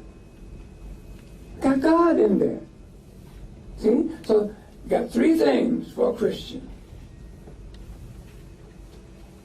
Dead white man on the cross, and God, and the Bible. That dead white man on the cross is the image of white supremacy. Don't you get it? The icon and the image and the symbol of white supremacy is institutionalized in every Christian church throughout America and throughout the world. That's the symbol of white supremacy. So you go into the church and you bow down to this dead white man on the cross and you say, oh, this is my God. But I ask Christians this. I'm going to tell you what I ask Christians. Christian, do you think that the white race will take their children and their family into a church and tell them and show them a big black Jesus on the cross and tell them that this is your God and Savior? Do you think they would do that? Hell no. Let's get rough with it. Okay? Then why are we Africans going into these churches bowing down to their image, giving them the privilege of walking around the world, studying over us, telling the world that we are inferior, that we are nobody, that they are superior? Okay? Why? Because we give them that authority. Why? Because we give away all of our power. The power that I told you that you was born with, you remember that? As you coming out of your mother's womb, you give all that away. You give it away. You give it not only to Christianity, to all religions. Because all religions is based off of a lie. And in order to make that religion alive, you got to believe in it. See? So you have to believe in a lie. So this controls you. And you sit up there like innocent sheep,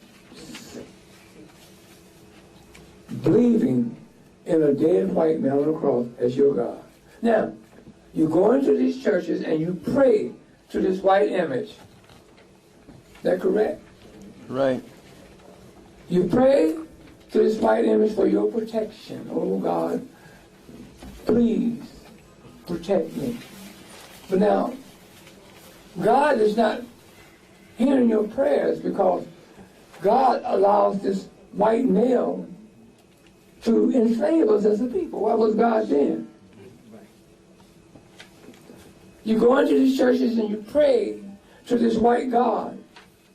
And this white God allows this white male to lynch us.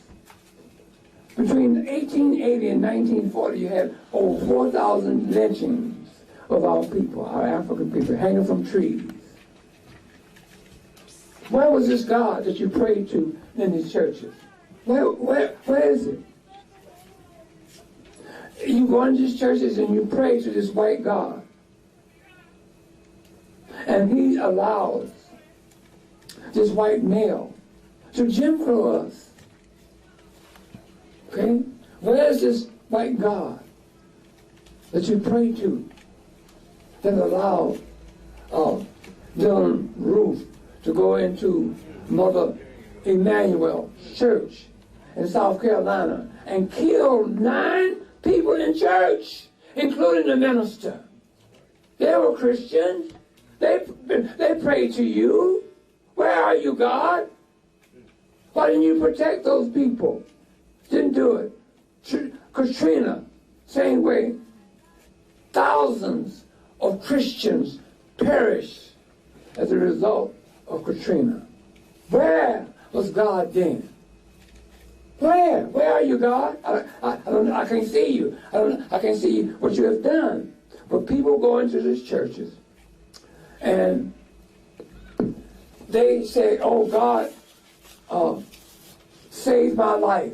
That's you individually. What about 50 million African people that are suffering in this country called the United States of America? Okay? That's you.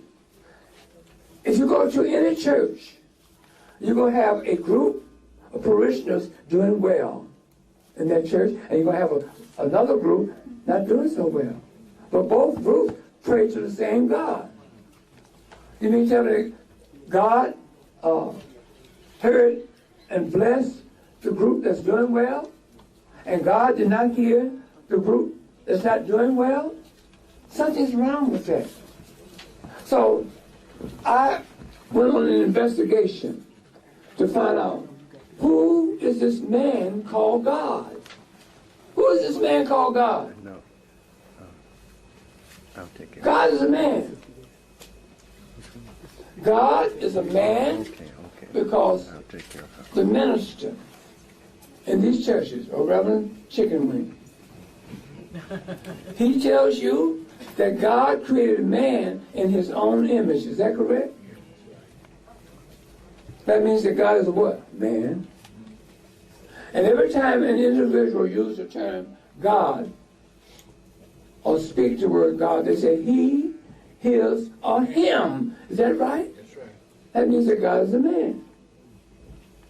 And every time you go to look up the definition of God in the dictionary, it says God, a male deity. Church is a man. Okay? Then the old minister tell you the biggest lie on earth. Say that God created the heavens and the earth. That's a damn lie. God cannot create the heavens and the earth. God is part of creation. I'm going to tell you who God is now. God is part of creation.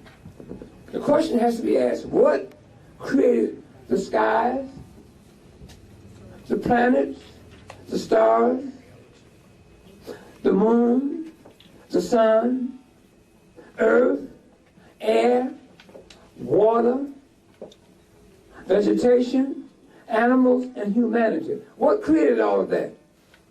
I can tell you. Want me to give you the answer? I don't know.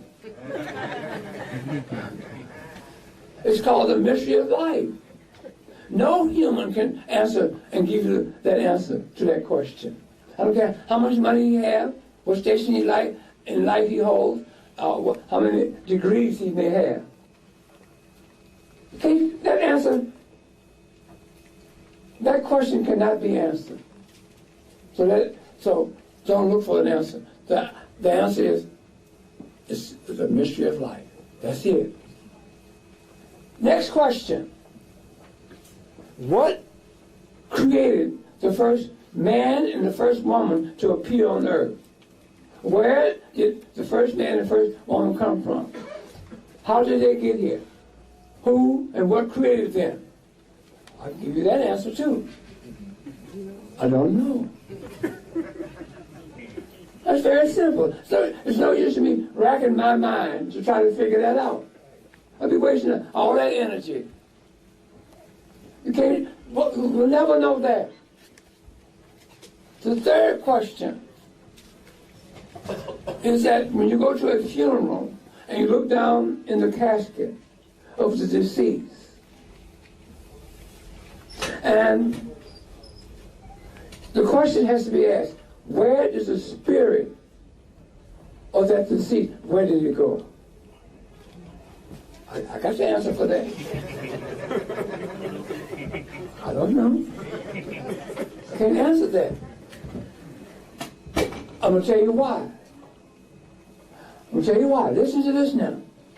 No human can tell you how they got here on earth as a human being. Nobody, including Walter Williams. I can't tell you that. You can't tell me how you got here. Nobody in this room can tell me how they got here as a human being. Nobody. I'm going to tell you why. You can't. Nobody knows. You had 9 months of incubation in your mother's womb or body. Is that correct? 9 months now. The question, what month did your feet come in, start developing? What month did your skull and your brain come in? What month in that 9 months of incubation did your eyeballs come in? Your toes and your arms and your hands. Can you tell me that? Can anybody in here tell me that? Can 7 billion humans of all races, creeds, and colors that's walking this earth, can they tell me that? No, they can't tell you that. Human beings, including Walter Williams, can only tell you when I found myself here on earth consciously in my conscious memory. What year, brother, did you find yourself here? I don't know. Okay, yes you do. You just not want to think. Sister, what age did you find yourself here on earth? 70? Huh? 1970? No. How old were you? Did you find yourself here? Did you go back in your conscious memory? 55 years? Okay, stop. You found yourself here at 5 years old on planet Earth as a human being, is that right? So from 0 to 5, you have no conscious memory of yourself, do you? Okay? Now, you found yourself here on planet Earth at 5 years old, living where geographically on planet Earth? Where did you find yourself? Haiti. In Haiti, man. Okay. So, and you found yourself living and belonging to a certain race of people, is that right? Okay. In your case, they were called Haitian. But you were identified as a Negro, regardless. Okay? So now, take her experience and multiply that to the 70 billion humans walking this earth as human beings. The Chinese cannot tell you how he got into China as a Chinese. He can't tell you that. He found himself in China, just like this young lady found herself at 5 years old in Haiti. The European can't tell you how he got into Europe as a European. He found himself in Europe as a European. The African can't tell you how he got into Africa as an African. He found himself in Africa, in the continent of Africa, as an African. The Indian of India can't tell you how he got into India as an Indian. He found himself there. And so, when a person comes up to me and says, "Oh, we're the first people on this planet," don't believe that. No, you can't prove that. You know why you can't prove that? Because you can't tell me how you got here. First you tell me how you got, then you can tell me about somebody else, how they got here. But you can't tell me how you got, you can't tell me how other people got here. Now, I know you want to be proud of your African heritage. I understand that. So do I. But you can say for sure that our ancestors, those Africans, in the continent of Africa, in a country called Egypt, brought forth civilization for all of humanity. That's for sure. They were the only literate people on planet Earth. Why? Because they created an alphabet, the world's first alphabet. An alphabet makes an individual human literate. With that alphabet, you're able to read, write, and spell. Okay? You can say that for surety. Okay? You don't have to hesitate about that. If a person asks you, how do you know that the ancient Egyptians were the world's first and oldest civilization and civilized people? You know how you know? The answer would be because they created the first alphabet. They were the only literate people on planet Earth during the time of antiquity, ancient times. The only one. They created every phase and every discipline of mathematics in order to build that great artifact, that great building that they erected there in the continent of Africa, in Egypt, called the Great Pyramid. Awesome. They had awesome minds.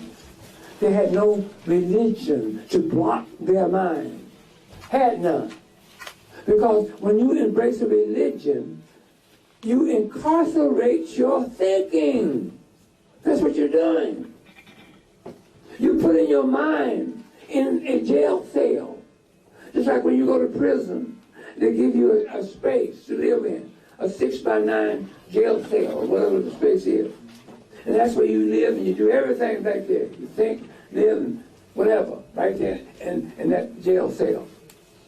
Let me tell you something else about religion. Religions will give you side effects. Just like when you get sick and you go to the doctor, and the doctor prescribes a medicine for you. The medicine that he's going to prescribe for you has side effects. If you don't believe it, turn on your television. They'll tell you what these medicines do for you. Mess you up. They said it'll mess up your liver. It'll mess up your stomach where you can't even have a bowel movement. It'll swell your tongue. It'll cut off your breathing. It will lead to death. All these things. Man-made religion and man-made drugs. Man-made religion, on the other hand, gives you side effects. What kind of side effects? Confusion.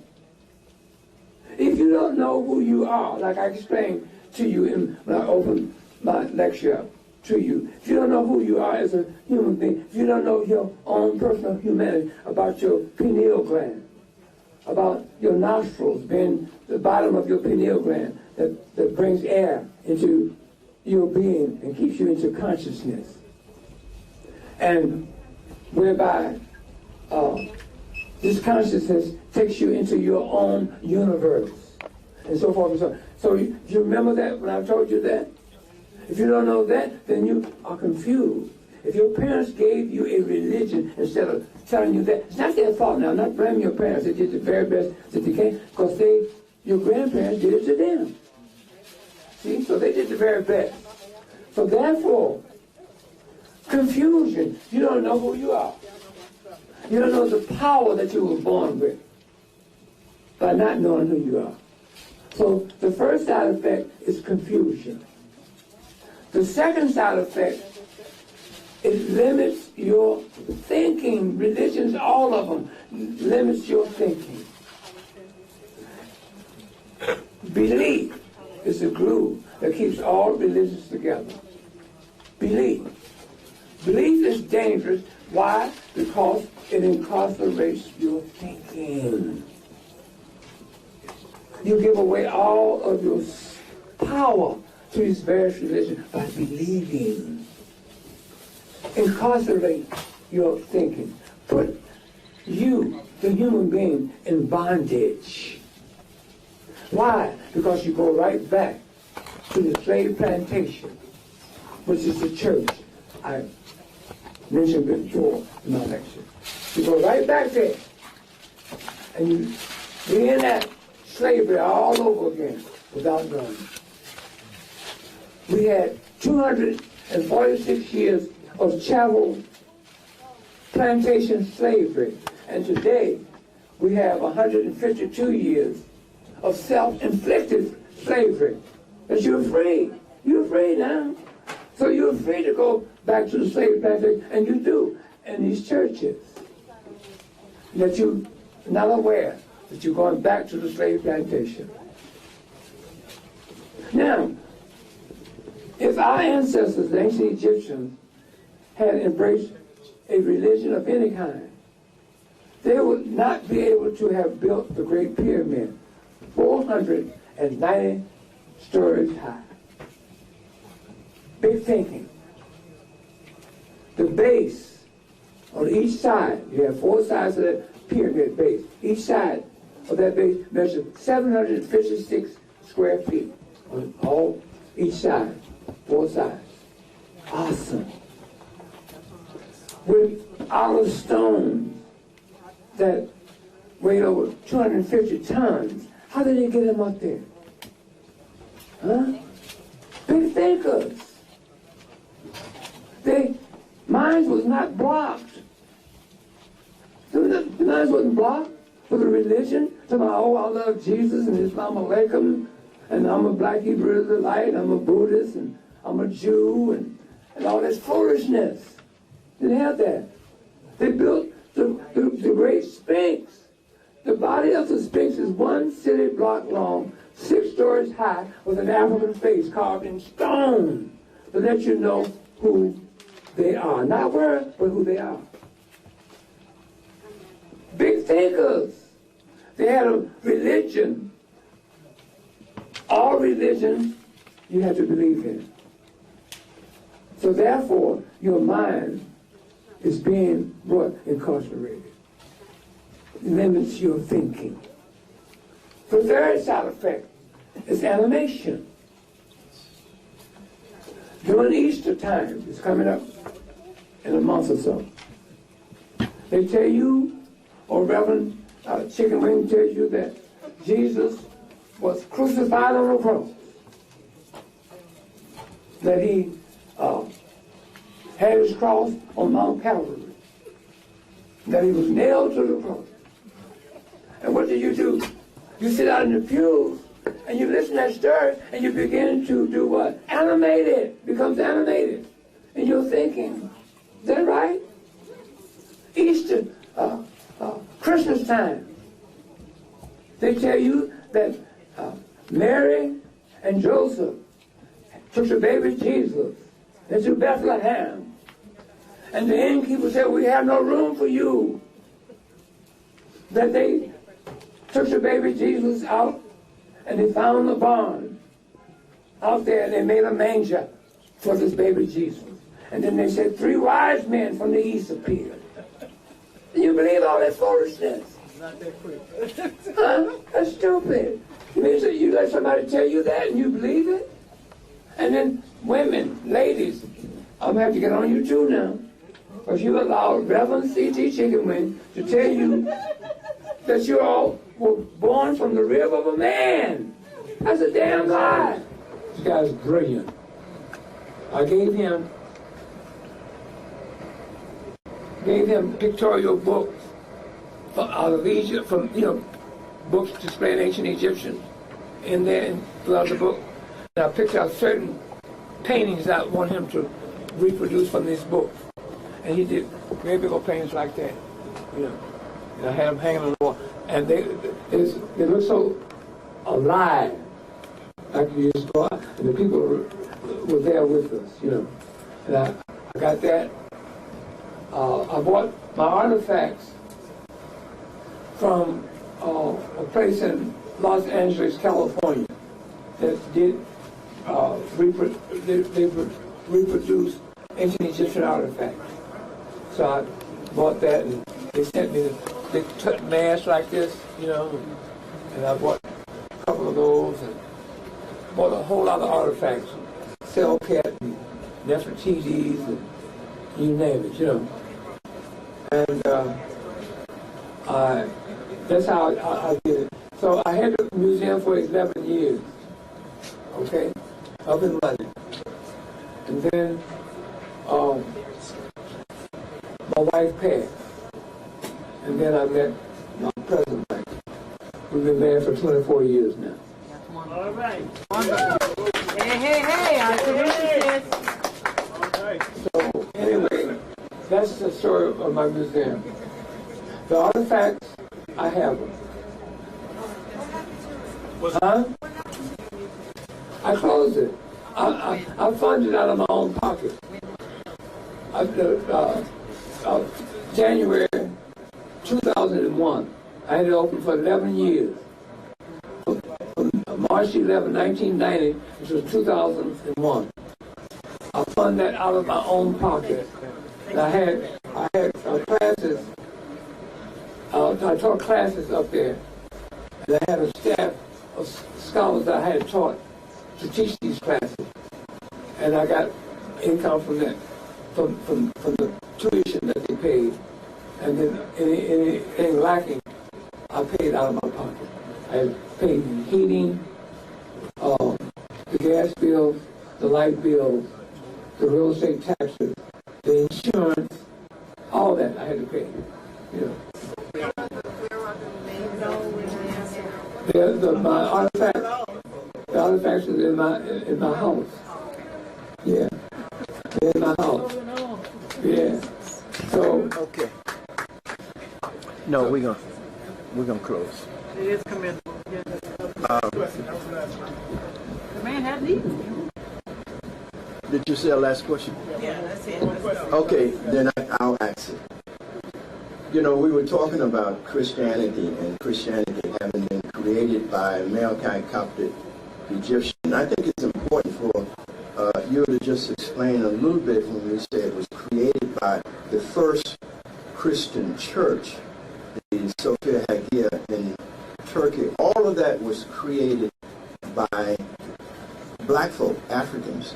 Even the building of the church, those whole councils, everything was African up until it moved to Rome. Can you kind of give us a little overview of that, and then we can close out?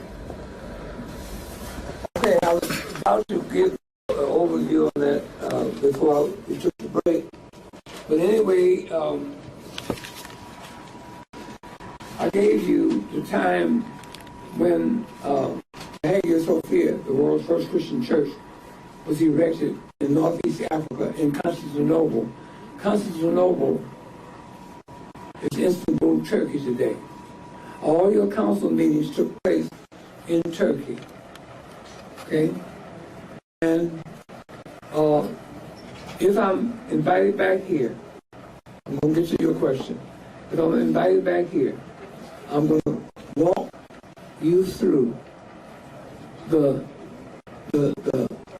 9 ecumenical councils that took place in Turkey.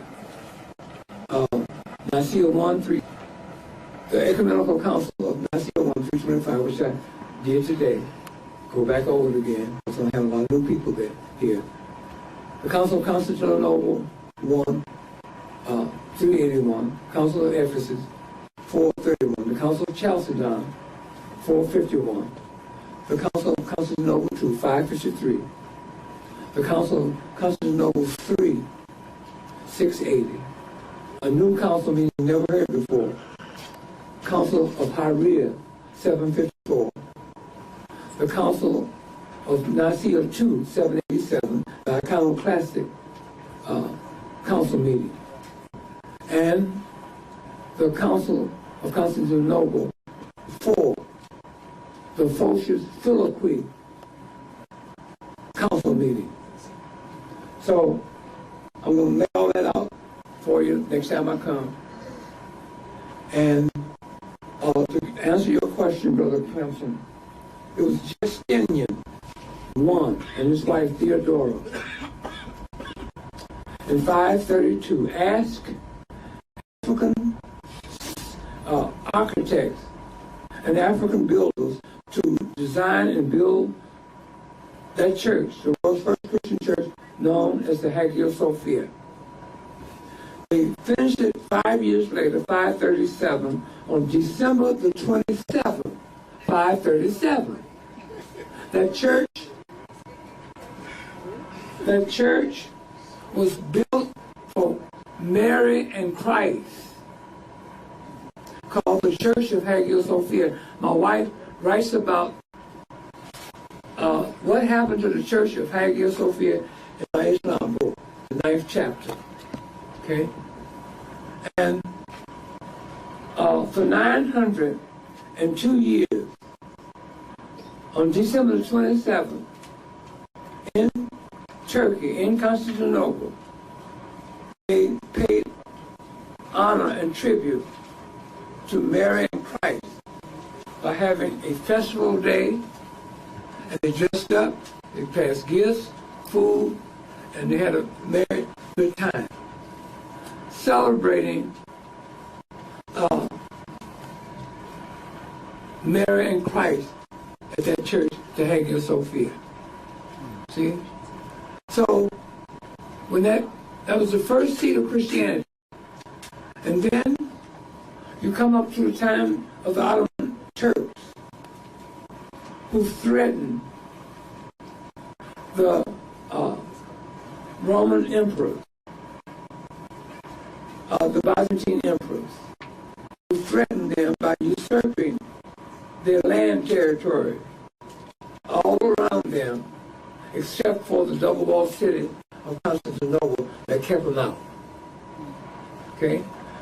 So in 1453, an Ottoman Turk, an emperor, took a cannon, which was a new war weapon at that time had been created in Europe, and blew a hole in the double-walled city of Constantinople and entered Constantinople and seized the Hagia Sophia.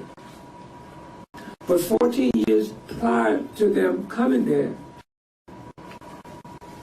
the Byzantine emperors realized that it was just a matter of time that this would happen by the Ottoman. So in 1439, John VIII went to Florence, Italy, at the Curia there. The word C-U-R-I-A means college. That was 42 years into the Renaissance era of Europe. And he relinquished the donation of Constantine. It goes back to what I explained to you all tonight about the donation of Constantine. It's in my book. In order for that seat to be moved out of Northeast Africa so it could be moved into Europe and on the outskirts of Rome. So when it got on the outskirts of Rome, they dug up all the catacombs where the Romans buried their dead in the ground. They dug up those dead bodies to make ready for the foundation of the building of St. Peter's Church in 1445. See? St. Peter's Church in the Sistine Chapel was built by the Moors. Africans. They built that. And if you go there in Rome today, if you go to the Vatican today, you'll see that the Vatican is nothing but a replica of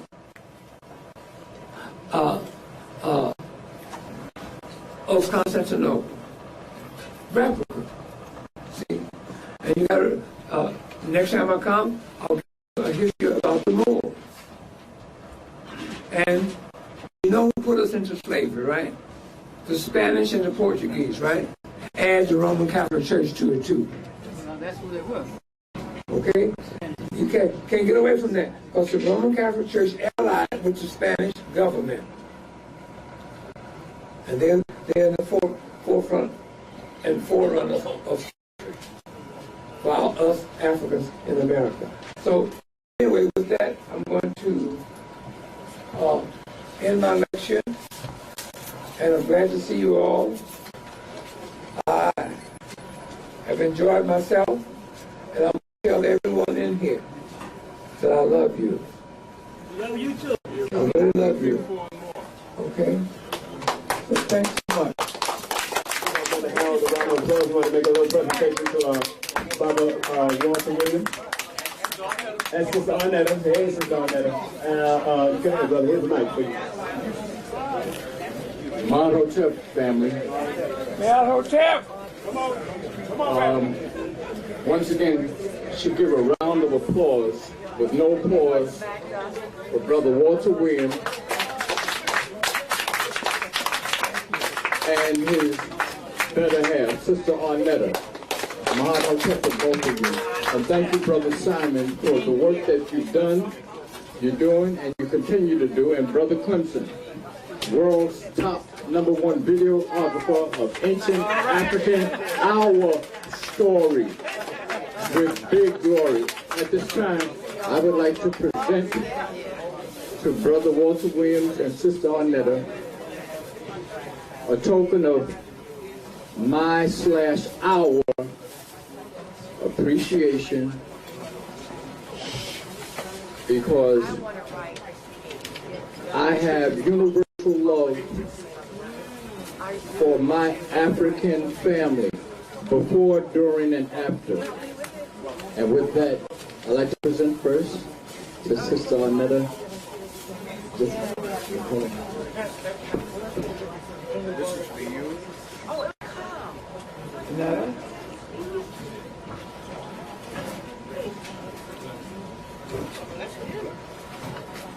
Oh, that's nice. And to you, Brother Walter.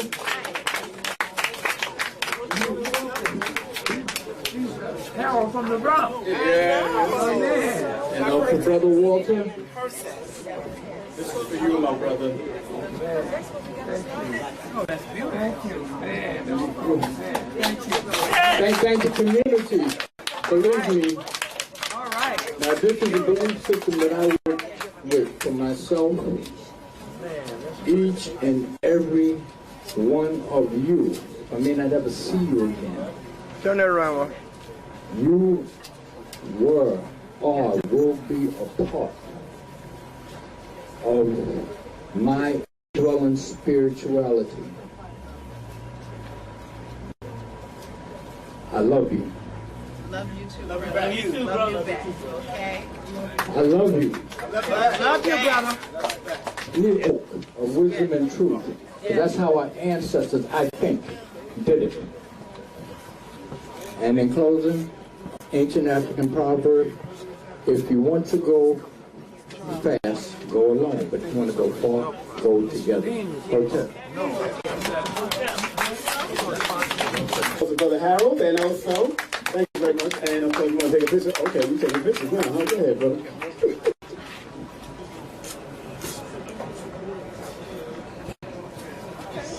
Oh, that's good. That's good. Okay, good. You got an 8 camera. Okay, got that, brother. Take you way back. One of them cameras. Going back like car seats. Want to remind you, we got still food is here. We still my brother Hydes with some. Yes, sir. Yes, sir. Our brother Walter Williams, the elder. Thank you very much, sir. Thank you. And Clemson, thank you very much, sir. You got it. Thank you, Brother King Simon. We're going to go into a question and answer session. Now, let me ask you this question. Does everybody understand what was taught to you before we went on the break? Do you have any questions to that? If you want to clear it up or something like that? You got a question? There you go. Okay, stand up, my dear, or whoever. That's the brother right there waving. Okay, my brother, stand up. Okay. Okay, go ahead. Okay, so to get the name Africa. How did we come to get the name Africa? We know that's a controversial name, brother. I can't give you any historical whirlwinds and what dates and who did this and what facts that I can give you concerning that name Africa. The only thing I know is it's named after a white male. So that's about all I can give you on that. Okay, go ahead. I got the name through Hannibal. What do you say? Hannibal. Hannibal. Hannibal, there's never been a Hannibal. Hannibal. From Carthage. Hannibal from Carthage. That's Hannibal. I don't know what you're talking about. Because the Alps to Rome. Put it like this. Now you're in my territory now. There's never been a Hannibal, because you're talking about the Punic Wars. If you read the story of Hannibal from Carthage, now Carthaginian is what they're talking about. Carthaginian is a little town in Spain. On the outside of the Mediterranean Sea, off the Mediterranean Sea. A lot of people think that Carthage is biblical Carthage, that they say is biblical Carthage is Tunisia, which is in the continent of Africa. That's misleading. It's Carthaginian. The story tells you about Hannibal during the Punic Wars. Okay? Carthagena is a seaport town off the Mediterranean in Spain. Now, let's listen to this story. And you can see why I'm saying there's never been a Hannibal. They said that this Hannibal from Carthage, Carthagena, like I said, in seaport town in Spain, off the Mediterranean, had an army of 120,000 men. You're supposed to have 90,000 infantrymen, men on foot, 30,000 cavalrymen, men on horses. That this 120,000 armed forces of Hannibal went through the country, and also he had 40 elephants now.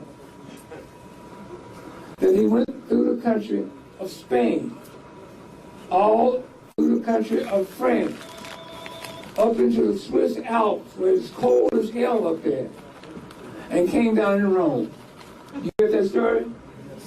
If you believe that story, then I have to say, okay, fine. And, how can, this is usually analytical mind. Here's 90,000 infantrymen, men on foot, 30,000 cavalrymen riding horses. That means you got 30,000 horses, 30,000 men riding those horses. You got 90,000 men in that army on foot, and you got 40 elephants. Who's feeding all these people? Where are they getting their water from? Who's taking care of these horses? Who's feeding these horses? And when you go up in the Swiss Alps, cold as hell up there, with some 40 elephants, elephants are warm-blooded mammals. They can't survive in cold weather. They don't eat snow. They eat like an elephant. Okay? So, when a person tell you about a Hannibal, you tell them, "Oh, no, that's wrong, man." Okay? You say, no, man. Okay? So, that's my answer to you about Hannibal. It's never been a Hannibal. And that's the reason why, because I just got to explain it to you, I'm not buying the story. Okay, any other questions? Go ahead. Yeah. Go ahead, sweetheart. My question relates to my visits to several countries in Africa. Okay. And one of the things that I learned, and I perhaps got a better understanding from your lecture, about the ancient Egypt. What the ancient Egyptian Come was. get the mic, sweetheart, so everybody can hear you.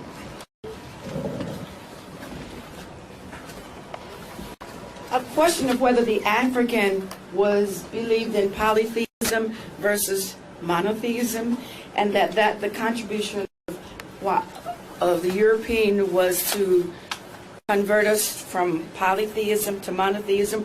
But from your lecture just a while ago, I'm assuming what we just learned about that there were many gods that were worshipped by ancient Egypt, and that part of the conversion was into conversion to the belief in Christ and God the Father, all in one, is polytheism? Is monotheism? Is that a fair question? Well, it's kind of mixed up and a lot of confusion there, but I'll see what I can do. Well, first place, the ancient Egyptians had a symbolic culture. That's number one. Number two, the ancient Egyptians were highly spiritual and spiritually in tune with the universe. That's what you got to understand. The universe taught them, as they tapped into the universe, how to build a great pyramid. See, the building of the great pyramid is a mystery to man. They don't know how they built it. Okay? They didn't have no hydraulics back then. So how did they build a pyramid from the ground 490 feet high, the base 756 feet square, on all four sides? How did they build the Sphinx? The body of the Sphinx is 1 city block long, 6 stories high with an African face carved into stone. How did they do that? They tapped into the universe, and the universe taught them how to do these things. Okay? They had no religion, this monotheism and polytheism and stuff like that. They didn't have all of that. If they did, they couldn't think as big thoughts that they used to build these monuments. They were free. They were spiritually free. Now, for instance, when a person who has embraced a religion of any kind, that person is not free, because all religions have laws, customs, and rituals and ceremonies for you to abide by, to keep you incarcerated into the thinking of those religions. See? So their minds was wide open. They didn't let anything hinder their thinking or limit their thinking. You see? So I would say dismiss this monotheism and polytheism and stuff like that until you really study more about the culture as much as you can about the ancient Egyptians, our ancestors. See? So they wouldn't, if they believed and practiced polytheism or monotheism, that would limit their thinking. You see what I'm saying? Young lady? Yes. Okay. I'm thinking about it. Okay. So my answer to you is to say that I don't think so. Because, you see, because any type of religion, monotheism means one, polytheism two. So therefore, they couldn't dwell on and put their minds set there on deities. Now, they did have the three ancient Egyptian deities that were dominant in their culture, which is Osiris, Osar, Isis, Aset, and Horus Haru. Those were the three deities that they had in their temples, but that was just symbolic. So what were the roles of the priests? I mean, what was a priest? A priest was a teacher. See, those temples, those sacred temples, were schools. They were schools. That's where they taught their children. See, on certain grade levels, like you send your child to kindergarten, first grade, second, and so forth and so on. So the priest and priestess was teachers. That's what they were. And now you have something to say. Come get the microphone so I can hear you.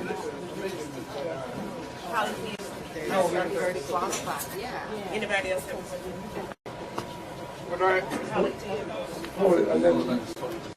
Did you want to share something? I do. Okay, hold on just a moment, brother. Did you have a question on the same thing? Yeah, well, I'm just going to just expound on what he's saying. If you look at the prophecy of Nefertari, 2650 BC, on the Pharaoh, Sennacherib, one of the things you look when they want to find somebody to be able to explain what was happening within the mind, actually, of Sennacherib, the Pharaoh, because he was worried. He saw bad things for the land. So he brings in a prophet, and the man said, I'm not a prophet. What I'm going to tell you about is process. That particular priest that he brought in was from a business union. They was like craft unions. And he was from a craft one where people were learning the craft of business and running businesses. So, I mean, that was what he was. So he came in talking about process. That what I see is process, something that's already in place that will occur across time. And he describes that, and that's how we get all this stuff about prophecy, But these were not, these were craft unions, if we want. I think the closest word for us is a union. Like craft unions, craft associations, and, you know, the head craftsman. And you had to study the hell to even get there. The craft. Yeah. Very good, my sister, very good. Thank you. I would like to comment on the polytheism. I want to get her attention on before. Young lady.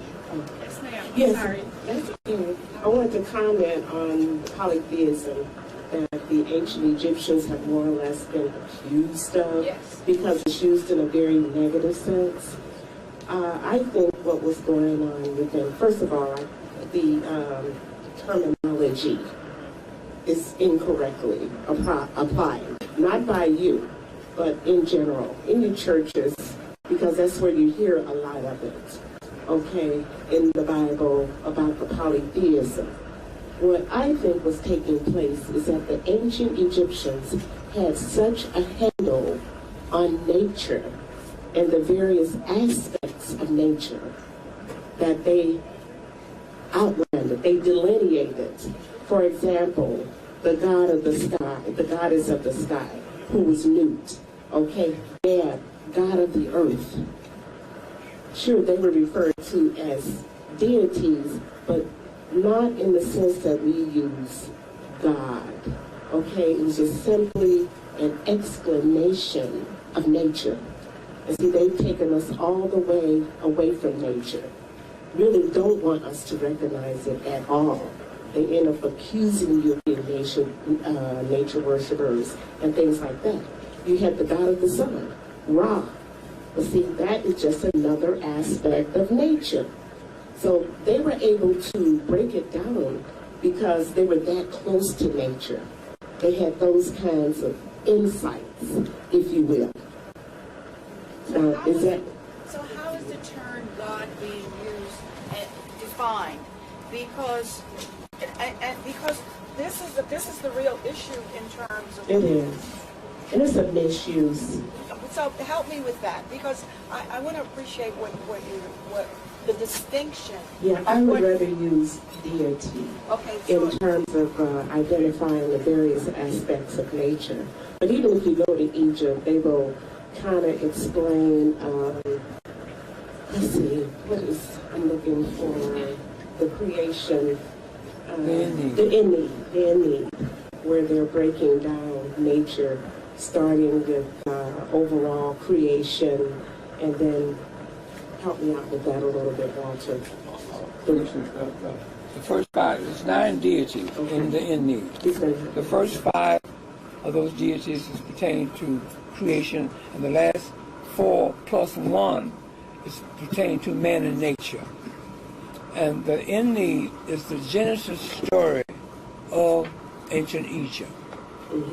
See, that's the Genesis story. And it starts with Ra. Then it goes to Shu, the air. Let's talk about Ra just a little bit. Okay, go ahead. The sun. So there are 9 deities plus 1. The first 5 relating to creation. Nature. No, creation. Creation. And the next 4 is related to man. Man and nature. Man and nature. See, and man is part of nature. 4 plus 1 now. Go ahead. 4 plus 1. Okay, but I'm just trying to understand when the term God is used, because apparently there are two references. When we talk about modern day, meaning right now, most people think of God as a entity that controls their lives and you know, it's really a misunderstanding. But you just mentioned the God, the Son God. Right. Okay. If you will, that's the Son deity. Now, before we go on, let me explain one other thing that might help to clarify this. Now, when he talked about the triad, which we know today as the Trinity, okay, no one seems to have a problem with that. These three are one. No, they're not. Okay? They made them one to confuse the issue. All right? Now, when he talked about Osiris becoming the Holy Ghost, Osiris also became the god of the heavens when he was rendered invisible. Before that process at Ephesus, God was visible. And Pharaoh was more or less held up as the god of example, morals, and that kind of thing. So it's been, let's put it like this, the Europeans never had a good handle on understanding our culture. So that's why you're going to have all this confusion. They still don't understand us spiritually. They don't get it. So you got all, that's how you get all these denominations growing out of Christianity because of the different interpretations, if you will. And that's going to be around because when something such as Christianity is not the truth, you got to keep fixing it. You got to keep trying to make sense out of it because it's not facts. It's alternative facts. Get that term today? Okay, so we've been dealing with that all down through history, all right? So, but I think I want to say one other thing in trying to address your questions. You're talking about Akhenaten, who was supposed to have been a pharaoh, who made the decision to have one supreme God. Because in ancient Egypt, the different regions had their own gods. They just did. You know, there were, that's how they operated. But we're talking deities, and that's probably the term that we should use as opposed to God. Because we have this big pie in the sky idea of a God, and that was never the case. Osiris was rendered to invisibility so that they would not have to explain that African deity. Okay? Being there with the white images that they had created using the attributes of our African deities. So when we can inculcate that and understand that, we're going to have a better understanding. So a deity is what? How is that different? I would say something that is held up in high esteem. Symbolism as an example of giving us a deeper understanding about our surroundings, okay, about nature, because we are part of that. See, we had Isis and Osiris and Horus. They represent humanity in nature. That's the other thing that they're representing. And that's us. And we're all tied together. And they would like to, the Roman Catholic Church would like to separate all that and not have us understand anything. And they're the sort of the real holders of the information over in their Coptic library and museum. That's our stuff that they have. You've heard of the Black Madonna. Okay, some of them secretly still worship Isis. That's who the Black Madonna is. They know the real deal. We just don't know it. Okay. Okay, I hope that shed a little bit of light. This brother's had his hand okay, let's wait. 10 minutes. Okay, I just want to young lady, hello? Hello? Hello? Yes, sir. Did that help you any? Yes, ma'am. Okay, It still raised more questions, but you know what? That means I got to do the work and go to kind of do some of this reading and kind of pull it together. I go to Egypt. Yeah. I have been to Egypt, and I've been up the Nile. I've done that. I've been to a lot of the. I've done that. Did you do it with a sister or a brother or Caucasian? I did with a sister who's very knowledgeable about this. But I'm still. I mean, you know, one of the problems that we're having right now is the use of the language. When we use the word God, you know, it generates one thing, but when we start to talk about it in terms of ancient Egypt and using the same word, it doesn't have the same meaning. There you go. So, you hit it right on the head. That's what I was going to tell you, that the term God is used different today. The term God is to signify that dead white man on the cross. Okay? Getting us Africans to bow down to that image and supporting white superiority, supporting white supremacy, and making this white man a God and worshiping him as our God. That's the purpose of that word God. And word God probably was not used in ancient Egypt, just like she said. Okay, but anyway, we're going to have to move on. What's your other brother? Okay. Okay, come on over here. All right. First of all, I'd like to say I really enjoyed your talk today. Okay, come on over here, brother. I can do it from back here. I'm good. Okay, go ahead. Sister Williams touched on something when I was having my question from your lecture earlier.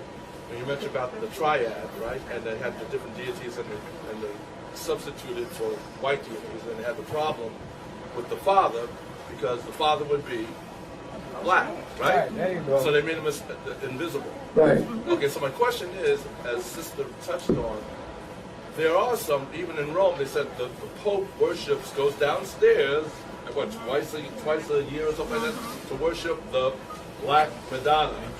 So that means, according to what you said, following that line of reasoning, that they had to acknowledge that the scene was black. And I understand that the early Coptics, that the whole scene that you see with the Pope with his scepter and all that was, in some cases, a black scene, i.e., the AME church. Their Jesus and their church is what is black. Of course, we know there isn't no Jesus, but okay, but their scene is a black scene. So my question is, so how does that play into your lecture about what they had to hide the fact that they had a problem because the father was black, right? So they had to make him invisible. That was the Roman Catholic Church? Well, not necessarily just the Roman Catholic Church, but those, as Sister brought out, like those who worship the quote-unquote Black Madonna. Okay. They're still a part of a black scene. That means that there was a black father somewhere. Okay. Right? Well, that's what I brought out in my lecture when I had to draw those circles and so forth and so on, that the father is African but invisible. Now, the Roman Catholic Church listen to what I'm saying, the Roman Catholic Church know that there's never been a man that ever walked the earth in human form that's been raised and called by the name of Jesus Christ. They know that, historically. They know that, okay? But they're not going to tell you that. You see? Can you say that again? I said the Roman Catholic Church, as I speak at this very moment, know that there's never been a man that ever walked the earth in human form, been raised and called by the name of Jesus Christ. They know that. That's right, they do. And if you don't believe it, go and get your Pope. You bring him here, and if he doesn't admit that there's never been no Jesus Christ, I'll break it down for him and show him, just like I showed you all, how this Christ was made. Do you know that? Pope, the Roman Catholic Church knows that. They already know that. But they're not going to tell you that. See? Because it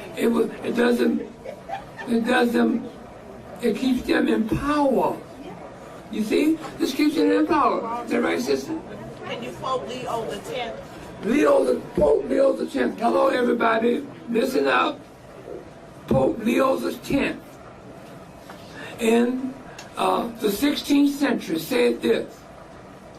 He said, the myth of Jesus has served us well. The Christ myth. Okay? The Christ myth, so when they look it up. The Christ myth has served us well. Okay?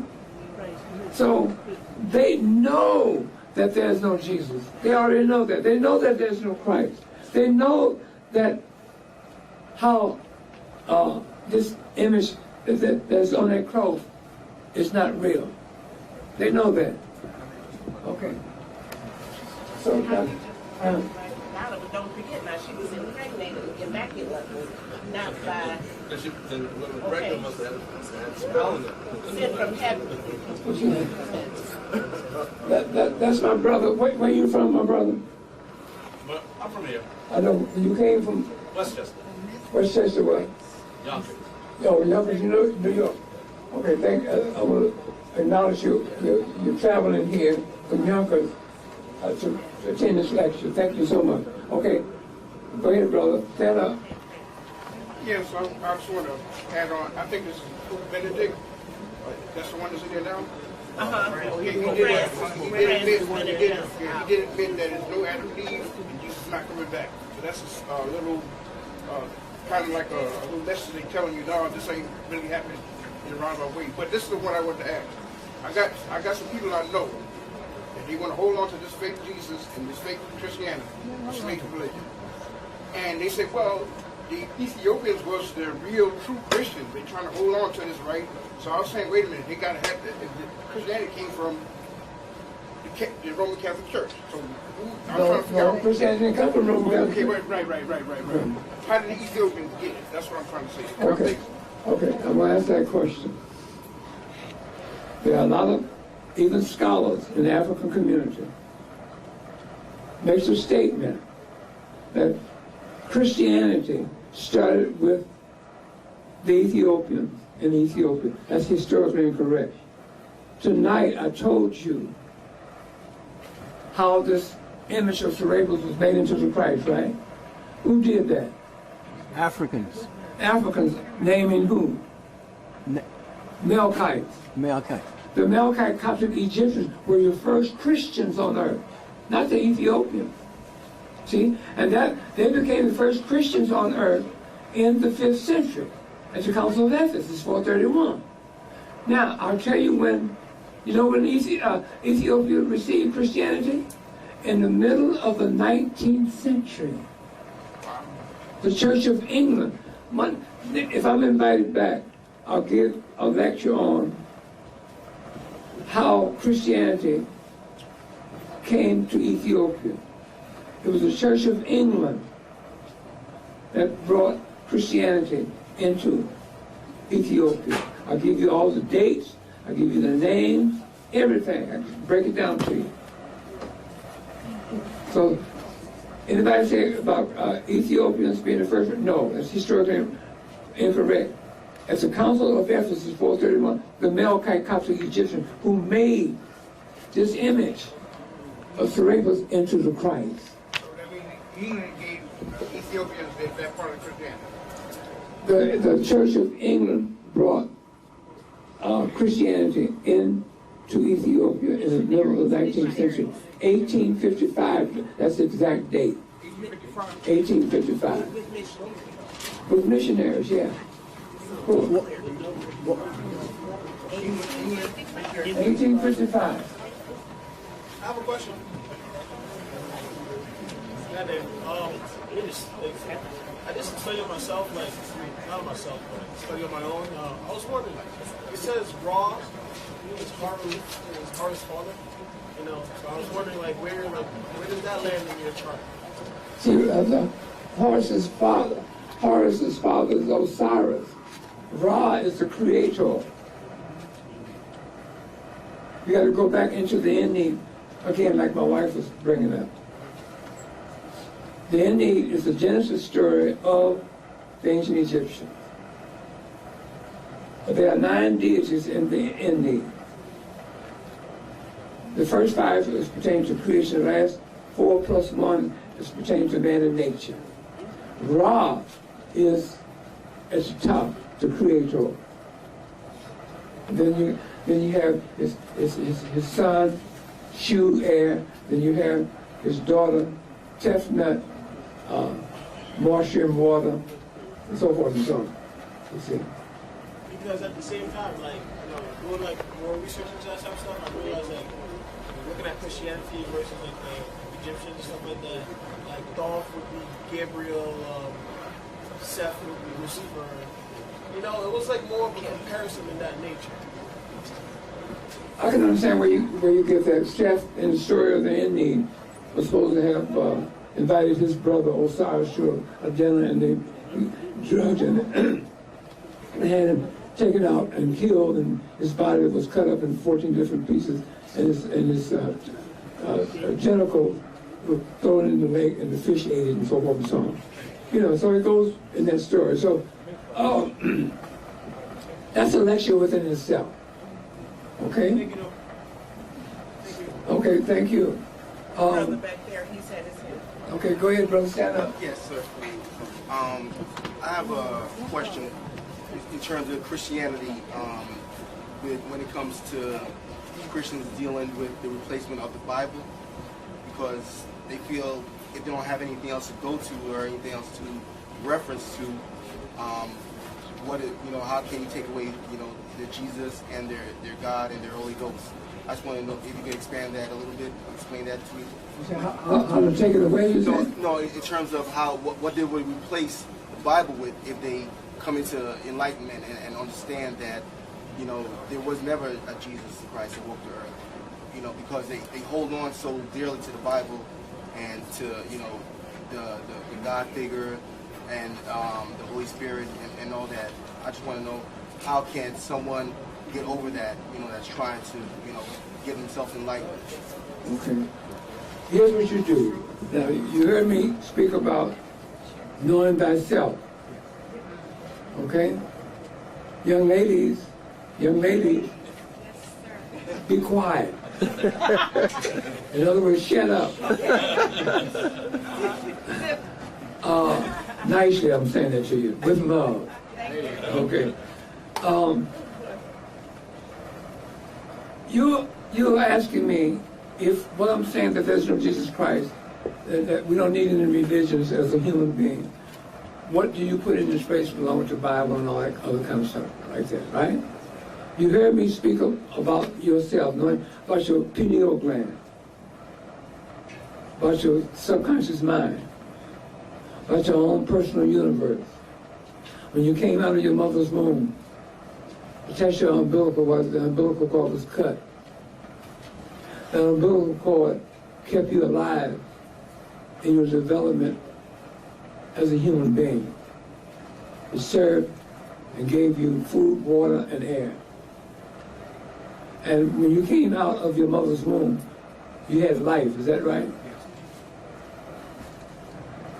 And you had everything that you spiritually need to sustain yourself as long as you live. You did not have a religion. Did you understand that? Yes. So therefore, man creates a religion. So the question, if you understand what I just said, answer it for itself. You were already born with it. You just get that junk out of your life. Take that Bible to the nearest garbage can and throw it in the garbage can as fast as you can. Get that dead white man on the cross and throw his ass right there in the garbage can next to that Bible. And take that God that's attached to these religions and throw them in the garbage can. Okay? Because this is where the confusion comes in. We as an African people will never ever be free as long as we attach ourselves into the belief of a religion. You were not born with a religion. You don't need a religion. You were given everything that you spiritually need to sustain yourself as a human being when you came out of your mother's womb. That's all you need. But you have to understand this. You see? Because when you see, a Bible is something that one has to believe in. The Bible is written abstrusely, meaning that the word abstruse means written with the intent for the reader not to understand it. You will never understand that Bible because it's not meant for you to understand, because it doesn't do nothing but bring confusion in your life. And you don't need that in your life. Get it out of your life as fast as you can. That's my suggestion. I can't tell you or make you do that, but I would suggest that you do that. So what you have to put in this place of these religions, the Bible and God and all that kind of stuff, is understanding your own personal humanity. You have any children? Yes, sir. You are God. Okay? You are the God to your children. And your wife is the goddess to your children. So if you understand that, you say, I don't need a religion because I wasn't born with one. What do I need with a religion for? And you give away all your power. Go ahead. I just want to kind of clarify something that I think you're asking. People assume that you get your morality and your values and your from Christianity. They're right and wrong. They assume that their religion gives that to them. So they are saying, if I don't have these guides, which I find in religion, then how will I know right from wrong? How will I know the principles that should guide me through life? How will I know all of these very deep things that I need for my morality and my right and my wrong? That's what she's. What do you replace that with? But I understand exactly what you're saying, but I'm just saying for clarification. Yeah, you were born with, thank you, President, that was good. But you were born with everything you spiritually need when you came out of your mother's womb. Okay? See, man created all these religions to do what? Control your thinking and your actions.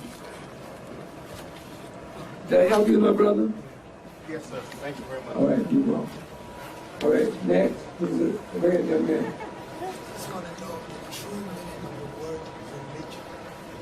True meaning of the word religion. Religion, What does it mean? one of the more than one definition, but the main definition of religion is to bind back. Keep going back, keep going back, keep going back. That's a religion. You drink, eating is a religion. Anything that you do is keep going back, repeating. That's religion. That's one of the definitions. Okay? So did that help you? Okay.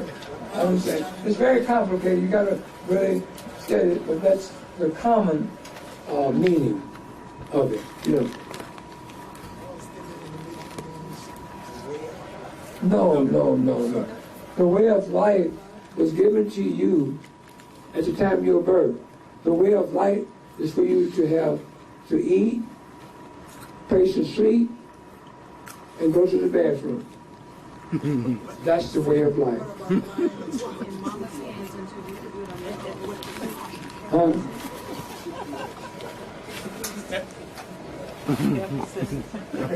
That's the way of life. That's the natural way of life. Okay? You're gonna eat, you got to eat in order to live. You got to drink water in order to live, and you got to sleep and rest your body in order to live and be healthy. That's the way of life. Okay, who else? Go ahead, young lady. Yeah, I've got two things to say. One, we often forget that we study the other animals. We study nature itself. So spirit, whether it's the scrab, beetle, whether it's the hawk, we appreciate because we watch what these animals do and how they do it. And so therefore we adopt, one might say, those spirits. But when it comes to Jesus, Rome is about serious business because in 7 AD, they woke up early one morning to the hooves of 30,000 horses coming in from what we know today as ancient Egypt, invading with a brother named Jesus, who Rome labeled Black Jesus, who Rome is said to have. You don't think so? Okay. The caption of my book here is saying, right here, There's never been a man that ever walked the earth and human form within the race, creed, or color by the name of Jesus Christ. No Well, Jesus. not Christ. I'm talking now about a soldier who's coming in to destroy Rome. He wasn't spiritual. No, But sweetheart, Rome makes a note about him. no. What year did all this come about? About 7 AD. And who was You can pick him up in a number of places. You can pick him up in Diop. I'm trying to remember which one of it were. She can't tell Diop. Makes a note on it. No, And so does Belankowski. No. That's tradition, sweetheart. I sit here. I gave you handout. Not a Christ. I'm not talking about Christ. I'm talking about just a brother who's a soldier trying to destroy Rome. Or to reclaim Kemet. No. Don't believe that. Don't believe that, sweetheart. Can I believe Guinness come? Can I believe Guinness come? What come? Guinness comes in from the Asia to assault Rome. You have to really, you start your studies of history, human history, by studying ancient Egypt, and then come forward. And then a lot of these things, like I was telling young men about Hannibal, the Punic War. See, as you study history, and when people write literature and put it before you and say, this is it, then you say, well, no, Then you start thinking, your analytical mind comes in. But you got to know history in order to discern what you're reading is true by way of facts, or a lie, by way of fiction, and with the intent of misleading you, you see.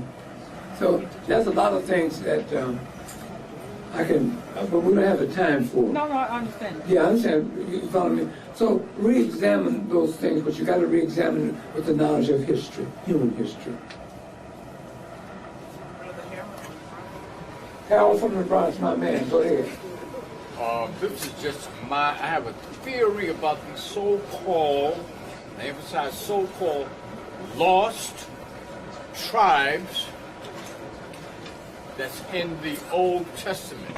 My theory is it's the 12 signs of the zodiac.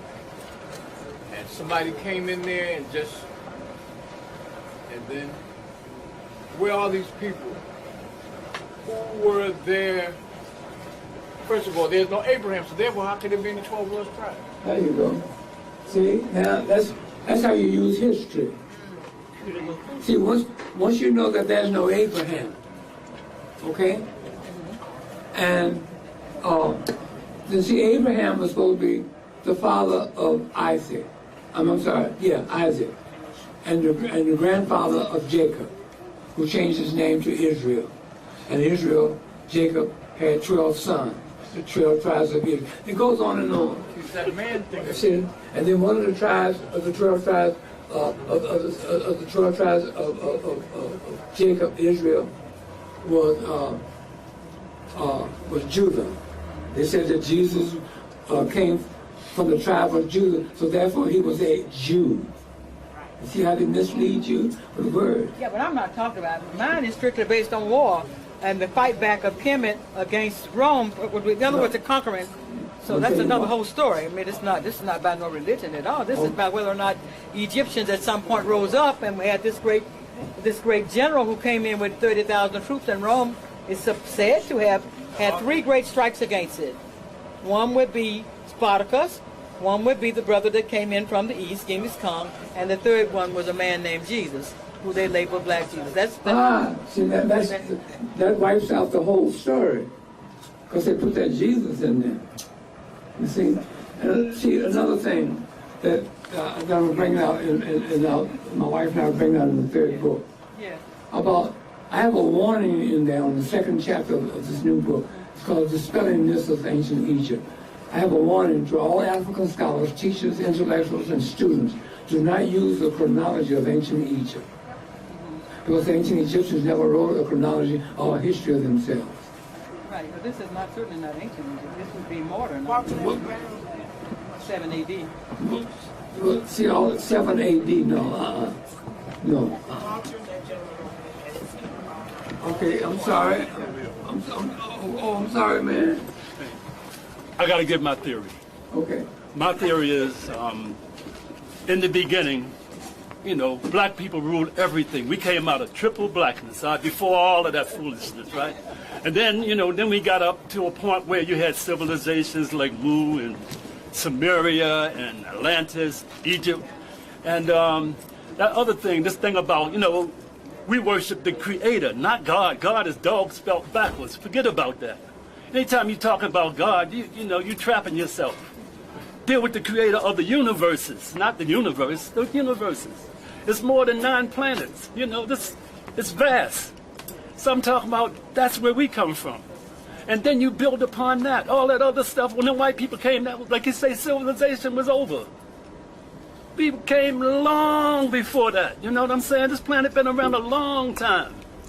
So let's not trap ourselves in that little time. We're the original people. You know, black people, we came from there to where we are now. You know? Okay. That's all I got to say. See, in 7 AD, that was no Christianity, so there was no Jesus. Now look at this Jesus, I'm not talking about a religious Jesus. This man's name just happened. Jesus is a common Jewish person's name. His name is Jesus. I'm saying the Romans don't want you to, Rome never talks about it. They label him Black Jesus to begin with. Rome don't want to remember him. You know when the name Jesus came about? When the seed of Christianity moved out of Northeast Africa into Europe on the outskirts of Rome that I mentioned. That it was Christ there. Yeah, that's when it's Christ. But this wait now, just a moment now. They added this Jesus, the Christ, when the Vatican was created. Yeah. Okay? They said that this Christ, this cerebral Christ, was the son of Zeus. You see? Jesus, when you write the name Jesus, it comes out to be Jesus. Yeah. So they said that this image, which was a Greek, Jesus is the Greek God for the Greeks. Okay? So by him being a Greek, which was a successor of Alexander, the Greek, when he came into Egypt, he was a Greek. So when they got to Europe, when the seed got to move to Europe, they added Jesus, the son, the father of Christ. So, and you spell, like I said before, Jesus is spelled Jesus. So it became Jesus the Christ. In my book, did you write this book? No, but I'm going to get it at some point. Okay. Well, my wife writes it. I'm not questioning you. All I'm saying is that what the Romans about it. Another whole story. No. What I'm saying, my wife writes a good chapter 8 on the historical origin of the letter J, and she breaks down where this Jesus come from and so forth and so on. You see, so that's where you don't get to Jesus until you get the seed moved into Rome, on the outskirts. On the outskirts of Rome into Europe. You see, and that was happening. That happened in the 15th century. Okay, all right. We're gonna take. Okay, go ahead. Yeah, people talk about the beginning. Huh? People talk about the beginning. What? When and where was the beginning? I was just telling you that. I answered all that during the lecture. When you arrived. When was the beginning? The beginning for you when you came out of your mother's womb. The ending for you is when you die. I can't answer that. Nobody can answer when the beginning began. No one can answer that. I said that during the lecture. Is that correct? Yeah. Mystery of life. It's called the mystery of life. I can't tell you I know the answer. I don't. The answer is I don't know. It's the mystery of life. Okay. All right. Who else?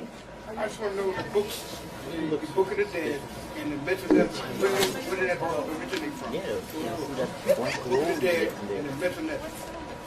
They said that's supposed to be the original Bible, but you said nobody deciphered Egyptians, writings and stuff like that, and the chronology and all that. I mean,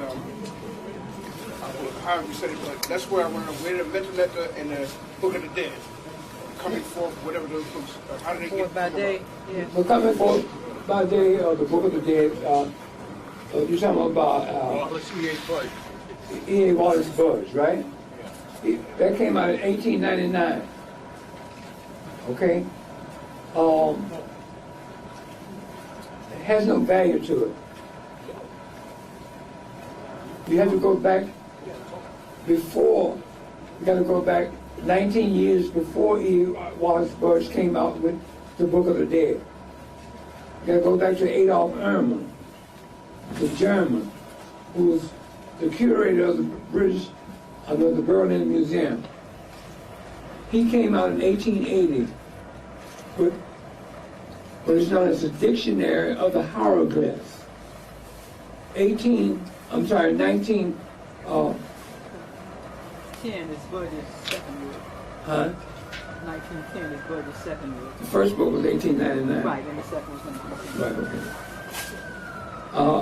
You got to go back to Adolf Ehrman.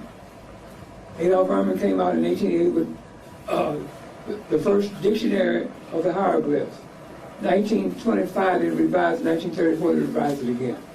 Okay, so the foundation, then you got Alan Gardner wrote a book called Egyptian Grammar. See, now you got to be careful when you study these Europeans now. They're trying to make the hieroglyphs. You got to listen to me now. You got to either pay attention to me or them. The Europeans are trying to take the pictorial symbols known as the hieroglyphs, which was drawn by our ancestors, ancient Egyptians, during the time of antiquity. They're trying to say that they have deciphered them. The hieroglyphs cannot be deciphered. It's impossible to decipher the hieroglyphics. And I write a chapter in my book, Historical Origin of Christianity, page 146, why the Meta-National hieroglyphics has never been deciphered. So, they're just pictorial symbols. They cannot be deciphered because in order to decipher a symbol, one would have to know the meaning of the symbol. Then if you know the meaning of the symbol, then you can explain the symbol. But if you don't know the meaning of the symbol, you can't explain nothing. Europeans say they know and have the decipher of the hieroglyph in order to institutionalize our ancestors' culture and civilization and call themselves Egyptologists. No such thing as an Egyptologist.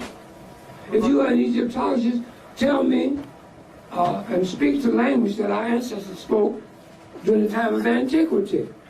If you're an Egyptologist, tell me how the Great Pyramid was built. Huh? Now, Gerald Massey, he's also in that class too with a European. All of them. They're going to come up like I'm telling in my new book about the chronology of ancient Egypt.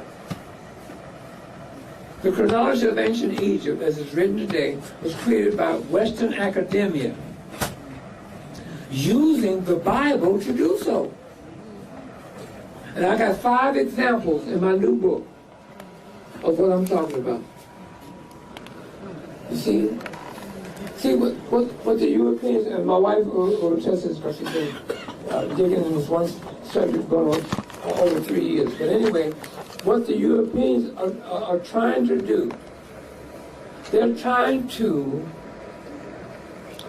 dispel and repudiate our ancestors being the first literate people on earth with an alphabet. They're going to say the Sumerians brought writing in. It's a lie. Okay? That's a lie. So we're bringing that out in our book. Okay?